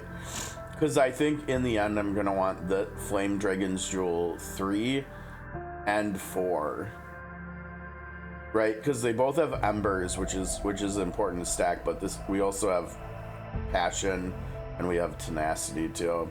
Oh, but this one's only crit, but it has crit chance. Yeah, I think I like both of these, honestly. Yeah, that Cassius dude, he's so good they nerfed 2 of his cards coming out of closed beta. I guess they buffed a third one, but yeah, they nerfed apparently a couple of his cards that are now 1 cost. They were 0 cost during the closed beta, and he was just way too strong. He seems really interesting though. I hope at like sooner than later we get him on this account to try out too.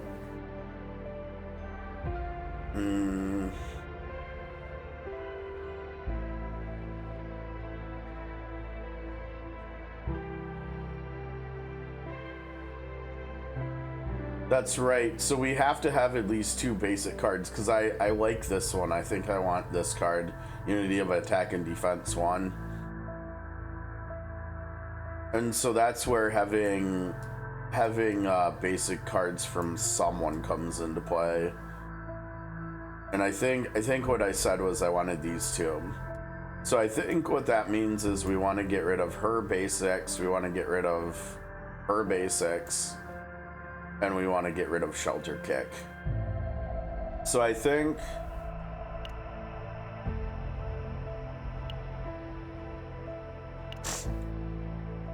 this one does seem good, but nah. I think we want to remove. Oh, I didn't even see this over here. Let's see. Wait, X is applied as X plus 1. What?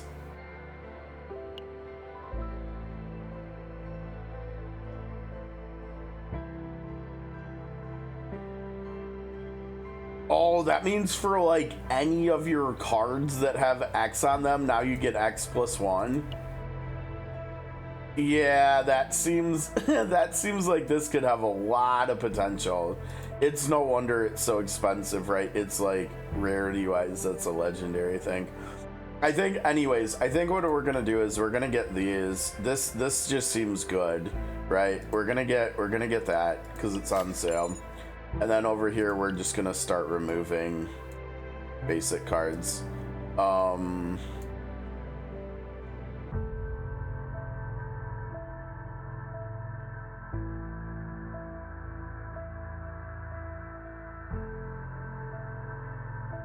I think because I'd rather have an attack than a heal, just because we're not taking damage, I think we're just gonna get rid of one of these first. Okay. And now we're broke, so it's time to leave. We don't need to rest, right? 5 stress. Oh wait, how did Nia get stress?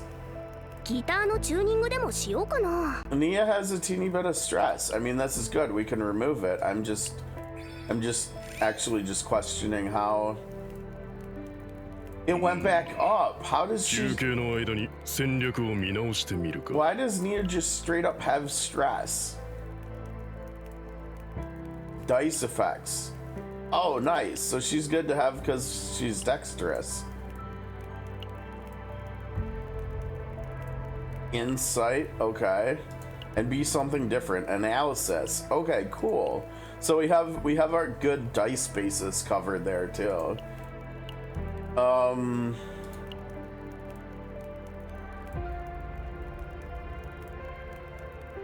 That's so weird. Why she's just got stress. Right? Like this little bar. 戦略を立てようか。 It showed that it was going to remove it, and it did, but then it went back up. That seems really weird, right? Yeah, that's the thing. You can't use auto battle in this game mode. You actually have to play the game here. Oh, and let's see. Before I forget.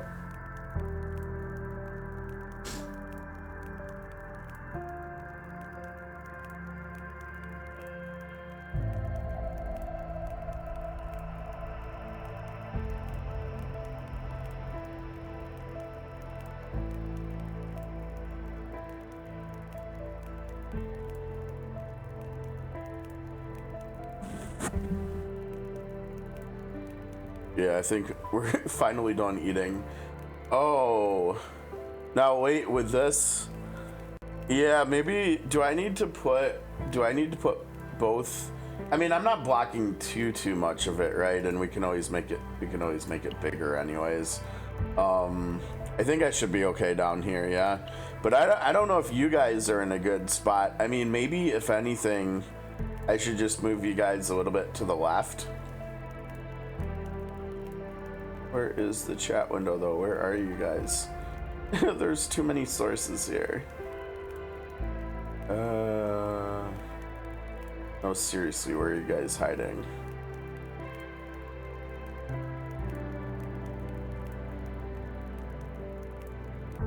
There you guys are. You guys are sneaky.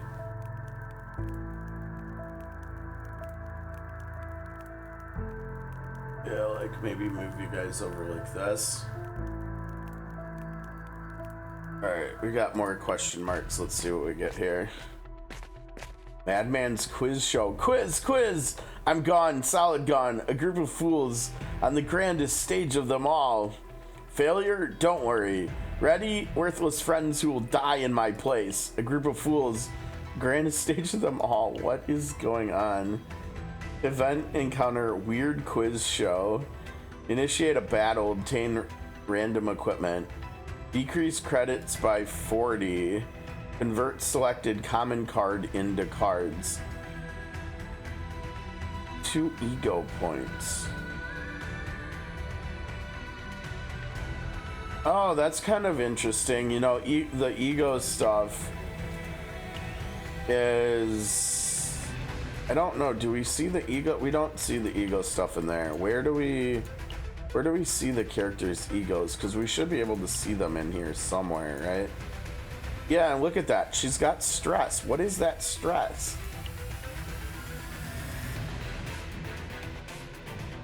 Doesn't say anything in here. Douglas, that's his name. Our bazooka bear is Douglas. All right, I'll try to remember that.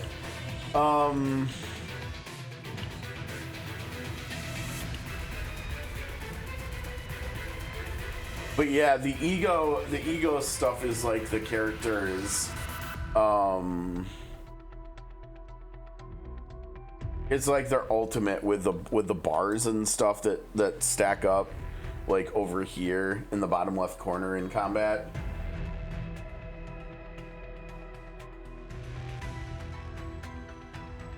And we already said we don't like her skill. I think it was Nia's that I said that I liked the most. But yeah, this card that's available is a 1 cost and you get 2 ego points. Like 2 ego bars, that's a lot. I think we're getting maybe like a 1/10 of a bar or something for each card we play or something. Oh, I don't have money for that anyways, never mind. That's 40 credits and I have 2. Should we do the quiz? Let's do the quiz, a weird quiz show. Let's do the weird quiz show. Quiz! What is it, friends? That is your greatest fear. The madman is proposing a quiz show to the group. Horribly, if you get it wrong, it's not elimination, but someone's death that awaits. Memorable things coming back to life. The only one left alive.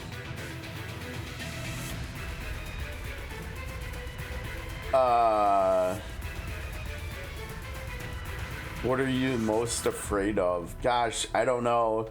And it sounds like there's technically wrong answers, right? I feel like this one's a little bit selfish, right? The only one being the only one left alive. Why would you be afraid of memorable things? Let's go with the middle one, I guess. I don't know. Right. Chaos is endless suffering. It's scary. I'm scared. Then to survive, I guess I have to kill. Oh no, you gave us all stress. I like your answer. Oh, who wants an epiphany? Who would benefit us the most getting an epiphany? Probably Mia. I'm not sure.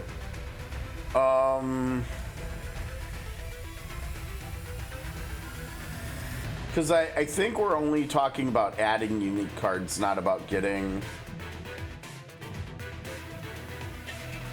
I mean, maybe we are talking about epiphany, like... I don't know. Because it seems like, just like with the word unique, it seems like epiphany is meaning multiple things in here. It seems like it's meaning the acquisition of unique cards and potentially the upgrading of unique cards. And so, like, I don't know which one to expect he's gonna do here. I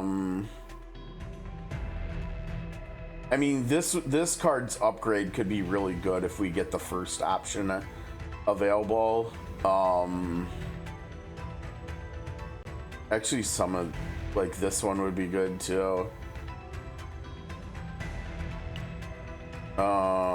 Or wait, we're talking about, yeah, about which character. Now, remember, we have a dupe into Nia already.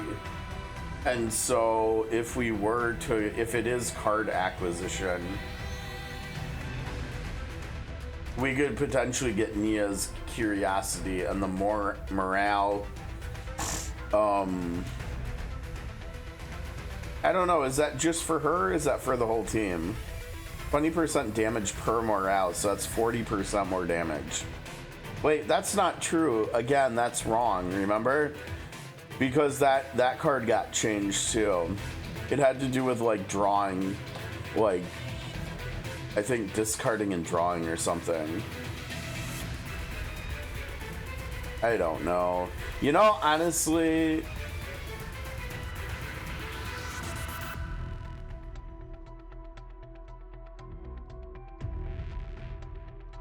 Oh, okay. No, not into the cards and stuff. I don't know. Let's... Honestly, I don't think I like Mei Lin only having basic attack or basic cards for attacking. So I think I'm gonna pick her. She's our carry anyways, right? That's the one we were using outside of this game mode, right? That was like murdering stuff. Yes, there we go. That's exactly what I wanted. Come back next time. I'll prepare a quiz. The group turned to flee. All right, another question mark. Let's what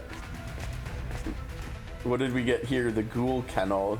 Please save me. I don't want to become a ghoul. Look carefully, there should be a way, right?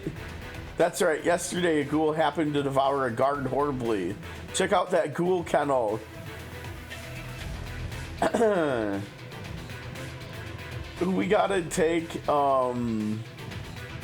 dude, we have to take like over 80 damage. And didn't I get rid of one of our healers' healing cards? And we don't have any of her. Oh wait, her cards don't convert damage into healing. They convert them into shield anyways. So we have one card in the entire deck out of 16 that we could recoup that health. Now is there a way to like look at the... Here we go. We're there. So we're heading... I think we're heading down and then over and then down again. We can rest over here, but that whole time we're going to be lower on health. I mean, maybe it'll be okay. What is... That's interesting. You can even check this stuff off and get a couple of rubies there. Stretch! Everyone stretch! Stretch! All right. Need to hydrate too, to be honest. Damn. Still going. How do I get back out of here? Oh, here we go. But we get the key and we save them. We've got to see like what happens from completing the event, right? So we're gonna have to take damage. We're gonna take like almost 90 damage here though. The group cautiously approached the iron bars, trusting the words of the prisoner. Ouch. Although they couldn't avoid the wounds, they were fortunate enough to find an old wooden key, just as the prisoner had said. However, the key is indeed very worn out. It seems like it won't be usable more than once. Oh, jeez. Alright, which box should we open?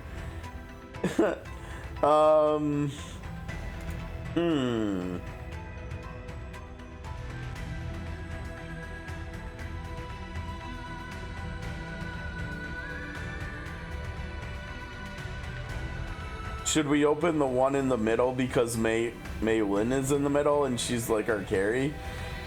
I don't know. Let's do that. Let's go middle. At the start of the battle, gain 1 damage reduction. But it's body armor. It's recommended for Nia, huh?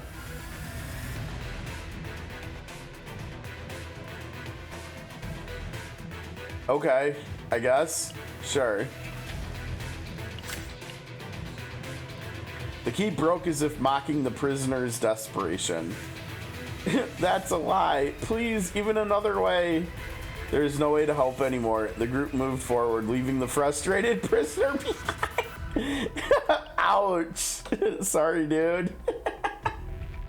Alright, so the only way forward to get to where we want to go, which is this node, is to go down, right? Because both of them bring us up over here.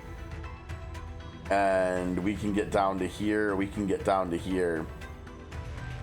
but we can't get down to here. Right? We needed a backward Z, not a forward Z there. So we have to go down here. I love the seamless transitions there from the equip. Okay, what is this?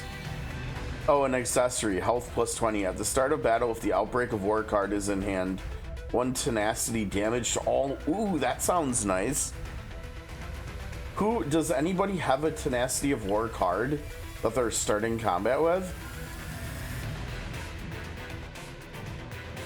Yes, right here, Mia, or Maylin. I said Mia. Is she the only one? She's the only one, so it has to go on to Maylin. Okay.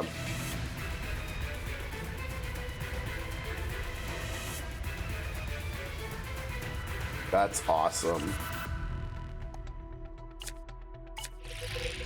Now let's see what it does. Is it gonna...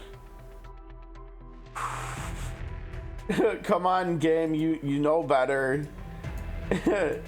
Nia does not have an Outbreak of War card. Watch us get one later in the run, and the game's like, I told you so. I told you so.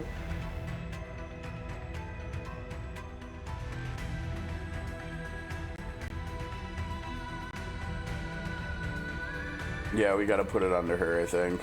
I mean, it makes sense that it wants this to not be on a damage dealer, right? Because it's giving health, not attack. But it doesn't matter. The only way we can make use of this now. I mean, I guess we technically could play for the future, you know, because we still do have a lot of the run left, right? Like, I wish we could zoom out and we could look at the whole thing, right? Yeah, I can't mouse wheel scroll here. 2, 4, 6, 8. We're on the 9th one. We have 2, 4, 6, 8. So we're like halfway there. But we also do, let's see, we have 1, 2, 3 fights at the very least, and we have 3 question marks, and we have 2 shops. So there's a lot of opportunities that we could get. I think, actually, you know what? I think what we actually need to do is come over here and look at Nia's cards and see whether there actually is any of that to begin with, right? Yeah, like look at her cards. There's nothing. there are no, what is the tag called again? Outbreak of War, where you start the battle with the card in your hand. She has no Outbreak of War cards. Like 0. So why is the game, that's not gonna lie, that's not good coding in my opinion. It's almost like the only reason it's recommending it for her is the health, the stat, right? So I don't think we can't even play that for the future. I think we've got to go here. Temporary return. We don't need to leave, right? This doesn't matter, but I'm gonna... What is that thing, though? Do we want to fight that thing? That's really cool that you can even see what kind of enemies are there. Why do I feel like this guy will give us better loot than this thing? Because he's carrying a bag? Although, maybe he's not. It looks like he might actually be carrying a body that's squirming. That has me really curious. Let's go there. What is this? Oh my gosh, what is... Does he have like a bucket strapped to his back that has bodies in it? What is going on? Uh-oh, this dude's attacking us for 18. No, he's not. Dude, what? Oh my gosh, look at the damage. She's just out of control.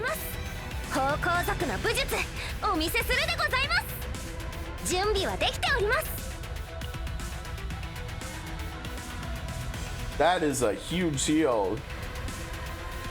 I mean, we gotta do it, right? That's so good. I mean, maybe not. What about this one? There's no way. How much damage is that? 70, 74? 準備はできております。さて、次の曲は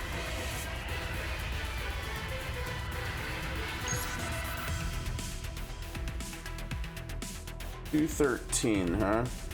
方向族の武術お見せするでございます。 That's more than 準備はできておりま213. す。 That's 220. But that dude's not even going. So why do we don't need to care about him. All we want is to get rid of the right dude, but we want to get Oh jeez, dude. 680. Wow. What have you got your characters like leveled up higher at all? Like are they level 20 now or are they still 10?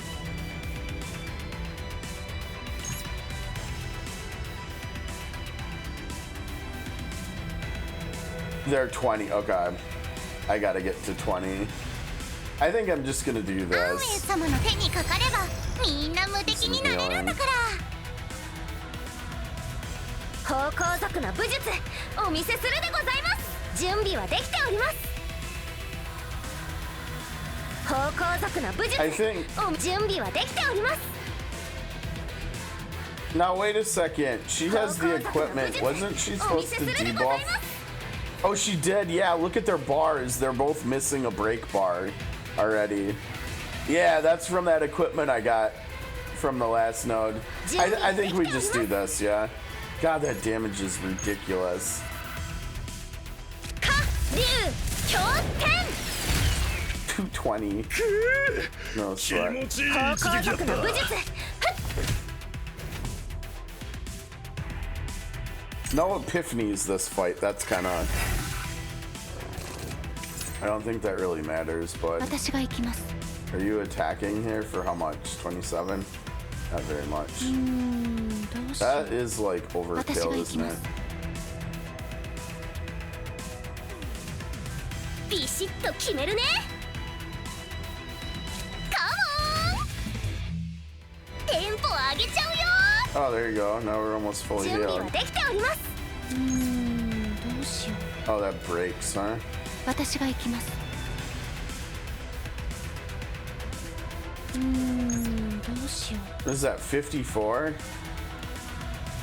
Wait, we already have stacks of counterattack, right? She starts combat with counterattack.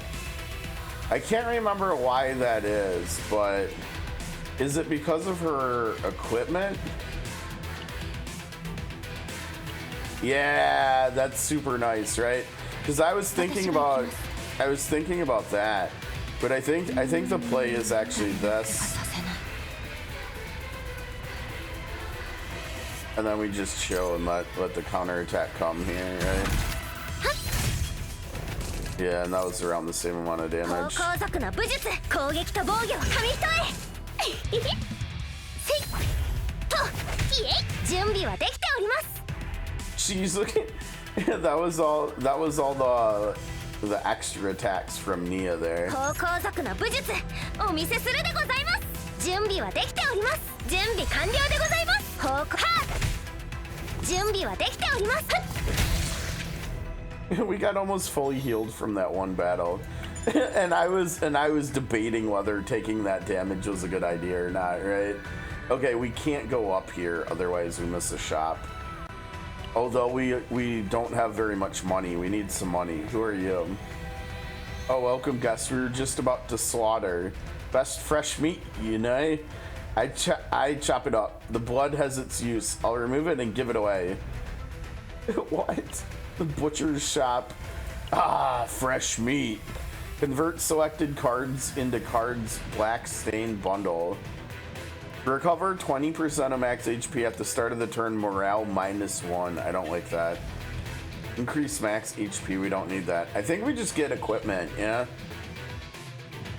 I mean, it is a 0 cost. Wait, why does it say remove? Oh, because we okay, thanks. Thanks, game. Start of next turn -1 morale.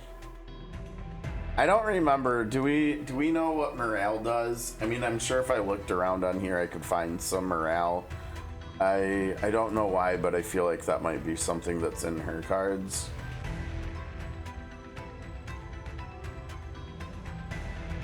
Maybe not. Maybe that's more of a support thing. Yeah, nah. Let's see. Here we go. Oh, that's the plus 20% damage buff thing. Oh, so we lose 20% damage. I don't need more. I don't need more healing. Let's just get more loot. You want the meat alive? Really? You want it prepared? It's difficult, but if you want, I'll give it to you. The butcher tilted their head and winked as if to say to take away the captive in front of them. Dude, that was... Was it just me, or did that symbol look like it was... Take care, guess. That symbol was like straight out of Darkest Dungeon. That totally looked like Darkest Dungeon stuff. Did you save me? Thank you. I must repay you somehow. Well, shoot. Attack card damage.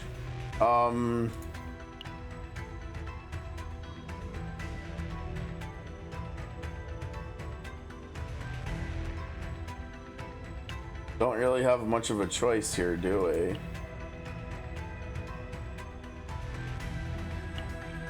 I mean, we don't have... She still does not have any attack cards that... Actually, that's not true, remember? Yeah, because she's got this, so now she can draw both of these and make them free. And so with this one, they also have bonus crit chance. And that also has more flat attack on it. And this is only 1 per battle too. I think it makes the most sense up here. Actually, I think the game got that right. Then before I get caught again, I must go. Okay, bye. Group also departed, leaving the missing captive behind them.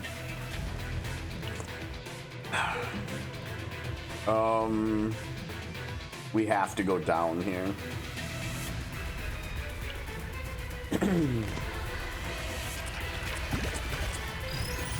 4 enemies. First 4 enemy fight. What is this one? Wait, where's our... Oh, look what we got here. Okay, but like, do we have incoming damage, yeah? 16 and 16, so 32. Uh-oh. 準備はできております。火竜よ燃え上がれ。方向策の武術。 2 numbers combo 1 hit. Uh-oh. 準備はできております。 You just get wrecked, dude. You're not attacking me anymore, buddy. お見せするでご昇竜脚。さっきのあれ。 Nice animations. What do we have here? Shield. Shield is good. Heal. No, we don't care about that.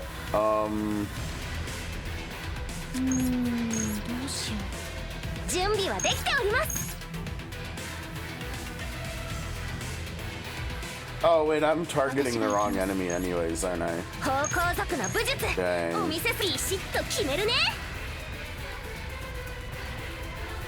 どうしよう。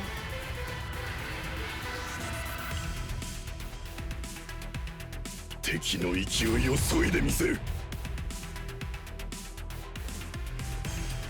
3 damage, maybe. Let's see. 準備はできております。 I don't know. What do we? 方向策の武術。お見せするでございます。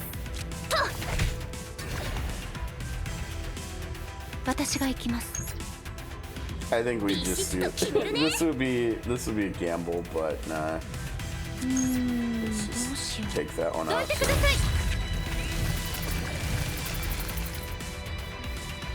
Oh, I think she lost stress.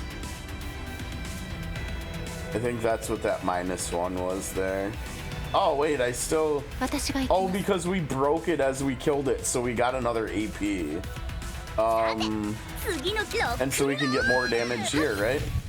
There you go. And we got weaken on there too. Nice. I mean, yeah, I thought that might be 31 damage? No way. Uh, 方向策の武術お見せさて次の曲はビシッとカモン後ろに下がってください okay, that's good.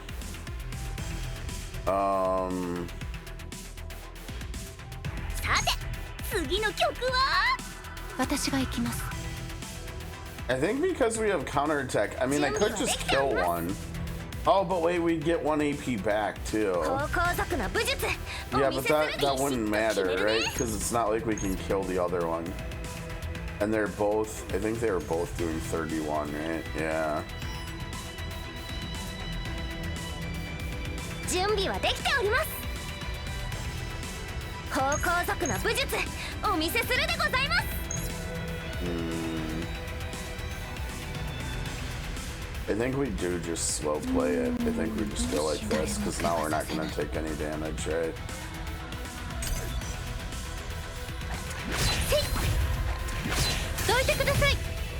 Nice. 準備はできております私が行きます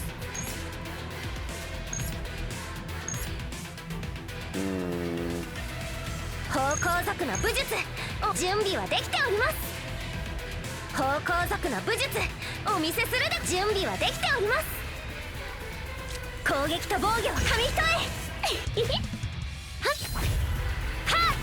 Oh, Nia's just popping off, getting us free damage everywhere. That worked out good. Now we can take this one out. There we go. Good. Get us a teeny bit of money. We need money here. We need money or something somehow, because we've got a shop coming up next. From within a gloomy tent set up behind the Chaos Order's banner, a heavy scent of blood fills the air. Cultist's shelter, great. Okay, so we can get more loot if we roll over a 7. Inside the Crimson Tent triggered an event. Yeah, I think, like, from a knowledge perspective,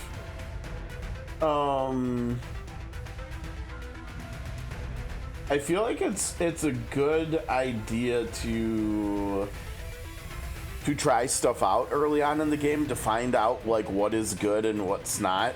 So like this is probably just good, but I feel like we need to learn what inside the Crimson Tent, like what this event is. So I think we need to go in here. The group lifted the musty tent flap and stepped inside. Voices of the cultists could be heard nearby, but it seemed they wouldn't be entering for now. Check information on cold operating table. Take a look. Dull bone blade. 10% attack, -5 crit chance. Dice roll 6. Upon success, increase. This is exactly what I said I wanted, right? Was money. Let's go.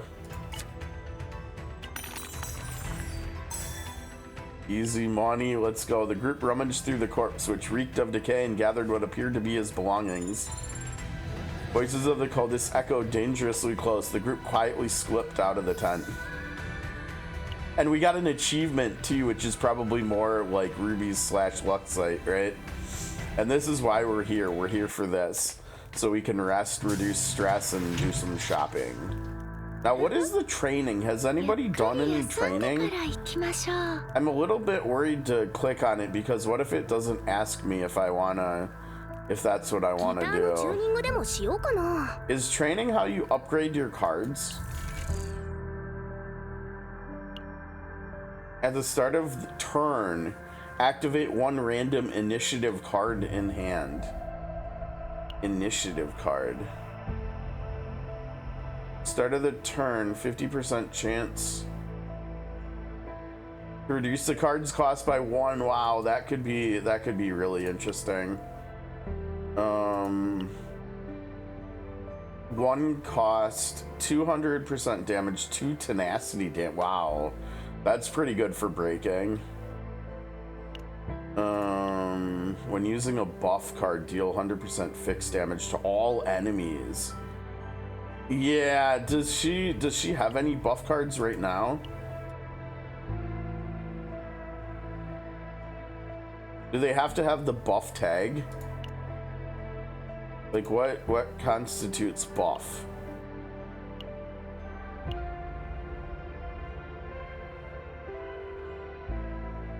'Cause I don't know. Let's see, we've got upgrades. Are upgrade cards buff cards?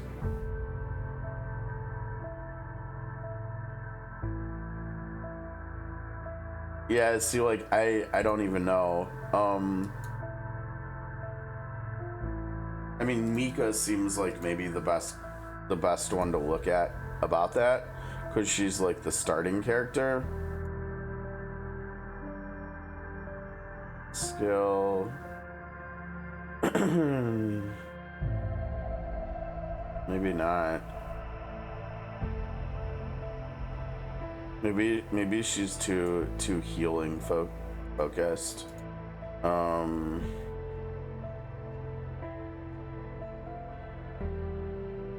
Maybe Ray would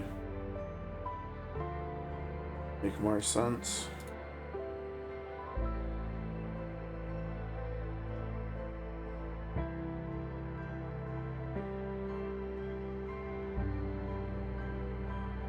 I still think this card looks nuts. It's a 0 cost and it has retain and you activate all basic cards in your hand. Like how is that not a busted card, right? Like that's, you could make an entire basic card deck revolving around this card potentially.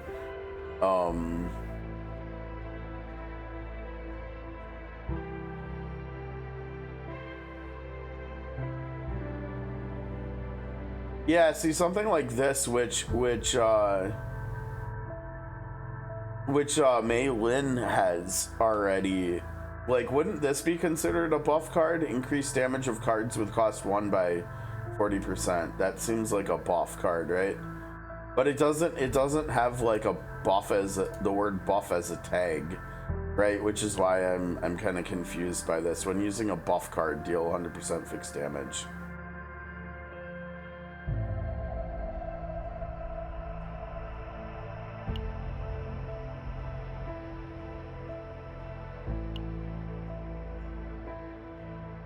Because these aren't.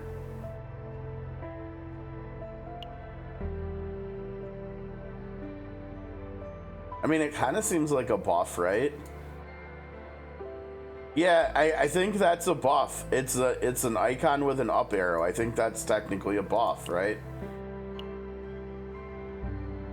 And this one does not have that. So I think G chord would be. Yeah, and passion is a debuff. Embers is a debuff, so she doesn't have buff stuff. Shield, I don't think shield's considered a buff. Counterattack is considered a buff. Oh, now that's interesting, right? Because she has the thing where she gets counterattack on start, right? But that's kind of interesting because we do. Whoops, I went to the wrong place. Because I do like playing this card. This card's already proven to be quite good, right? And I think I can't remember for sure G chord, but doesn't it have a 0 cost option? No.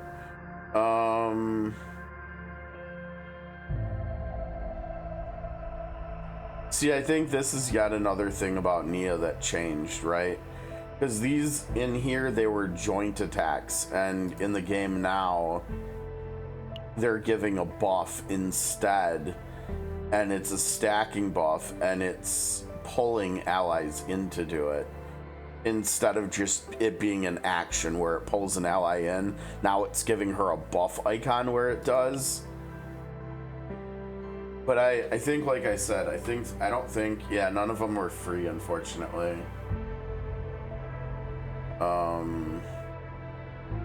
But again, that could have even changed too.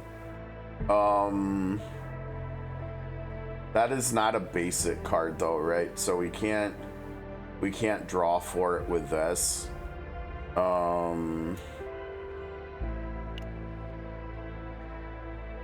It's expensive. I think it's pretty cool, but let's see. When using an attack card with cost 2 or more, 3 agony. Okay.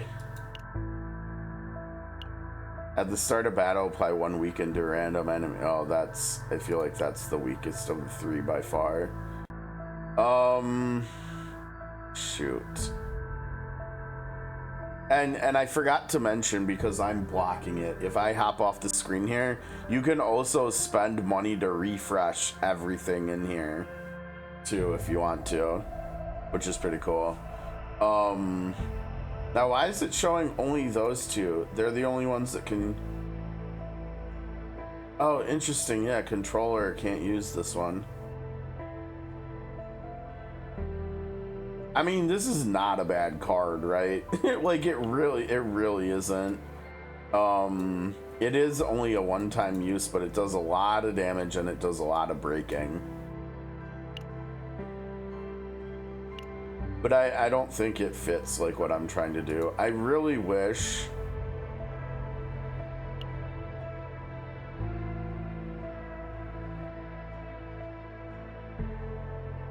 Actually, wait, this is based on lead, right? At the start of turn, activate 1 random lead card in your hand. I don't know if we actually... I don't think we have... Do we have any lead cards in our deck? No, we don't. Okay, so that's useless too, which makes this decision easier. Honestly, I think the only thing I do is I keep milling, or I keep trimming the deck.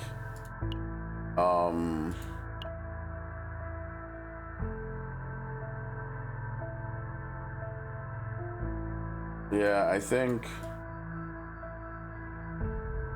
we're definitely heading in the right direction, the direction I was talking about at the start, where we want Mei Lin to be doing most of the card using, and we want Maribel to just be doing shielding, probably for the most part, shielding and counterattacking, Mei Lin attacking as much as possible, and Nia just doing stuff with card draw and discard. And so, like, I think again, because of her partner, one of these days we'll learn all these words and stuff. But I think because her partner, I think it was her partner, right? Yeah, Arwen has this huge heal, and we're getting so much shielding. Like, I think we actually just get rid of the I think we get rid of her other heal, and so Nia's gonna go down to 3 cards, where Mei Lin has 8 cards and Maribel has 5. Obviously I want to get rid of these 3 as well, and like these 2 are good. I don't know, I can't remember. We have to look at this one. I think there was one upgrade for Spirit of the Aramata that I did like, but like right now I don't like it. I don't like that card right now. Yeah, like this is a really good This seems like really good because it's start of battle, right? And it's free, and so you can just get, especially because so far it seems like a lot of enemies don't attack on turn 1, and so you can get like a really good turn 1 out, and this will help with that.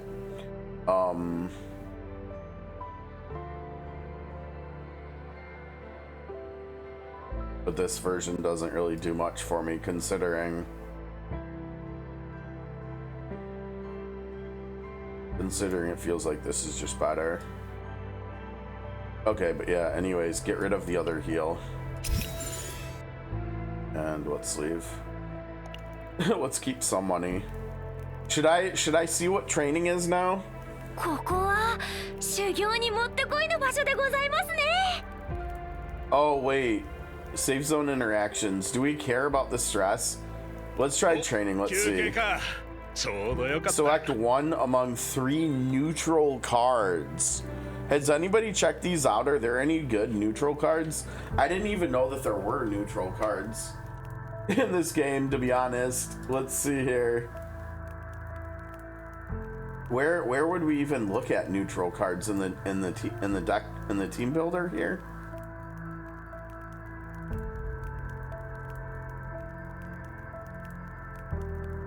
But where would that be? Yeah, see, neutral cards, they don't even have them listed. I think like just like we went into the tent as in an exploratory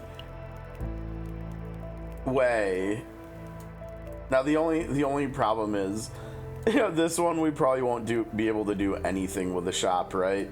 Because it's so close together. I mean, that's good learning, right? Well, I mean, honestly, I should probably know that from Slay the Spire.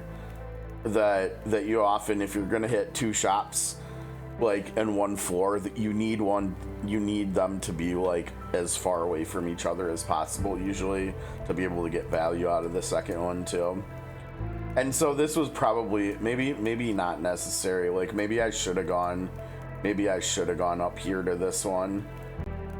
Yeah. I mean, that's only only 1 extra node between them, but oh wait, are these? Oh yeah, I shit the bed, didn't I? Yeah, and there's elite battles up there too, and there's only a couple of them, and there's more here too, and I crapped the bed with those too. It looks like there was maybe, unless there's elites way back here. Yeah, it looks like there wasn't any way to get 2 elites in this run, right? Because there's no way down anywhere in here. Yeah, that was bad. That was bad. Right here, I should have gone either. Oh wait, no, that wouldn't have even worked, would it?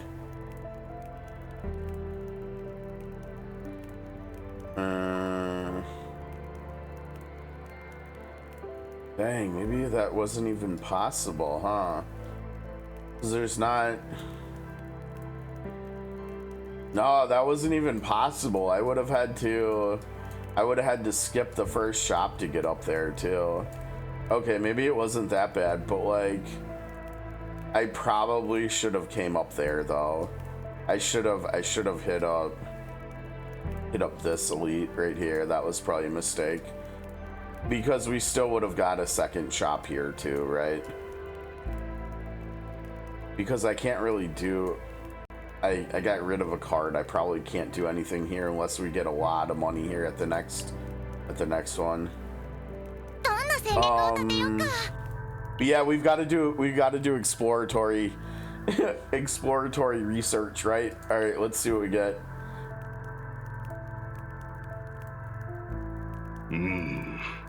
Dude, this is not even close. I mean, the one on the right we saw at a shop and it was like over $100. And we saw the one on the left at the shop and it was over $100. This card in the middle is sick. Okay, so haste makes it so the enemy's action count does not reduce, and it gives them all 3, and it draws a card, and it's 0 cost, and it does not exhaust.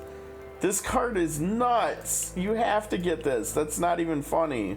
Who do we give it to? Does it matter? I mean, it doesn't really matter, right? I guess she's the only one that can obtain it, so. Wow, that's a nice, that was worth it. That was, what was that, $50 only for this card? I think this is the best thing we've found in here so far, honestly. Whew. Oh, that's nice. That was totally worth it. And see, the thing is, all the like the I think 3 different streamers that I had on last night that I was switching between while I was doing my rerolls, they were just going through these souls or through these chaos runs, and they were just finding tons of really cool stuff too. I mean, that's a big part of playing these RPGs, is just having good itemization and stuff. The Great Chaos something. Join us in this momentous event. The Bible-making Chaos Order. Okay. Offers. Yeah, we can't support them. Convert selected cards into cards orders Bible page. Exhaust 2. When this card is exhausted, draw 2. So you use. No, we've got money. We've got money. Increase. Yeah, let's take part in the compilation. Caldis working on compiling the Chaos Order's new tome. I hope the group will join you. Okay. Oh, then just over here for a moment. This spot happens to be empty. Come, praise the greatness of chaos. The group forced down their disgust and began writing praises for chaos. Very good. This is your reward. All right, we sold our soul for $100. When the scriptures are complete, something, then farewell. All right, bet. We've got more training as a possibility if we don't like or can not afford. Oh man, we've got a legendary on sale. When an ally uses an upgrade card, plus 20% damage, shield, and healing for 1 turn.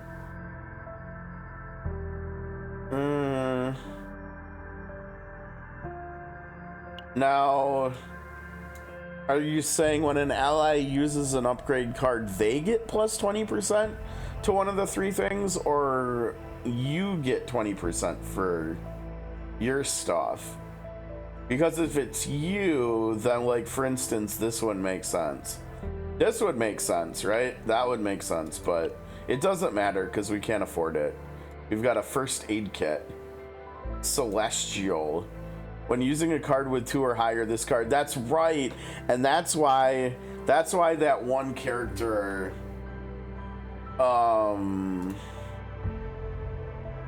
What's her face? What's her name?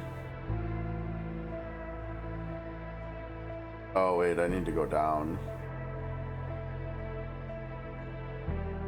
Calipe. That's her mechanic, is the celestial stuff. She's got these incredibly expensive cards, like 2 and 3 costs, like a lot of 2 and 3 cost cards, and they're really good. And they have the celestial tag. And so basically what she wants to do is draw them and not play them, and then either play a 2 cost non-celestial card that does something else good, or have one of her allies play a 2 cost card, and then all of the celestial cards trigger, I think.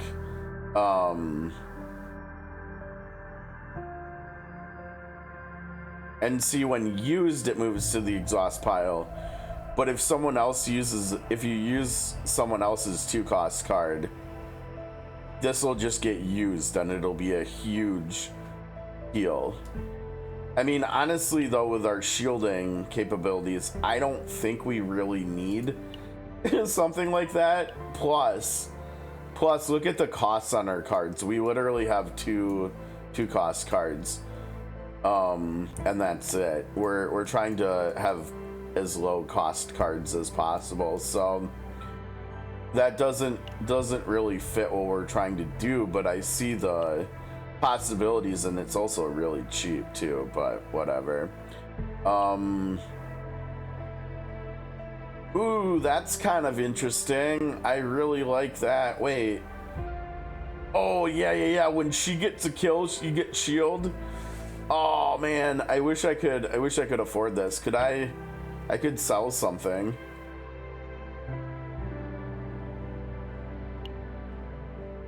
That one's good. I like the counter attack.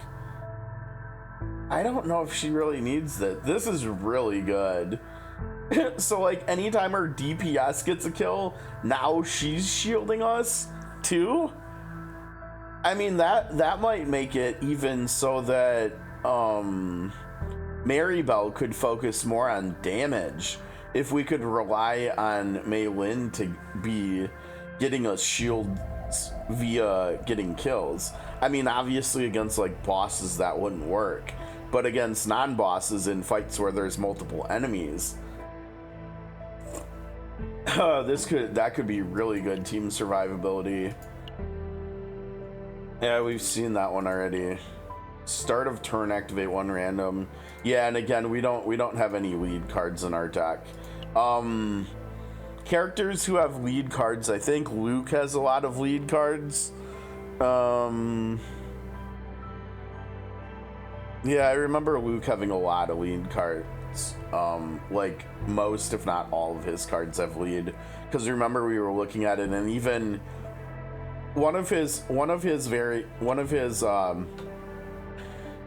cards' Epiphany upgrade actually turns the card it creates, the bullet card it creates, into also having the lead like mechanic basically. And so you could roll lead on the card itself, the skill card, so it's free, so it's 0 cost, and then you could create the bullet card with it, and that could roll to end up being free too. It's kind of crazy. But yeah, like this is nuts. If any of his, this is like a great example of why this game is so cool.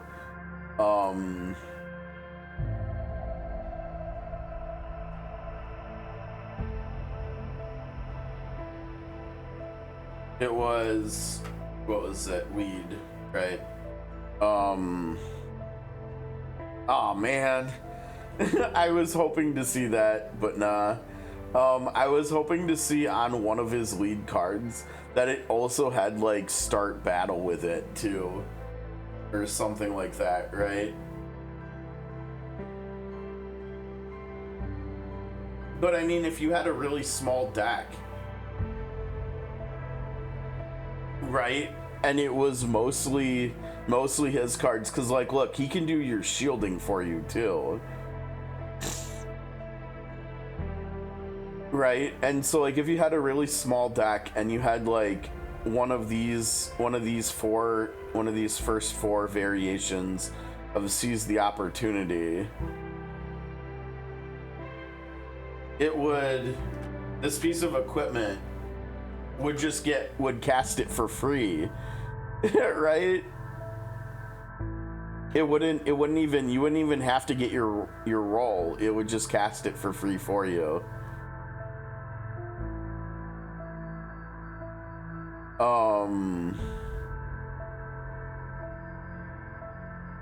That's kind of cool. I like this one. I feel like hold on. I can't remember, did Hugo might have had lead stuff too, actually. How are we doing on time? It's 4:30. Okay, we're doing great. So plenty of more time to play. Oh, that's right. Hugo's thing is haste. Hugo's all about the haste and about building stacks.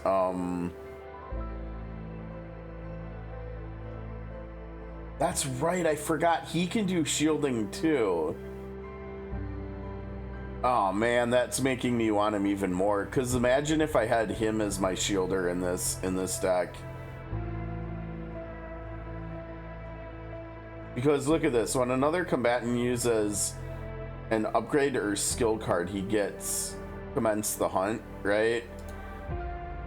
And like, how many zero cost skill cards do we have now? 1, 2, I guess just 2, but we've got a lot of 1 cost skill cards, right? Yeah, we've got 1, 2, 3, 4, 5. Was it skill and upgrade? I think it was skill and upgrade, right? Yeah, skill and upgrade. So we've got 6 of them that satisfy that. And that was that a 0? That was a 0 cost, right? So we could potentially get him stacked a bunch. And because one of them, one of the skill cards draws basic cards and makes them free. She actually, if I could get multiple copies of this and actually, oh, that's interesting. If I could duplicate these strikes too. What damage type, what element is he? Where would it show that? I guess maybe here. I don't think he's fire though. Yeah, no. Veronica. Interesting. So maybe Veronica is the character I should cross my fingers that this account might run into. But yeah, like this this seems like it does definitely have a lot of potential. But yeah, back to the boots. This seems really good though, honestly. This seems like a really nice added level, like layer of protection. I mean, I guess the other option is we could try rerolling because we haven't done that yet.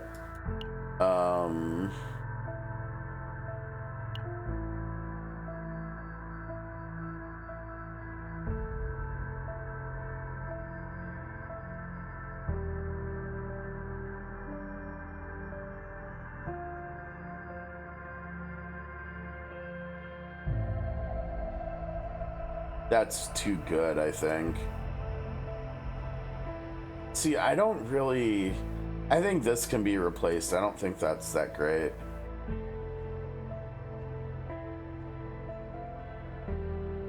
Which is actually how we would be able to afford this, because we'd sell this one for 30.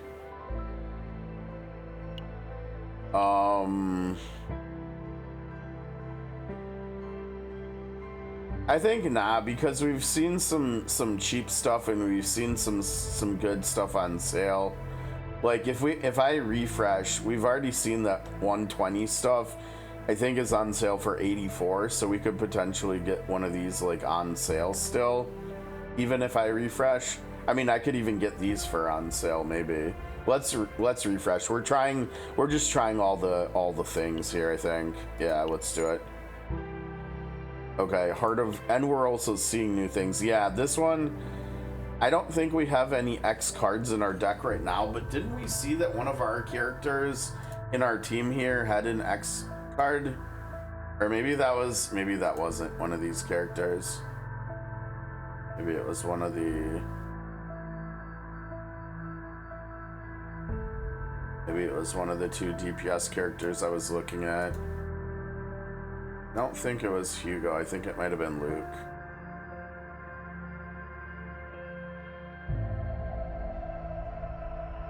Nope. I don't know who it was. It was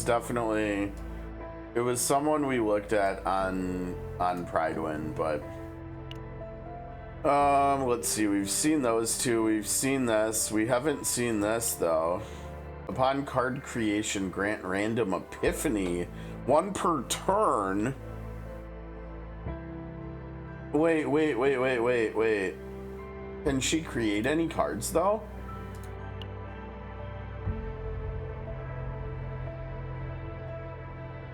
She's not creating cards.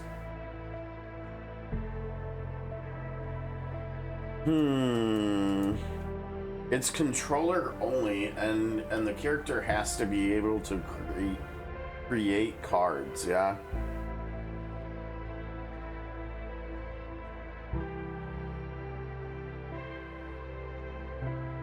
Oh man. And what does it do when you create cards again?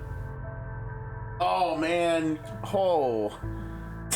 Mika creates cards, remember? Mika creates cards. She creates the like water things, right? How's it going, Harmon? It's literally sci-fi gotcha Slay the Spire. Oh wait, no, it doesn't create cards. Hold on. Maybe I thought wrong.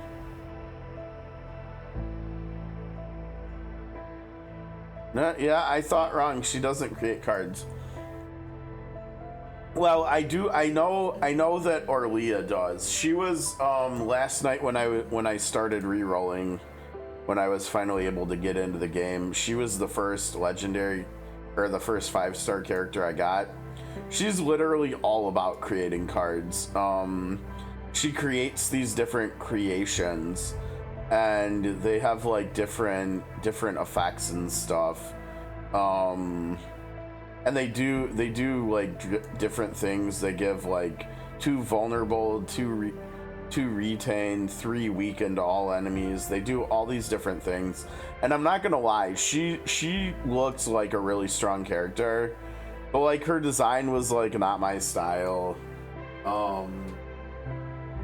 And she definitely limits which other characters you can play too, because she needs to create a lot of cards which fill up your hand, and so she's gonna make like certain characters not playable, like the bullet characters, or just like decks that revolve around card gen and stuff. So she seems like a really strong character, but she didn't seem like a character I would enjoy playing. So, but I could see, I mean, this card would be absolutely incredible to give to her in terms of upgrading your deck like early on, right? Like this would be something great to get like last night or today, if you got her and you were playing with her. We did not have good luck with the reroll here. I mean, this is it before the boss fight, so I don't see anything here we want, which means the only thing left to do with our money is to reroll again, or to refresh again. Big Game Hunter, this is new. Oh, that's okay. Yeah. You hit for 680, damn, Solstice. Alright. Oh, look at this. At the end of battle, if HP is below 50%, recover HP 8%. Okay, so it's like, it's almost the starting, it's kind of like the starting relic that the first class in Slay the Spire has, right? Where you recover 6 HP at the end of every battle. Okay, but we've got 2 potential cards over here. Let's see what we got. We got a tank card. Wow. That is an obscene amount of shielding. Holy cats. 350%. Why can we put that on Mei Lin? Why can a DPS character use that? That's interesting. That's nutty. Wind of Relief. Select and exhaust up to 2 status, ailment, or curse cards from hand. Now, honestly, that's not bad, right? But actually, wait, status, no. I was trying to think. I don't think Kairon's, the cards that he generates, those are just like nothing cards, right? Those aren't actually like status ailment cards. Oh, but he couldn't use that anyways because of the roles it's available to.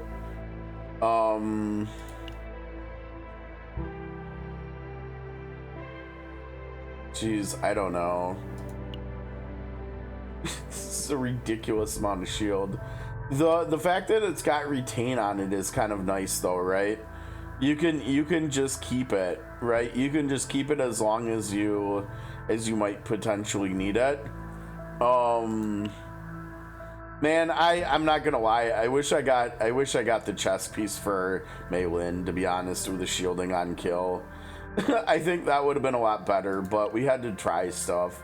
Now we still can sell Nia's chest piece if we get do one more roll and see something we like. I think I'm gonna do one more roll, our third and final roll here. Okay, this is new. Plus 15% damage. Like permanently? Or this is new. Start a battle plus 20% shield. Okay. When an ally uses an upgrade. I think we already saw that one, yeah.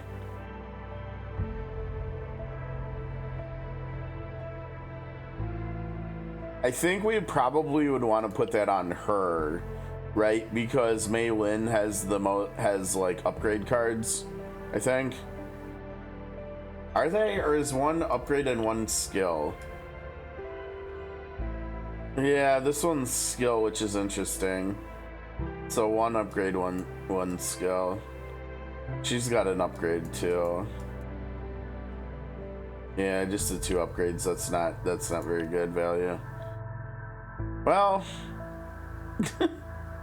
all right then. That didn't work out for us very well, but you know. All right, well we can. Oh, and I didn't even think about that. We should have saved money at the end to train. I shouldn't have done that last refresh. I forgot that training was a thing. Oh well, we'll reduce some stress, and we'll head into the boss. Now look at that. Nia did not retain stress like the first time we rested. Kind of interesting. Who are you? Oh, he's one of our partners, isn't he?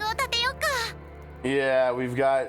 Oh no, what's the bazooka bear's name?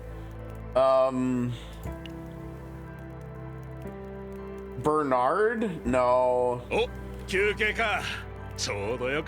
I don't know, I give up. What's his name? Douglas, that's right. Douglas the bazooka bear.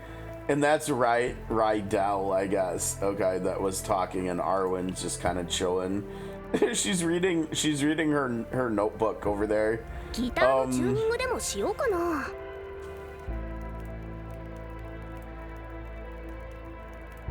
Oh yeah, I mean 5 minutes. Yeah. RNGesus is just trolling you, I guess, Arming. Alright, let's fight the crab. I don't think I can do 680 damage to this thing like Celsius did. Summon Aqua Ball and grow stronger by that amount. Okay. Ah, good, we got that tick on it. What is it doing? Summon 2 Aqua Balls. Okay, we don't like that.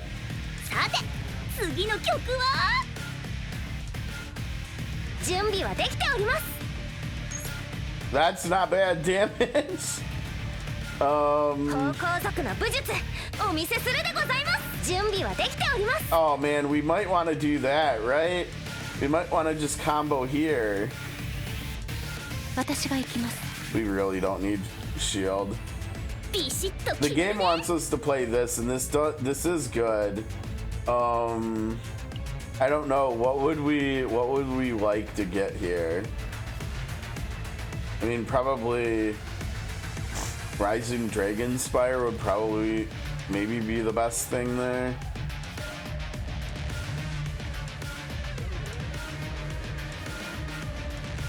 Unity wouldn't be bad either, I guess. I mean, I guess technically mute accent either. Yeah, because it would do damage. It wouldn't do this damage though.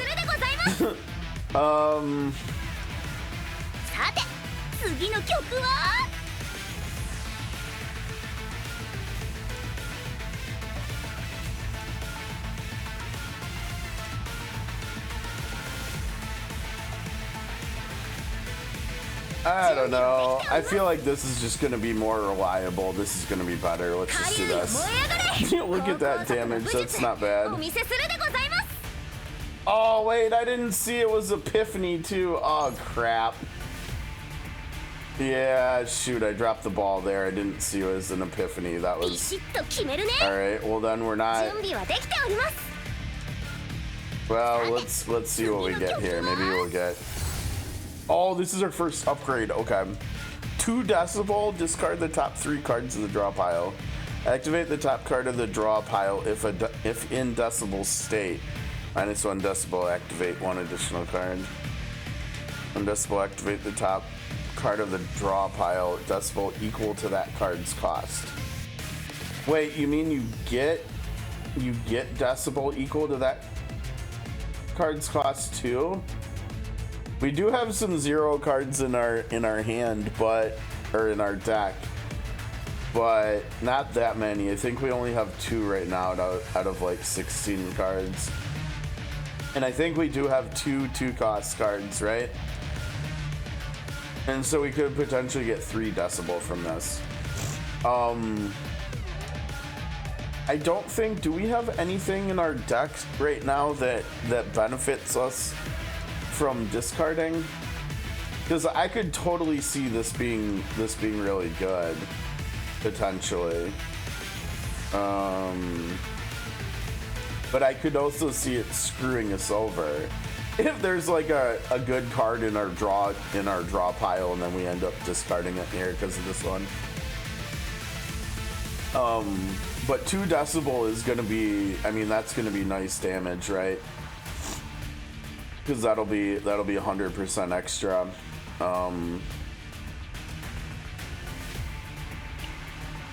Oh, you know what? Wait. I forgot. The decibel triggers after you shuffle, right? And so this is going to get you to shuffling faster. It's also going to get your damage higher plus speed. I think this one's actually really good, I think, right? You're still not attacking, yeah. This is all we have left, unfortunately. And we don't need shield now because it's not attacking this turn.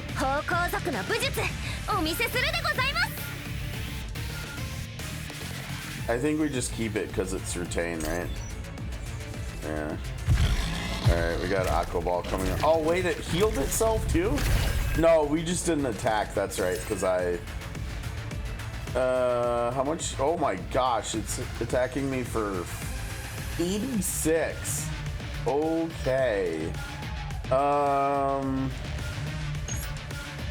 we got it almost covered with this, so let's do... Yeah, let's do that. Konnichiwa. That was a little unnecessary there. That was a little unnecessary. Let's see, 10, 3, and 4, but they're giving shield to everybody. Ugh.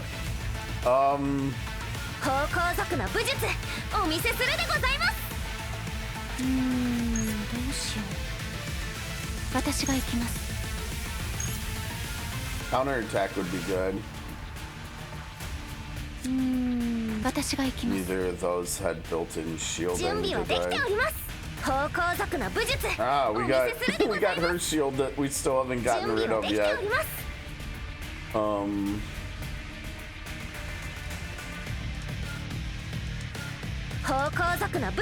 Well, let's get rid of them first. And then we can figure out what else we're doing. Okay, so those are out.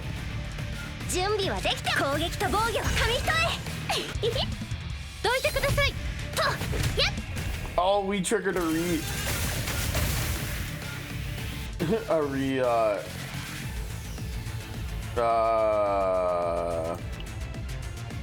how did they word it? A reshuffling? Or just maybe shuffle? What was the word that they used for that?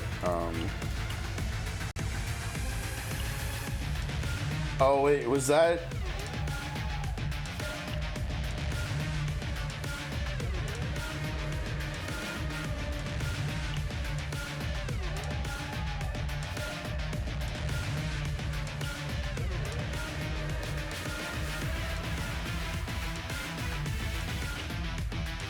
Shuffle. Okay. Not shuffling, just shuffle. Okay, let's see. So it's doing 62. Oh, we weakened it too, huh? Or something. I don't know. We lowered the damage it's doing. Maybe we gained... Oh, we gained damage reduction. How did we do that again? Was that must have been equipment, right? It wasn't because of... No. I don't think, right? Because it would have showed taking less damage to begin with. It's got to be one of these or something, right? Maybe is it this one?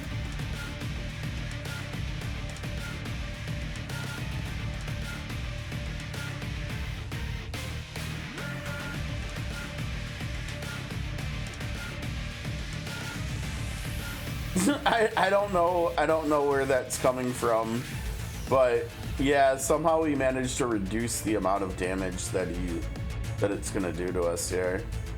We don't need that, right?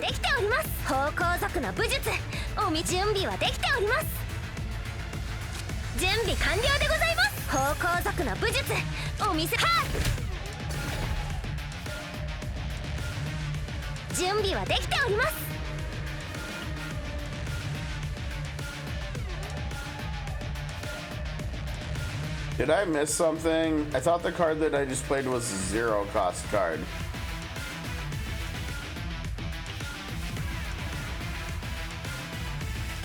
Yeah, I thought I lowered the cost of this card to 0. And then I was gonna be able to play the 1 cost too, but that... I don't know. Let's see what happened here.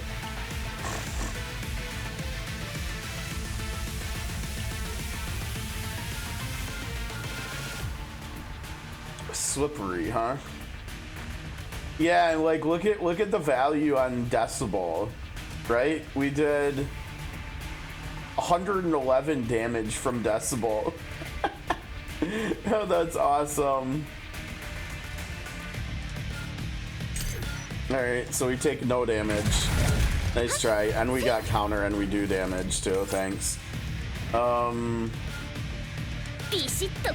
Yeah, I mean, we just want to keep using this like whenever possible, right?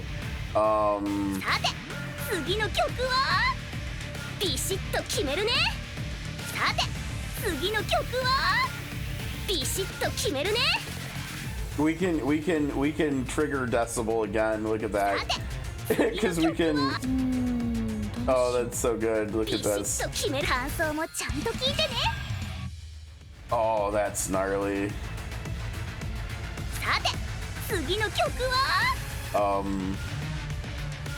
I hope we don't care. Yeah, I mean, well, Reagan Spire wouldn't be bad, but whatever.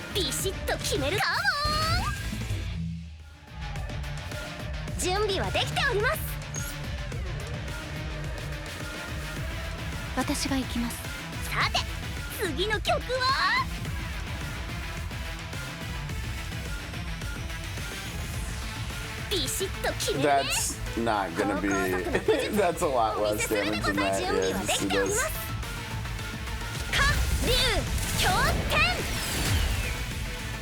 We need to get the embers and stuff. Alright. You good? No, don't create more, because now we're gonna use our thing on them, aren't we? Yeah. Oh, that was overkill. 2 of the hits went onto the same one. Oh, that's too bad. Alright, well, let's get rid of the other ones with this, yeah? Bazooka Bear. He didn't like that. What is he doing? 44 damage? That's enough if we want to. Or we could do this. Let's see what we get here. What did we draw? I didn't even see.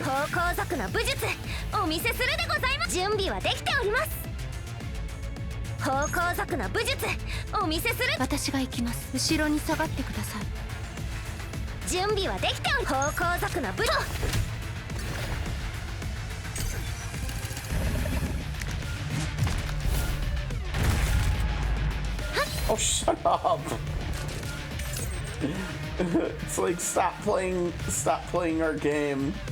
準備はできております Yeah, that looks pretty 高 good. 校族の武術お見せするでございます準備はできております It's not breakthrough. 高校族の武術準備はできております昇竜脚高校族の武術お見せするでございます Okay, maybe we can, let's see how much damage we can do here, right? Because we look at the multiplier, 525%. I don't think it's gonna do 680, but we'll see. 下竜強天 That was not even close to 65. That was, yeah, I need more like buffing or debuffing or something. Oh, we can copy a card? そろそろ帰ろうか Wait, do we get all of this stuff, yeah? Oh no. Wait, let's see, what do we copy? Oh, I don't think this is close to being a question, right? I think we've got to go Rising Dragon, right? I mean, we've got so much counterattack gen already. I don't think we need more. And honestly, I mean, I guess. Okay, let me look at that just to make sure, but I don't think. I'm trying to think whether we would like more.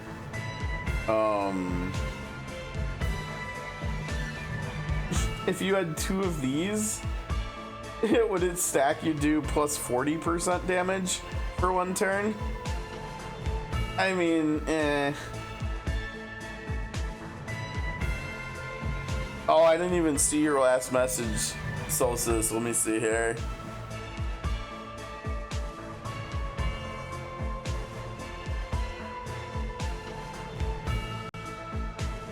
Oh, dang. 80 attack and 80 heal. That's nuts. So you can just heal like whenever you want. So he can be your healer too if you want, yeah? Yeah, that's pretty cool. That's pretty cool. And I know there's cards like who did we see? I think it was the character that I really thought went. I think it was Ray that went really well with him. I'm trying to remember why. I think there was something. Those don't count as basic cards, I don't think, right? I don't think it was that one.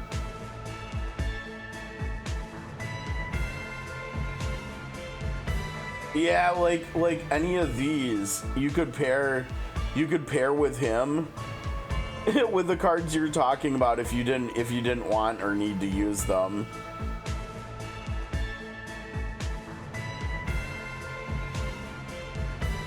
Like, and look at this. I think she's void too, so you could select one of his cards to draw with it from this too. Technically, I think. Or you could get some healing. Or wait, no, that's just drawing. Never mind. Yeah, I like the 3rd and the 5th ones here. Like those seem like they would go with him like really well. But I don't know if you went that route. I don't know. I mean, I guess you could, if you're genning 5 of them every single time, you wouldn't necessarily even need healing from her, right? If you actually needed healing, you could just get it from him, from the other 3 cards that didn't get exhausted, right?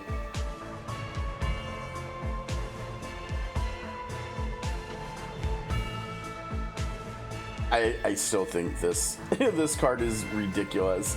Activate all basic cards in hand for 0, and you retain it until you have like all your basic cards in your hand. Okay. Anyways, back to my team. I don't think there's any question here. I like this. I like that card. I like the options with it. And now that we'll have 2 copies of the card, we could get like multiples over here.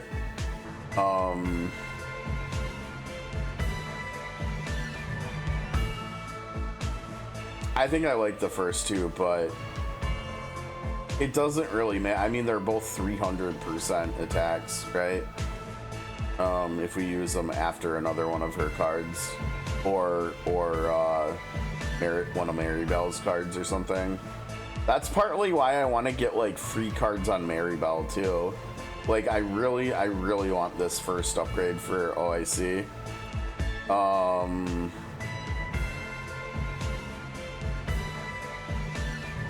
I think I like the first upgrade for Wolves' Dome too. I think I like it more than the 4th one as far as free cards go. Defense-based damage. This is crazy. This is so good. Like, you need some shield. Just do some damage and get as much damage as you did back in shield, and it's free. Like, here, have some free shield. I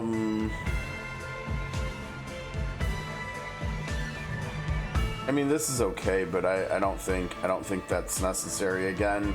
I don't think we really want or need that many cards on the characters that are not named Meilin, to be honest.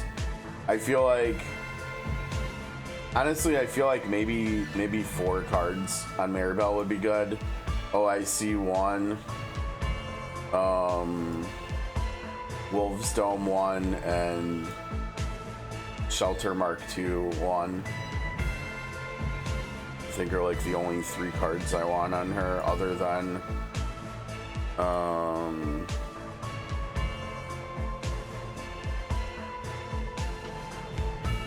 Shelter Strike, the unique card that can't be upgraded.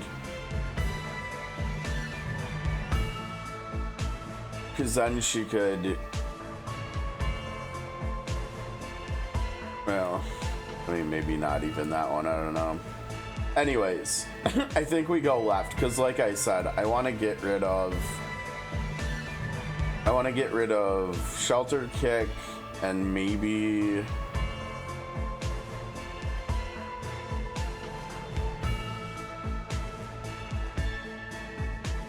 even Resolute Blitz, I'm not sure. I think so, maybe both of those, if we can help it.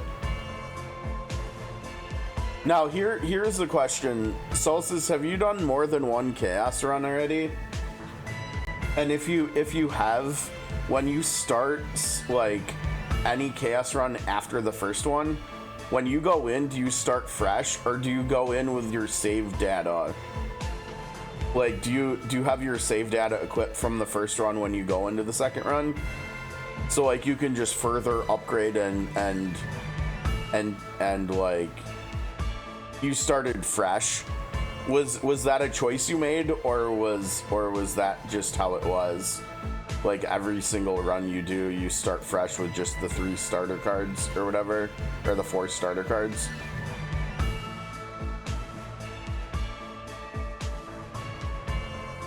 It probably would make more sense that way. Yeah, that's kind of what I figured it was gonna be. Cause like, why? It would be way too easy and way too quick to get like the exact deck you want if you could just run after run after run, like continue breaking down the deck and removing cards, and then getting more and more upgrades for your unique cards.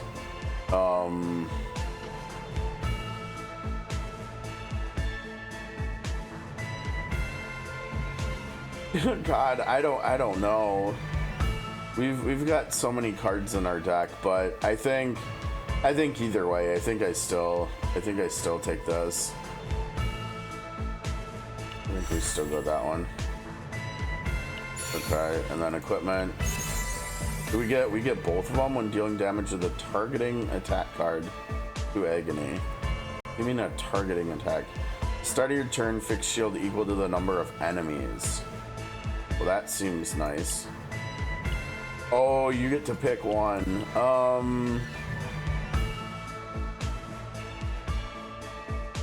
There's a targeting attack.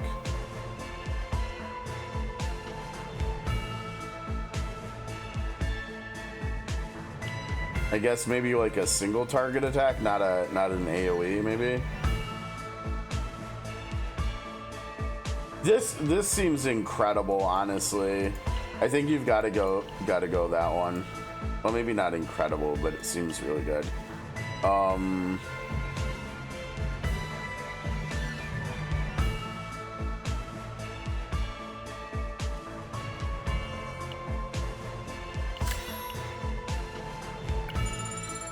Wait, what do we use the money for at the end here? Chaos loot, huh? What is... I wonder if this must refresh every day or something. I don't know. I'm gonna take it. I don't know if that's a good idea or not, but... Oh, we got a level. Alright, level 8. Cool. That was fun. That's very fun. Unlocked exploration records appear as rewards in Chaos. During the next 2 visits to Delang's shop, the prices of one random displayed item is reduced. Cool. Okay, so our shop will be...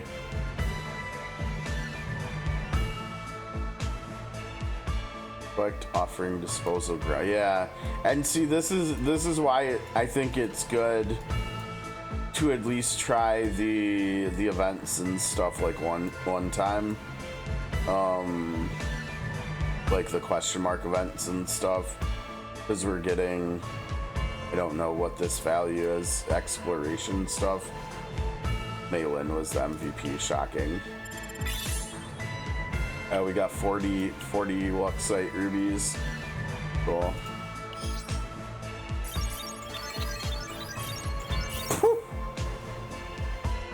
Oh no, she went down? Really? Uh-oh. What does locking do? How did she go down? Because I removed cards?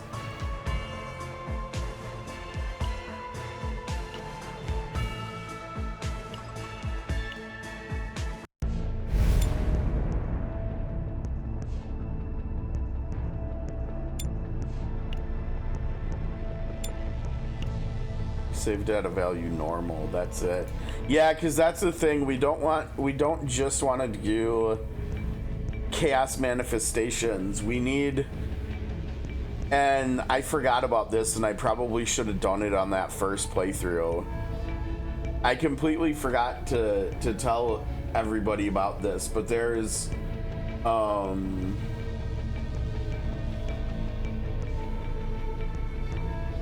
actually reason for letting one of your characters have a mental break in one of these chaos things, because when you do have a character who has a mental break, then you can do this other version of chaos manifestations, and I forget what it's called, but where basically there's additional, just like an SOC with the modifiers and some of the events and stuff that make it harder. There's that in here too, and the trade-off is the rewards are better, and so we have to at some point like have one of our characters have a mental break in one of these, and it probably makes the most sense to do it like right away. I don't know whether it's only like you have to do it on a per chaos thing basis, or if you just do it once and you're good forever. I'm not sure about that. We'll have to figure that out, but yeah, that's definitely something that we have to figure out, and the sooner the better. I'll try to, if the game doesn't like flat out tell us, I'll try to figure that out before tomorrow. What is it yelling at me for still? I don't think we want to do any more pulls. I guess I forgot. Let's see, Asteria, so she would be, and I think she, yeah, because Maylin doesn't have any pulverized cards. I don't think she would be.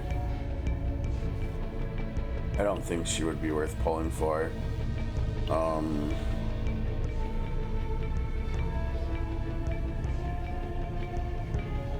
So you're guaranteed a 5-star after 70, but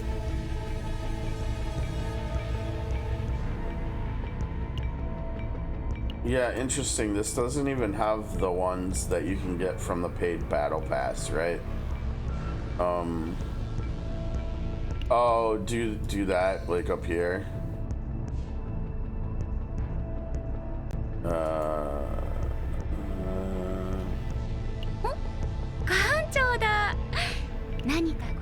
Where under events? Oh, this stuff. Simulation has been activated. Phew, the missions are getting harder and harder, aren't they? I really need to train more. Oh my, do you need training? Great timing, I just finished the maintenance on the simulation room. Well, apparently I can't do that. Now, Captain, this is the simulation room. Here you can engage in combat to obtain various materials necessary for the agent's growth. Okay, gain growth materials so we can level our characters. Maybe we can go to 20 now. Materials you can obtain will vary depending on the type of simulation. It's recommended to gather materials for leveling up your combatants.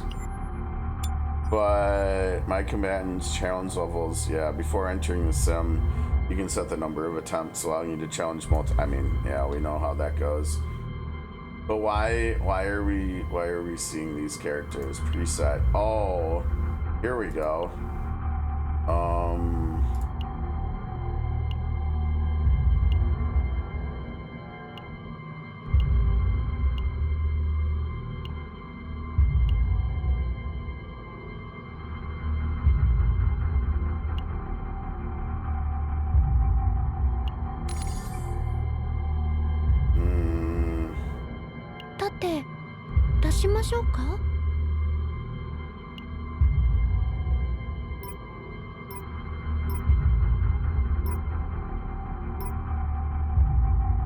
Not a whole lot better technically, huh? Well, because we didn't get OIC, which is a good card. We have the 3 starting cards, and then we only got one of the uniques for her.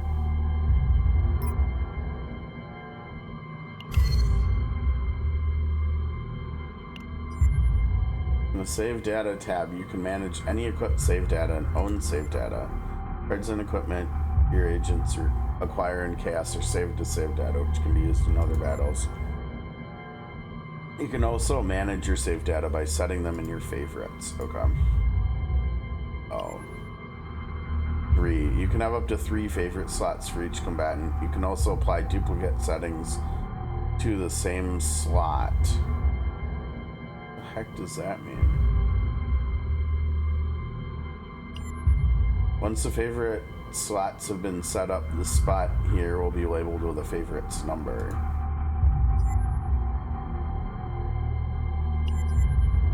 Oh wow, you may freely decorate the visuals of the save tab. This is okay, this maybe is a little bit extra. Backgrounds and stickers. Jeez, okay. I mean, this is probably going to be a way for them to like something for them to monetize, right? But honestly, I'd rather have them monetize like oh wow, dude, what is this? We're doing some like graphic design work in here. This is actually kind of cool. And you can rotate too. How do you? Yeah, this is kind of cool, actually.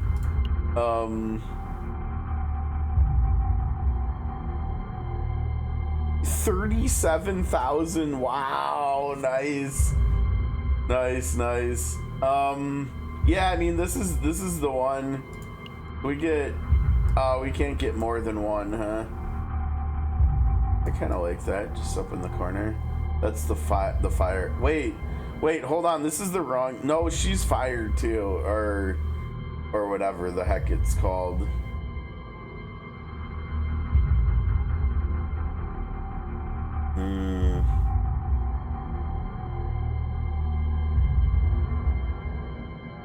Sure. Alright. Yeah, because this is Marybelle, isn't it? I think.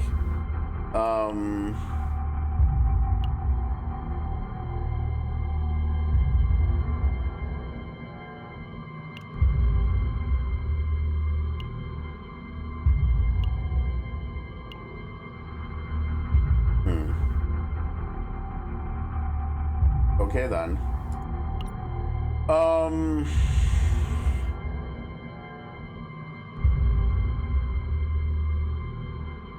Yeah, I don't know. This might...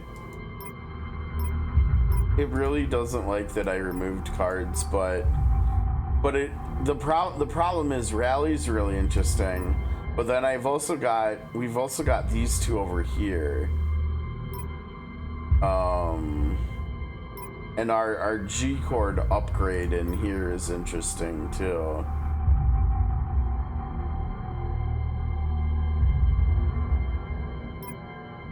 I don't know. I mean, I don't think we want this many. Like, we don't need this. Adagio is good, and this is good too, right?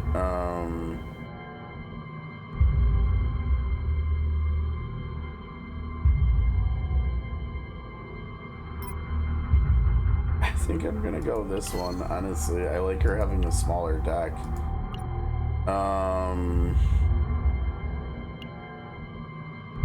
Yeah, I think we've got to use. She's got too many cards. She's got 9 cards. That's way too many. Honestly, I would have liked to get rid of all 3 of her starting cards if we could have.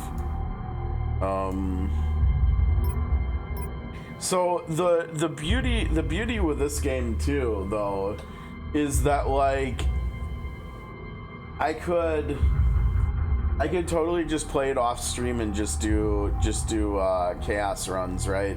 And then we come back like tomorrow for tomorrow's stream, and we just do story stuff like that. And that, I mean, yeah, you guys would miss out on the gameplay and stuff from the chaos run, but there'll be more gameplay in other chaos runs on stream, and there'll be story gameplay too, so it wouldn't even be that bad, I don't think. How's it going, Sarah? I settled on something. I did like, I don't know, 4 or 5 hours of rerolling last night, and I didn't get anything that I was too happy with. And we did a couple of rerolls to start the day, and I ended up settling on one of the first ones I got. So I've got Mei Lin here, who is a fire like hyper carry. All she does is like single target stuff, but she debuffs for herself and for our tank to do more fire damage, and she does good card draw for the team too. And so she's pretty darn good. And then I also got Nia, who's absolutely amazing with now wait a second, it didn't swap. Why doesn't it show? I guess this is just her cards in general. But we did our first Slay the Spire run. We just finished that a little while ago, and I've got some interesting cards on her, like this one. No, I've played a little bit too. We've probably done about 4.5 hours of gameplay after we finished the rerolling today, and it's fun. It is. It's like the chaos mode, which is like Slay the Spire, basically the exact same thing, is really cool. And like how that works is you go through and you literally just play Slay the Spire. It's the biggest difference is the paths and stuff are horizontal instead of vertical. I haven't minded the story so far. It kind of reminds me of Counterside, which was kind of an interesting sci-fi story that I played a little of a few years ago, like off stream. But basically, so like the way the save data works is you go in to the Slay the Spire mode and you start with the top 4 cards, the starting cards. That's all you start with. And then as you play through, you can like unlock these unique cards down here, and you can even upgrade them. That's where like, well, not that one. That's where if you like click on it and click on Epiphany, these are all the different versions of this card that you can get. And see, like 3 of them are 0 cost, one's a 1 and one's a 3, and so they play like drastically differently. And so you can build every single character like different ways so that they can synergize with different characters. So like the best shielding character, like the best tank in the game, has these cards that have this tag on them. I don't remember what it's called, but basically what it is you don't want to play those cards. They're like 2 and 3 cost cards and stuff. And basically what happens is if that character or either of the other characters play a 2 cost or higher card, those cards will get triggered automatically.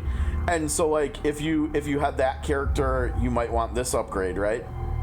So you play this card, and then all of a sudden the other characters' cards all get triggered and stuff. It's really interesting. But like, so I went through the first Slay the Spire mode run, and like I said, we started with those. Outside of here, we have all 8 cards, right? But I trimmed down. I got rid of both of the heals because my shielder was protecting our team. Like I finished the entire first run at 100% HP, so I got rid of both of the heal cards because we didn't need that. And why is it showing the heal cards here? Because we did not end the run with the heal cards. We did not end the run with the heal cards. Why are they there? No, why? Wait, no, I ended the run with her having 4 cards. It's forcing, apparently the game is forcing the basic cards back into the deck because the 2 heal cards and the damage card are all basic cards. Why is it doing? I don't like that. I hope, did it do that with my other characters too? Let's see. Now, actually, you know what? I don't think we got rid of either of the other characters' basic cards, did we? No, we did not. So that's weird. I don't like that. But yeah, like, so this is not a card specified to her. It's just a generic card, but I got that, you know, kind of like Slay the Spire has the neutral cards or whatever. But this card is nuts. It wasn't even a hard choice. It was like a choice of 3 cards, and this was like by far the best one. So it's haste, so it doesn't reduce the enemy's action count. So it's interesting because it's turn-based just like Slay the Spire, but then enemies also have action counts, like numbers and stuff, and they're like countdowns, and it's how many cards you can play before they do their next action, and they can do that action during your turn too. And so there's an added layer of strategy there, and haste like doesn't reduce their action count, and then it also increases all enemies action count, and it lets you draw a card, and it's free. Like, it's so good. Who you start with? Yeah, because you don't like rerolling, right? Now the only thing with that is, I guess I can't show it here, but the thing with that is, because I already did all my polls, but there's a banner here that was the 3rd one in the list. It's the beginner banner, 50 polls, and all you have to do is the tutorial through the rerolling phase, and we have enough polls to do 50 polls, and so every reroll you do guarantees that you get 1 5-star character. And so basically what I did with that was I just took I just took a reroll that had one of the characters I kind of liked, one of the 5 stars, Maylin. And then I also got Nia, who is probably gotta be one of the best 4-star characters in the game. And I'd actually pulled a dupe of her too, which made it so this one card of hers goes from being a 1 cost down to being a 0 cost card. And so like I was like, that's some good tech right there. And then there's also this like partner system. It's kind of like the weapons in SOC or something. But I got a good partner, a good 4-star partner for her. And then I pulled a dupe of that partner too. And so yeah, you know what the dupes in this game are? They're basically like an Octopath. They're like the awakenings that we can do in Octopath with the dupes. The only difference is in Octopath you can choose between doing the awakenings, which is like this, or you can upgrade the character's ultimate skill.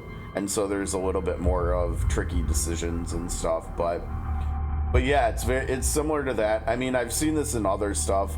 This was kind of like the system in the Marvel game too, except they had the split paths, and then they had the last one once you did both paths that was like the super node, that did like almost like often character defining stuff.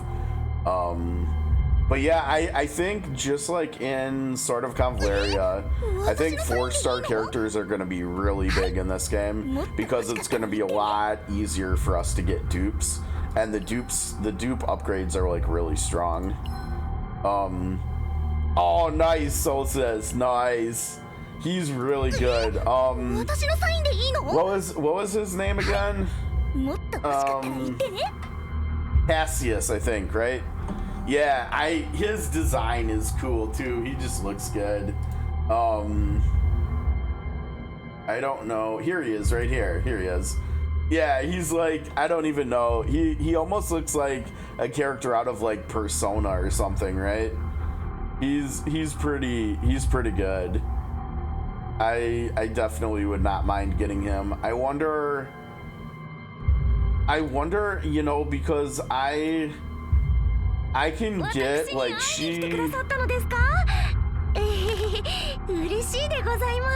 she have any way of doing shielding stuff down here? I know she starts with a shield, and we also I really shit the bed in the run we just did, because there was a chest I could have got for her that made it so that we got 60% shield every time she got a kill. And I decided to reroll, like refresh the shop past it, and I'm kind of bummed about that. The stove client sucks. It's so laggy, and it like auto boots up when you click on the game and like a YouTube trailer is playing, so it's like added like memory leeching. Thankfully on mobile you don't have to deal with that. It's just the game on mobile. So while we were doing rerolls, I was streaming both versions of the client. I had the phone plugged in and we were putting that over this, like covering part of the screen. Tomorrow I'll try, depending on, I'm gonna do some rerolling on the mobile on the mobile version tonight. I want to see if I can get Hugo still before we get too far in, and then I can play with him and decide whether I want to keep going with Maylin. But so far I've really been enjoying this team.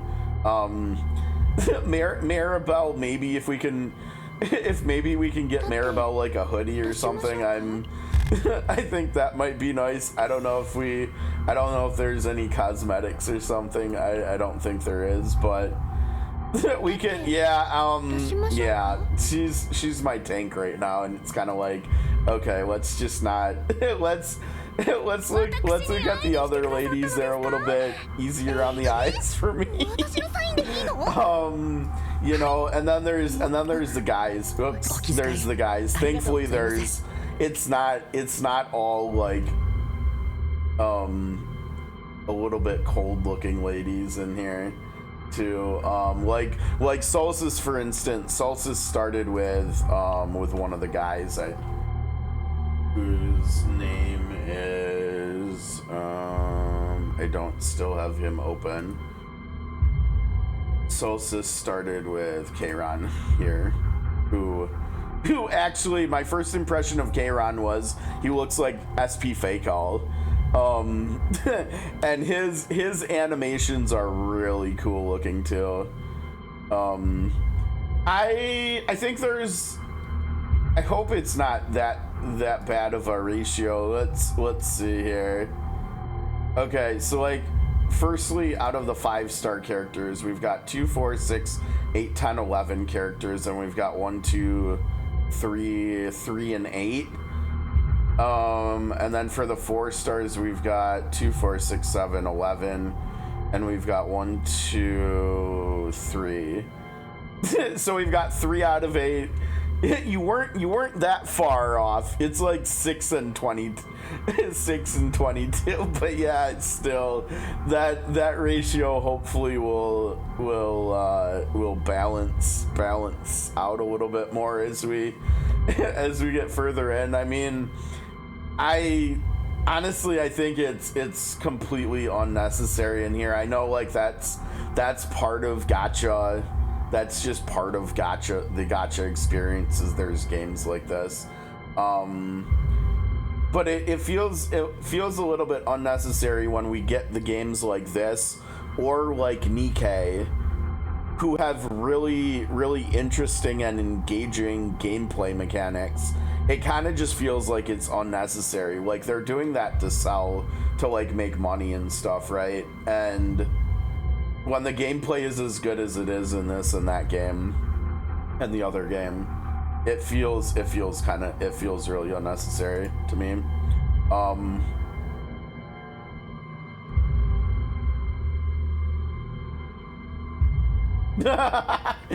Yeah, I had to turn. Oh, are you talking about my game's volume or your game's volume? I did have to turn the volume down on my end a lot already, and maybe your game. Yeah, like look at my volume settings. It was really loud. Like, okay, if anybody's wearing headphones and stuff, like you might want to pull them off a little bit, cause yeah, it gets loud.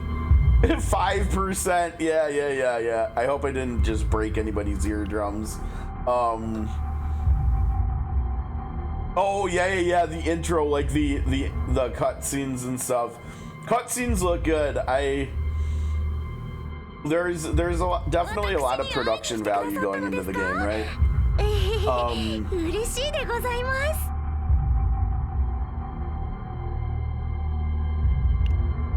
Yeah. Okay. Let's play a little bit more. I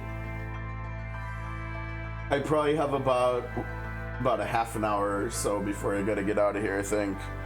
And then I'll be back definitely tomorrow for more. Oh wait, today's only Wednesday. Why did I think today was Thursday? Yeah, I think, you know, honestly, with where I'm at, I think at this point I've come to grips with skipping Camelot, so I think we'll probably just stream this for the rest of the week. And I guess we'll probably stream this next week too. I think we're probably just gonna stream this until we go into Dragon Quest's launch on the a week from tomorrow. Renoa, this character who's part of the story, she's really interesting and she's really strong. Sarah, if you get her, I like her design a lot.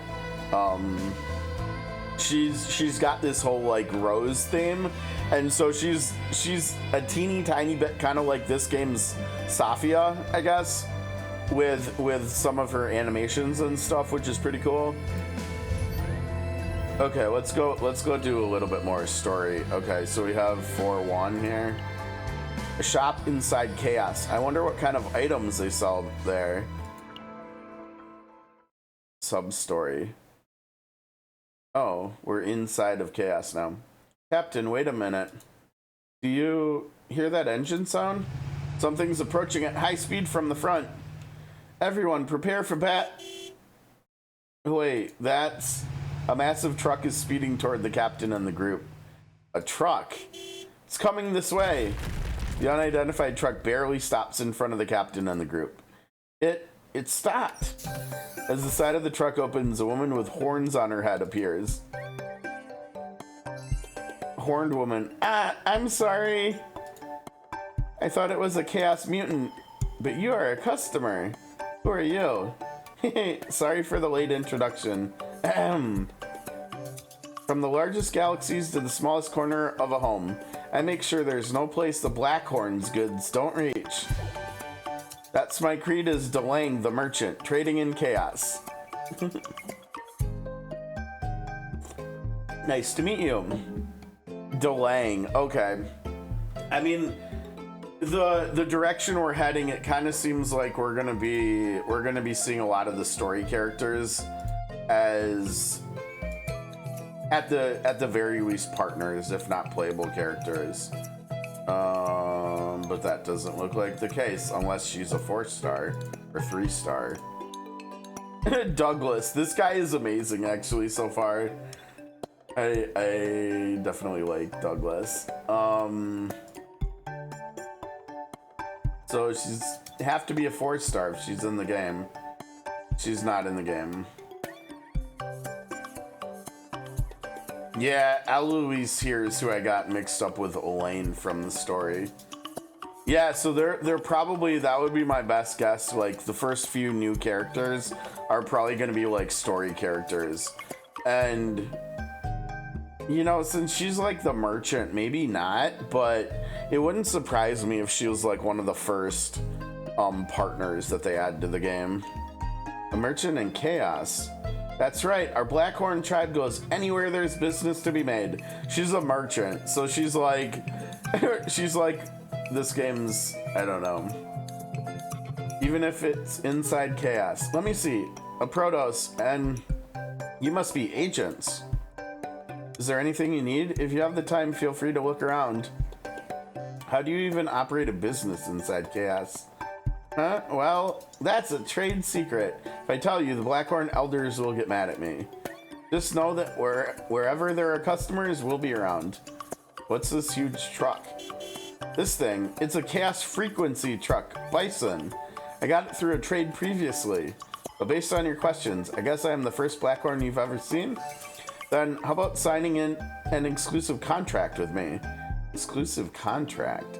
Yes, that's right. Since we Blackhorns wander around often, it's hard to establish regular customers, you know? That's why we sign exclusive contracts to build regulars. We sign a contract, I'll show up in any chaos where you are, no matter what happens, to sell my goods. What do you think? We've seen references to Blackhorns in the documents. They're known to be a tribe that risked their lives to uphold their contracts. You can trust that contract. If we could use their services while the SS Nightmare explores the chaos, it would definitely be helpful. Alright, let's make the contract. Oh, how exciting. Really? Then please wait a moment. Where is it? I had it right here. There it is. Ah, here it is. Captain, could you come a little closer? Okay. Plane quickly pricks the tip of the captain's finger with a needle. Nani? What are you doing? Gosh, calm down, silver-haired fox. You can lower your gun. Delang touches her horns and gently pulls off a piece from one of them. Delang smears the captain's blood on the horn piece and hands it to the captain. This is the horn contract we Blackhorns use. Okay. So she pricked our finger, got some blood, and then mashed it up with a piece of part of her horn that she broke off. Once you sign the horn contract, I can find you in any chaos. You frequently travel through chaos. Do you know a lot about chaos? Of course. Then can you tell me about this chaos? The name of this chaos is Silence Street. Okay. Is that all? Huh? Well, what more would there be? This used to be Earth in the past, right? You humans probably know better than I do. I don't know much about it. Be careful, there are a lot of man-eaters here. as you're probably already aware. She's not very assuring, this Blackhorn. I feel like I forgot something. Ah, I remembered. I almost forgot the most important thing. Welcome to the Delang shop. Okay. Alright. Thanks for the luck sight, I guess. And for making us bleed. Gone with her beautiful dream. As Renoa's consciousness fades, she's reminded of a beautiful memory.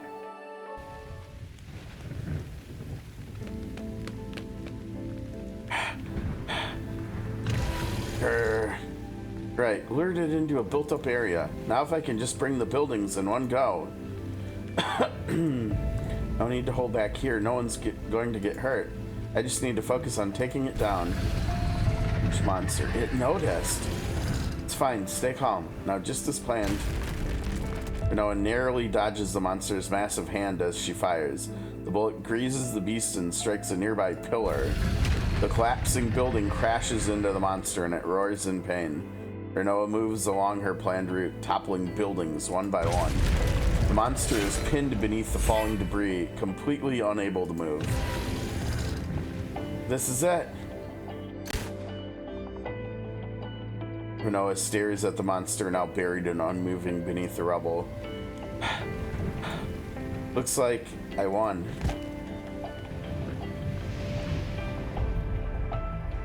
The worst scenario. More important, there's safety. We can't allow the Protos to be sacrificed. Regardless of how many agents it takes, it can't happen. What was that? No, I won't let anything happen to the captain. I can't see. Everything's gone black. Hope that wasn't the last dream I'll ever have. What a terrible way to go. I can't even move my body anymore. Is this really the end? You'll do just fine on your own. I'll be watching. Nice to meet you. Looking forward to working with you, Vice Captain. Renoa, over here, this way. Captain, at the desk again. Oh well. The captain and everyone else, without anyone to nag him to get some sleep, he'll probably end up working the night away again. I should have reminded him one last time before I left. How much time has passed? I can't keep my eyes open. Once they're shut, will that be it? Captain, did you make it back safely?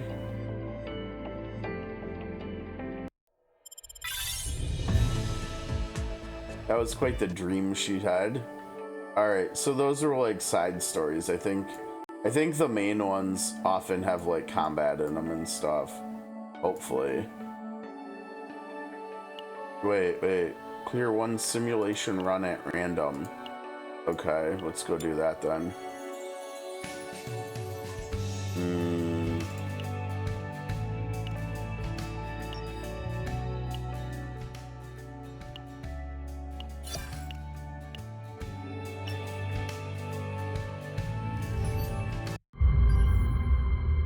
Oh, I guess. But we're at level 10, right? Let's see, the unit stuff. Let's see.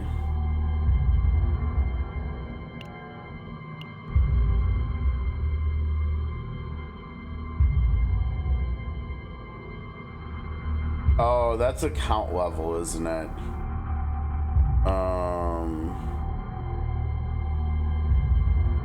Is this the stuff? Let's see. No. I'm trying to figure out what we need to like raise the level cap on the characters because everybody's capped at 10 right now. We need promotion stuff. Oh, and this comes from the unique like class specific stuff which I don't have. The selected battle mission node, okay. Oh, and we can't do that either. And we can't.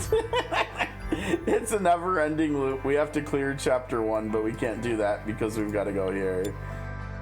I guess we'll just do this one. What is this, level 10? Let's just do 1 here. もう始まってるんだ。 That's funny. Ah, good, we can auto. I can kind of chill for a second here. Let's just let the game play. Let's see how the game plays. Now the only thing we're missing with the auto is like 2x or 3x, right? We'll have to see whether they add anything like that at some point, because that would be pretty nice, probably. That was pretty good though. But it is level 1, so it kind of makes sense that that went pretty smoothly and quickly. I like the menu navigation. It's pretty quick. Their load times are really short. Impending danger. While talking with Elaine about the downed SS Nightmare, the captain receives a transmission from unexpected sources.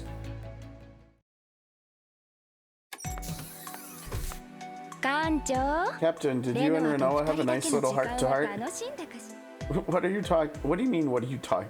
Well, I think it went okay, I guess. Why are you blushing? You're making me a little jealous. Really? Okay, so what did you want to talk about, Elaine? Oh, nothing much. Just thought we should talk about that crashed SS Nightmare we saw. What do you think it was?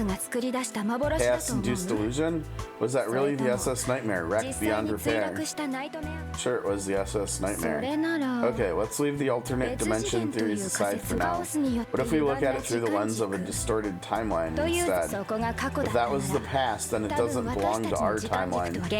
After all, we're here, right now, spending this lovely little moment together.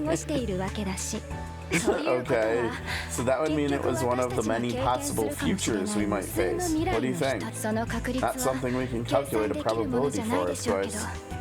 Even if the chances were just 0.0001%, we still have to prepare for it. Exactly, that's what I was getting at. We're so in sync. We think alike and share so much more. Okay, chill, Elaine.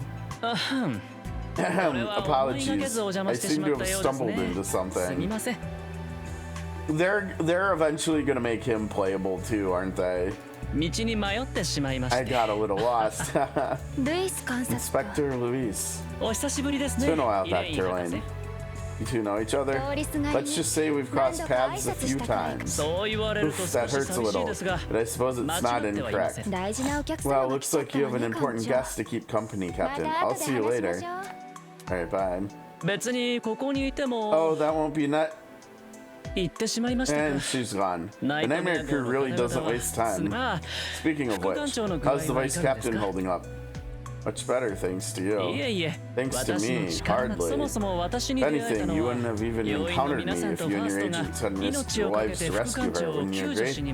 Fair point, yeah.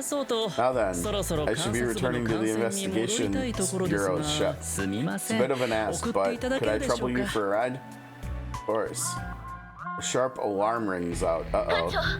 Captain, multiple battleships detected ahead. Identifying affiliation. It's the Holy Crusaders. Oh dear, things just got complicated. What's happening? Incoming transmission request. I'm heading to the operations room now. Understood. Patch me through. Connection established. Who's this guy? Greetings, Captain of the SS Nightmare. I am Crux Cardinalis of the Holy Crusaders, Sacred Sea, speaking on behalf of the Holy Monarch. Crux Cardinalis. Wow, he's got a name. I will keep this brief. Now, why does it say his name is Judas here? I hereby demand the transfer of Luis, Inspector of the Imperial Central Investigations Bureau, who is currently aboard your ship. What? Why? Why would he need him? Pending danger, you can progress through a new story. What new story? Captain, do you have a moment? Now what? This way. No, wait. We already went here, didn't we? Watch again? Why would I want to watch again? What? Why is she trying to make me watch the video again? Okay, the lucky girl. Luck comes to Tressa, but misfortune befalls everyone else except her. Okay.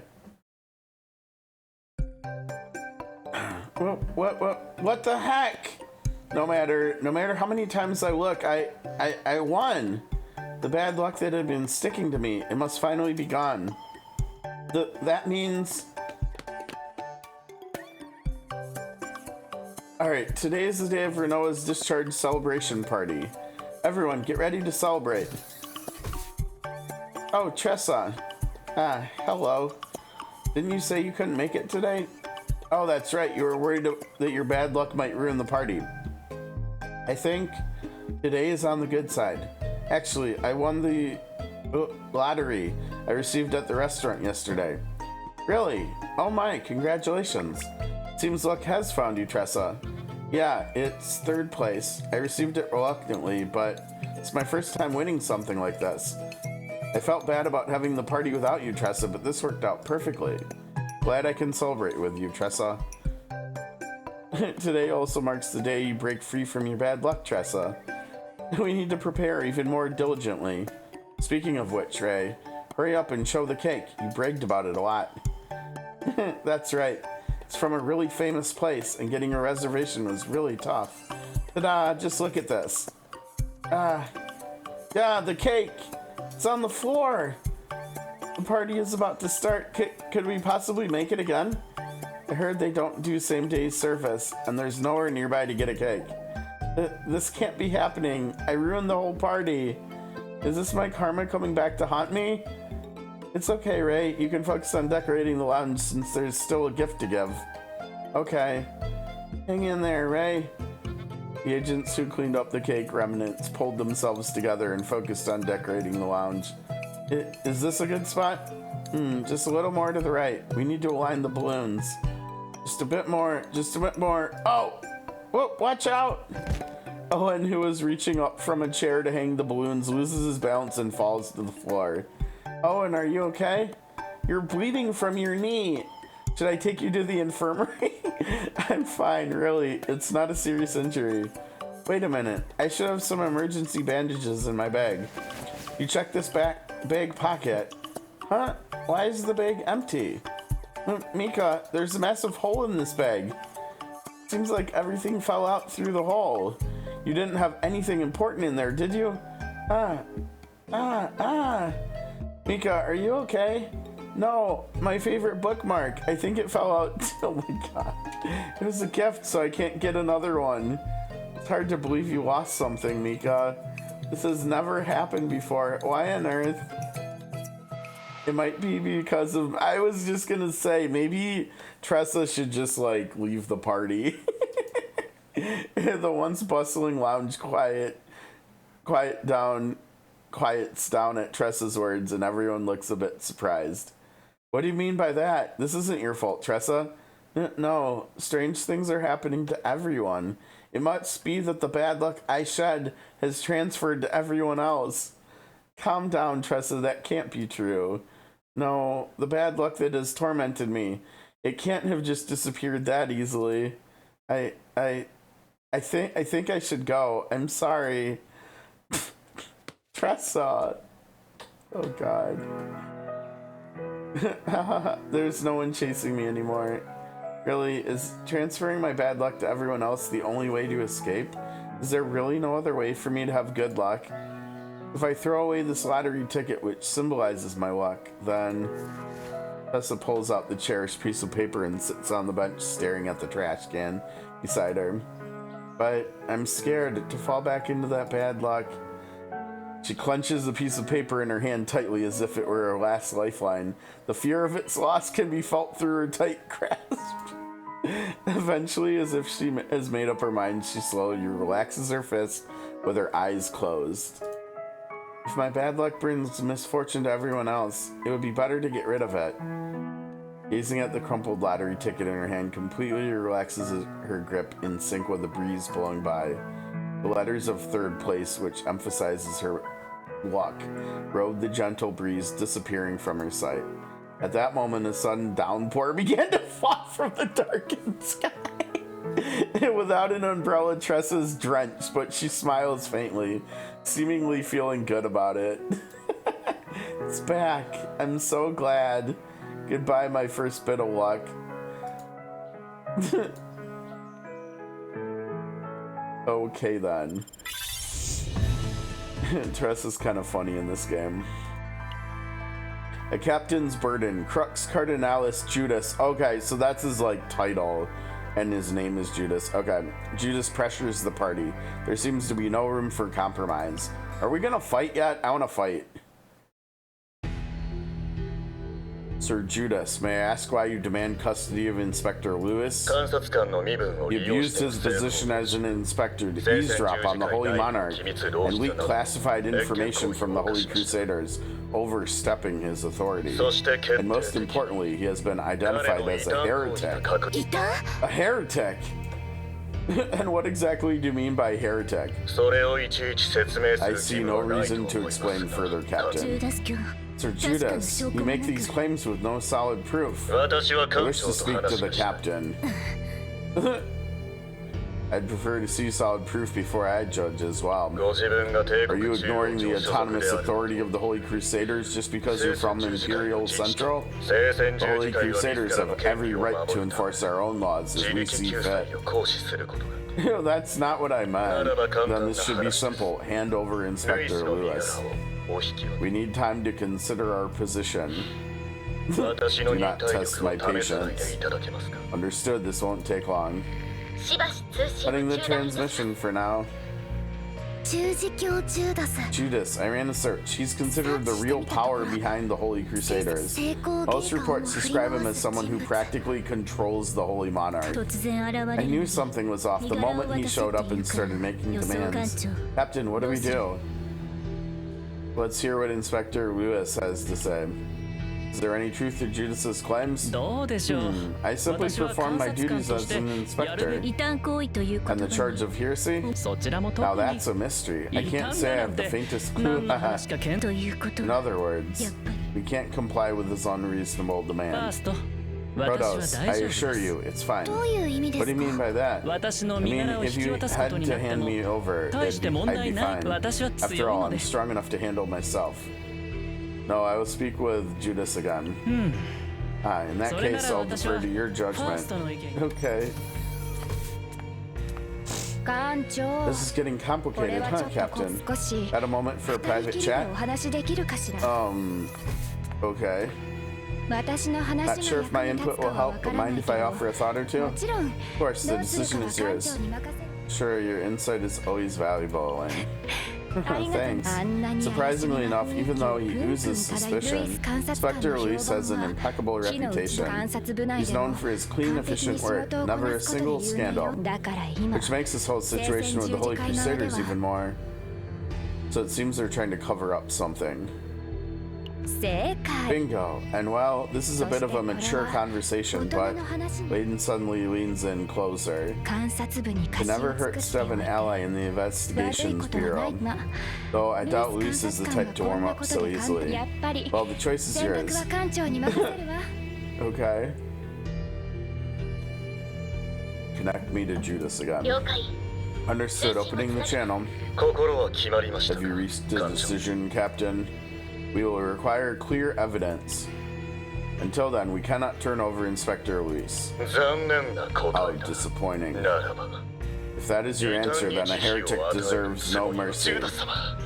Sir Judas, attacking an Imperial vessel. Silence. Even the Empire will not challenge my decisions. Captain!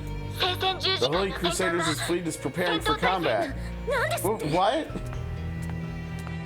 Seems Sir Judas is more stubborn than I thought. Do not speak my name, it disgusts me. We can't afford to battle the Holy Crusaders head-on right now. Agreed, Captain. Our best option is to head to the Imperial territory and request mediation. Situation Code 7, activate defense protocols. Understood, deploying shields. The Trion Arc is on the list of available warp stance wormholes. Confirmed, execute manual H8 25. Open the wormhole.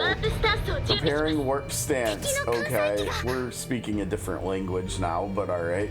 Incoming enemy carrier planes. Are we fighting? Oh dang, we got cutscene. Oh damn, we got a... Oh, this is more serious than I thought. Jeez.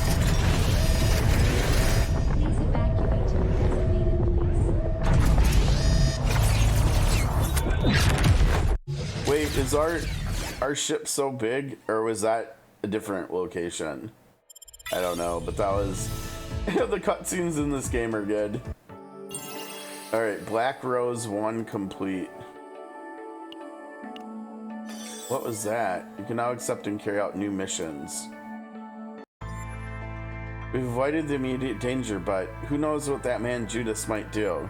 To prepare for threats, I'll need to build up my achievements.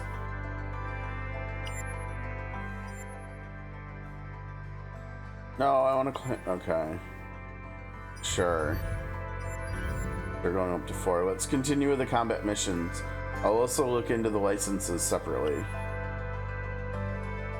Okay, ran into a powerful enemy during a chaos expedition. We need a Protoss who can provide backup pronto, and if you have a strong agent with you, that's even better. Level 3.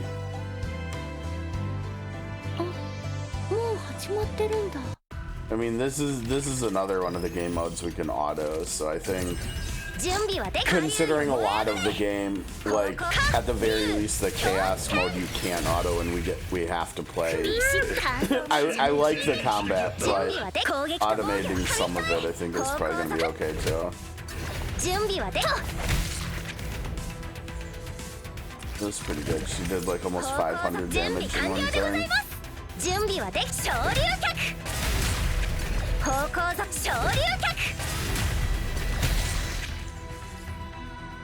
Good damage. Can we keep going? Looks like it. Comms check. Is anyone out there? There's a chaos we've discovered with some valuable resources, but it's beyond our reach. Help us retrieve it, and we'll make sure you're well rewarded. Wait, is this actually gonna unlock a new chaos mode for us? That would be really cool.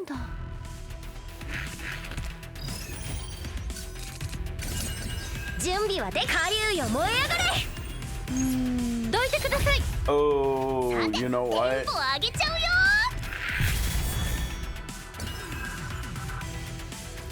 The game did not do good there on auto, did it? I saw a few misplays there. Like it could have used this, right? And it also attacked the left enemy that was not attacking us, and the right enemy was, and so we took unnecessary damage there. So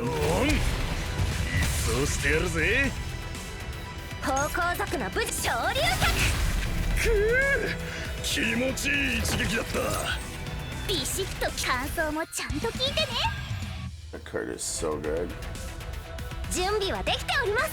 攻撃と防御を紙一重方向族の武術お見せするでございます準備はできておりますはっ私が行きます方向族の武術準備昇竜脚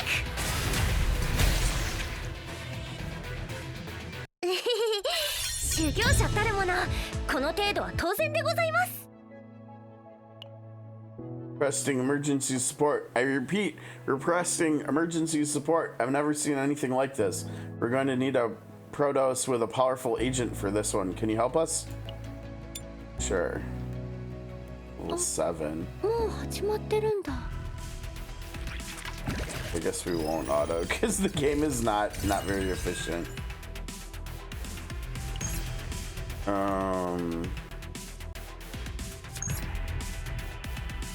どうしよう私が行きますどうしよう私が行きますさて次のテンポを上げちゃうよ方向族の武術おみビシッと決めるねどうしよう私が行きます誰も怪我させないどうし私が行きます。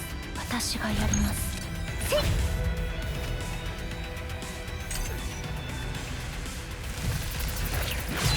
どいてください。私がやります。さて次の曲はビシッとカモン。さて次の曲は準備はできております。昇竜脚さっきのあれ武術すげえな。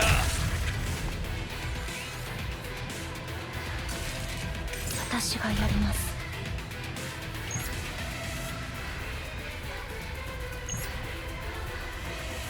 ターゲットオン。一掃してやるぜ。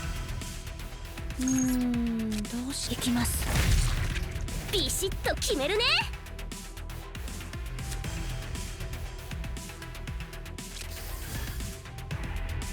準備はできております。さて次の曲は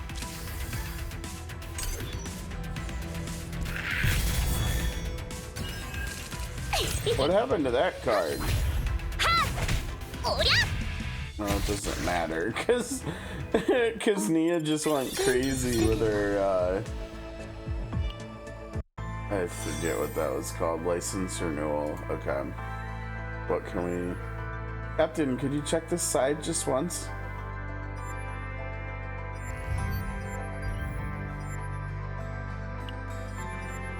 Captain, a new license has been established. License renewal, what is that? New standard captain's license has been established. Let's hear the explanation from Renoa, who received the mission in the operations room. Details in the... Okay. Actually, before we do that, though, we've got to come collect all of our stuff over here, yeah? Is this... That's a single pole, I think, right? Oh, it doesn't tell us how many of these we have, though.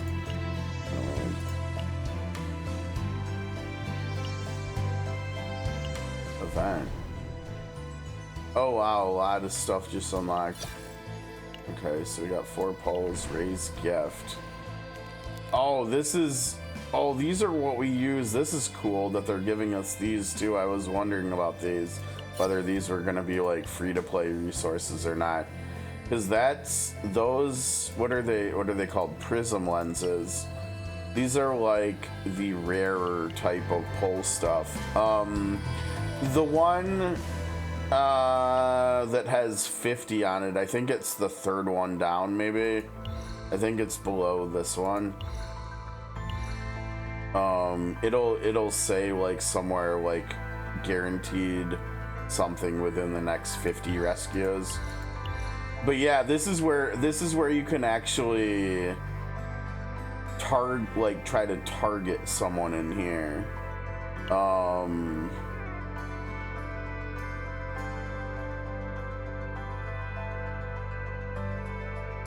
I mean, Calipe would be an upgrade for this account, I think, more than Hugo, so I'll put her in there for later. But yeah, so this event gave us 2, and after a week goes by, we'll have enough to do our first 10 pull on there, which is kind of cool.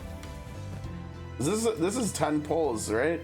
Jeez, they're just throwing pulls at us. I mean, they said we were gonna get 200 pulls, right? So yeah. Oh, this is what they wanted us to do here. So we get a free barrel. What is this? Promotion material. Okay. Rosaria. We're getting a free Rosaria too. I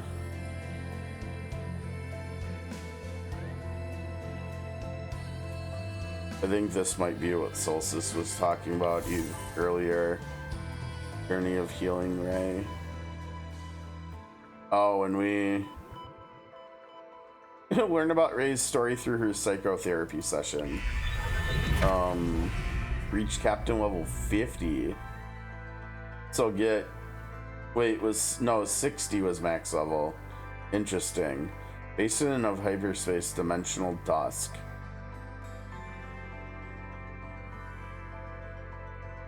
Oh, interesting. It's like a new... Like an important game mode unlocks at 50, I guess. And this unlocks at 40. Zero system using the codex. You can identify singularity coordinates and enter unique space-time chaos. Okay, so like special chaos stuff.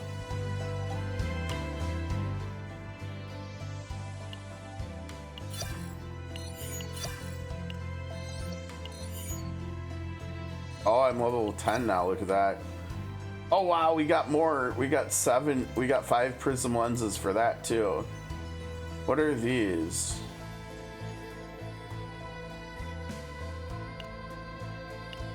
Different kind of pole currency, it looks like. Let's look at this. So we've got 2 for here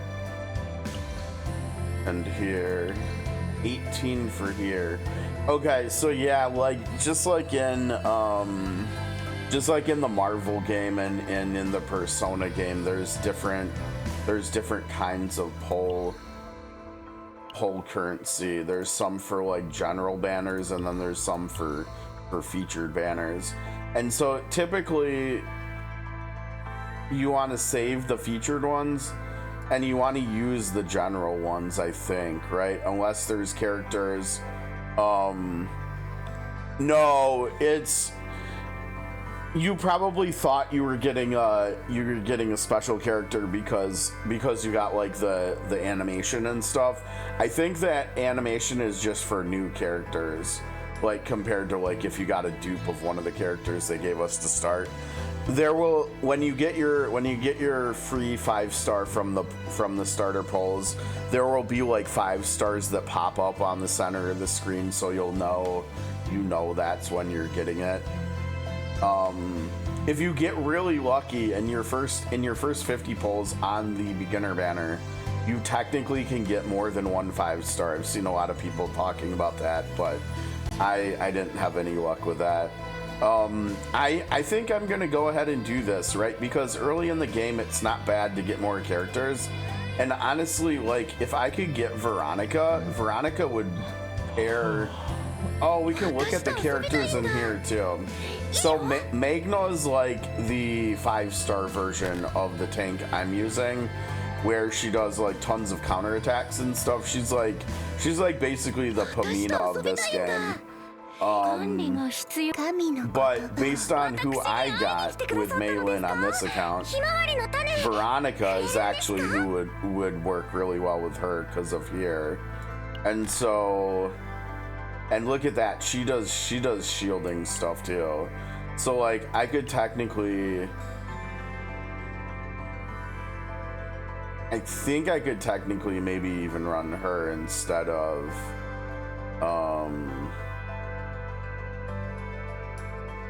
God, I'm doing so bad with the character names. Instead of what's her butt? Instead of Nia. Did you do your polls on the beginner banner yet, Fairy?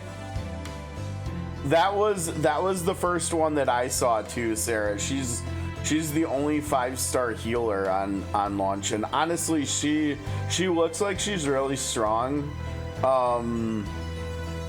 She needs to use like a lot of your hand, and so she probably limits a little bit which characters you can run, because some of the characters want to fill up your hand with their cards. But as long as you're not trying to run one of those characters, she'll probably be really good for you, I would think. This is her over here, right? This is her, yeah. Like, and she's actually the summoner in the game too, and so like I would imagine, I really wish I would have done a little playing with her before I kept rerolling, because I bet her card animations are really cool, because she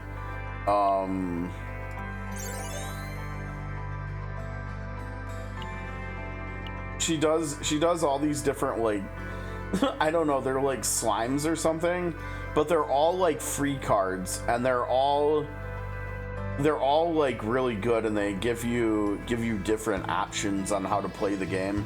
This one specifically is just the three different star versions of the card, this one card. But like, I mean, this alone looks really interesting, right? Like it's got retain on it, and so the longer you keep it in your hand. Oh wait, no, that's not that one, but it upgrades the next attack card. And there's other ones that she has, I think, that do work how I was thinking, where like the longer cards are in your hand, the more damage they, yeah, like right here. See, retain damage plus 40%. So you can just keep this in your hand for like 3 turns, and then all of a sudden the card, a 0 cost card's doing 180% damage. Whoa, very nice, Fairy. That's awesome. I don't know if you remember, but Luke was one of the characters that I was hoping for with the rerolls. It was kind of like Luke and Hugo were the 2 that I was really looking for. Where Luke's up here at the top. I don't think Luke's actually gonna start off that good, because a lot of his kit revolves around getting critical hits, and until we get higher level and stuff and he starts unlocking different potential stuff, I'm not actually even sure. Like, let's see, single target damage. No, that's not crit chance. Yeah, but like look at all these bonuses he gets from critting and stuff. Here we go. You get 10% more crit chance just from these nodes eventually.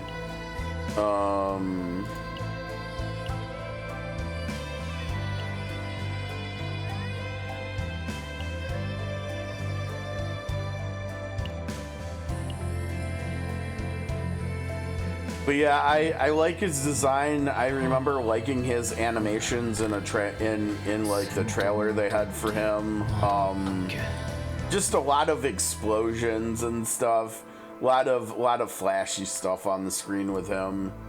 And then you've already seen me using Maylin already, right? And she's gonna be really good with her single target damage. And wait, is he? He's not the same element as her, is he? No. He's order, it looks like, yeah. She's passion. It's fire, I don't know. It looks like fire, dark, light, water, and earth or something. I don't know. Was that the beginner's banner where you where like your pulls are discounted, so it only costs 8 to yeah, wind, you're right. Yeah, I would probably, because it has the discounted thing, so you're getting more bang for your resources. I would probably finish that off even though you already got your guaranteed 5, I'm guessing. But who knows, maybe you'll get lucky and you'll get a third 5-star from it. Okay, anyways, let's do a few polls here too. I think this is probably going to be the last thing I do. I think I've got to get out of here. It's a little bit later than I wanted to go until, but we haven't actually watched the animation. I've skipped the animation every poll we've done with rerolls, so I don't think, it didn't look like we saw anything fancy there, so I'm guessing we're not getting anything here. But I think you're supposed to get a guaranteed, aren't you supposed to get a guaranteed 4-star every 10 poll or something? I can't remember, maybe not. This is looking, yeah, here we go. Oh, that's too bad. Yeah, I'm not really using, oh, well, but honestly, remember, Owen's passion is fire, just like Maylin, so there's still the possibility, you know, honestly, what I should probably be doing, well, I should look and see whether he does any card draw or anything too, because there might be a case to be made for me to use him instead of Nia, just so I get more offense into my team. Yeah, so that was pretty bad. And then I'll do another. I'll use a little bit of the rubies here for the last 2 polls. I don't like our luck so far with not skipping. I'm gonna skip. So we got Barrel. I have no idea about her. Obviously, animation means she's a new character, but Justice Ranger, probably not. Yeah. But now, what is the rescue merit? Does that mean? Ah, I see. So you can guarantee you do 300 pulls on the general pool banner, and you can pick a character. That will take a long time because, like I said, I'm mostly just gonna use the normal anchors for these banners, and then not use. I want to try to save the crystals, Luxite, rubies, whatever, as much as I can moving forward. I'm not gonna pull for Haru, I don't think. It sounds like she's really good damage, but she's not the same element as Meilin, and I mean she's got AoE, but I'm sure I'll get someone else AoE at some point anyways, so it's kind of whatever.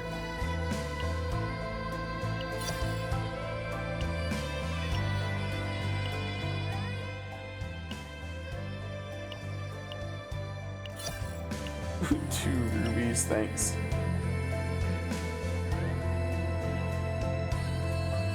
The one that's pinned is not my ID. It should be.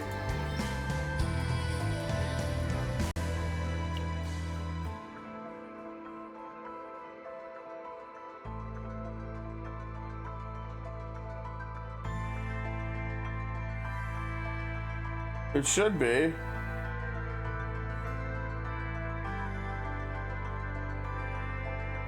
It didn't work, huh? Oh, here we go. We got a couple friends.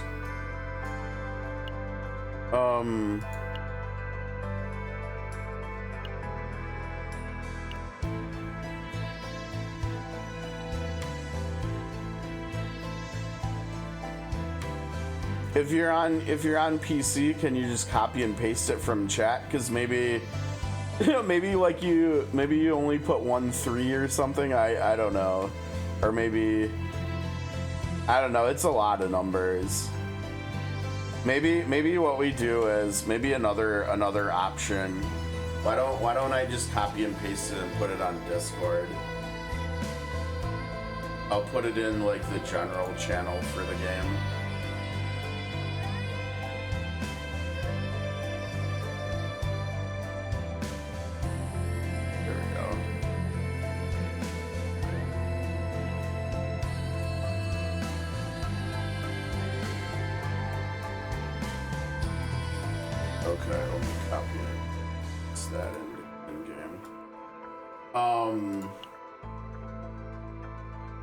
Wait, can I not search for a number? Is it not gonna let me paste in here? Oh, are you serious? It's gonna make me type it in. It almost looks like. Do I need to know your account name plus the number? It almost looks like we might need that. Maybe that's why you couldn't find me, because it looks like you might need to put got a plan stand number, like pound, like hashtag, and then the number. So I guess technically, yeah, I'm gonna go back over to Discord where I just put that in. I'm gonna put that in there. Otherwise, people are gonna have the same thing happen as you did. There we go. What's the name of your account too? Oh, you got me added. Okay, easy.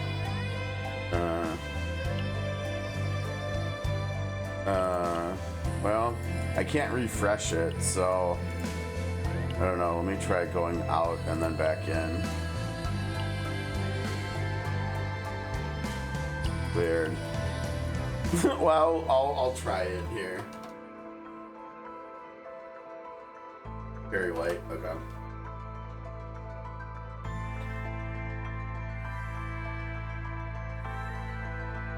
Uh-oh. we can't type that many characters in.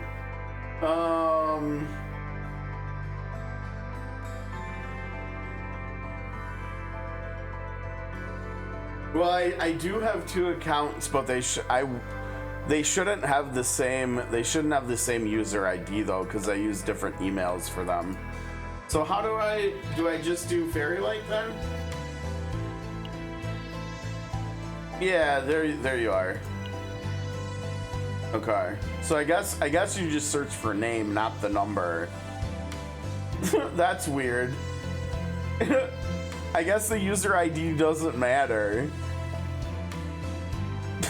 Whatever, I don't know. I don't know what I should put on Discord, but I guess I'll just leave what I put. Okay, so we got a dupe for him too. Let's see. The damage and shield gain of the Gale Strike card is increased by 50. Those are big numbers. Those are really big numbers. Oh, did I? But it had the same number you put in chat. Are you sure you're not level 5? Because that said you were level 5 here. The game said you were level 5, not 4. さて、どうした？何か用か？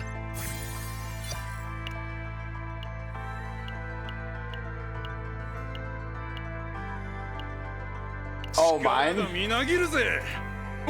Oh, you're talking about the other one. Oh, yeah.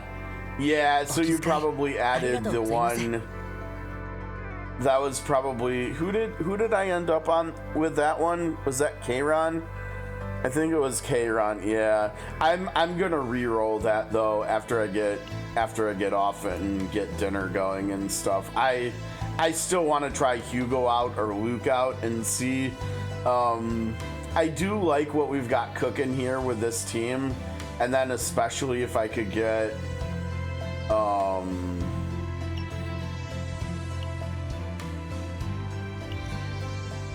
if I could get her to replace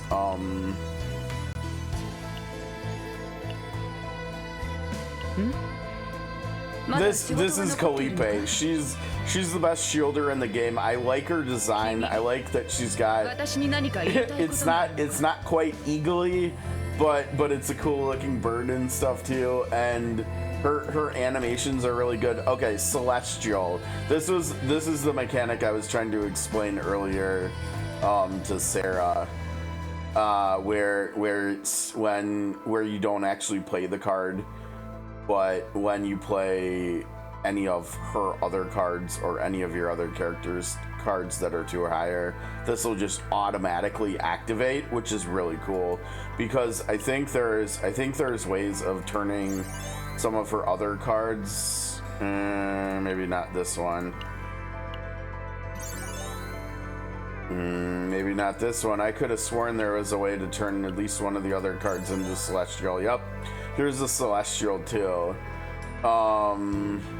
And then it also does this other thing, Silver Veil. And look at this. When Silver Veil gets stacked up to 3, she just does a big AoE. And so, like, even if even though they nerfed her damage, like, I think she's probably still like really good. And the fact that she can do like these like follow-up attacks too is pretty interesting, I think. And you can kind of, I mean, like, look at this one. It does the Silver Veil stack, which is what you want. It does less damage, but it makes it so you can retain 80% of your shield. And so if she's just like overflowing your shield beyond what you need to like prevent all the damage that's incoming, I mean, she craps out the shielding.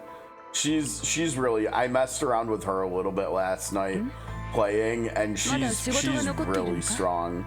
And the crazy thing is they nerfed her. She was even more busted on, I think during the closed beta, from everything I saw and read, she was the most broken character in the closed beta. And that's probably not the case now. Like, yeah, like look at her ultimate skill here. you could spend like 5 AP and get 500% shield, and you retain all of your cards. And if you're spending over 2 AP on this, right, it's gonna trigger this, and if you have this one, you're gonna retain 80% of that 500% shield. I mean, that seems pretty good. You'll yeah, if you don't even get hit on that turn, if you don't even get attacked on that turn, you would retain 400% shield for the next turn, and then next turn you could just do attacking and stuff and not even worry about getting hit. She's, and like I said, I like her design a lot. Like, I like the coloring on the outfit, I like the bird, I like her weapon and stuff. She looks really good. She was the second character I got when I was rerolling last night after Orlia, and I thought on it for a while and I decided to keep going, but yeah. Okay, I'm gonna go ahead and get out of here. Hopefully everybody enjoyed the stream. We'll be back tomorrow with more of this. Most likely we'll be on this account, but there's like a teeny tiny chance that maybe we won't. Maybe we'll be on a different account. If you have any questions, I still am really clueless about a lot of the games still too. But if you have any questions, I'll just tag me on Discord and I'll do my best tonight, Sarah. I gotta go do dinner and stuff, and we've got tip off for the new season for my Milwaukee Bucks, so I've gotta go catch that, which is coming in about a half an hour. So I gotta go. I will be back tomorrow. Everybody have a great night with your rolling and with your playing, and hopefully we'll see you tomorrow. All right, take care, guys. Peace.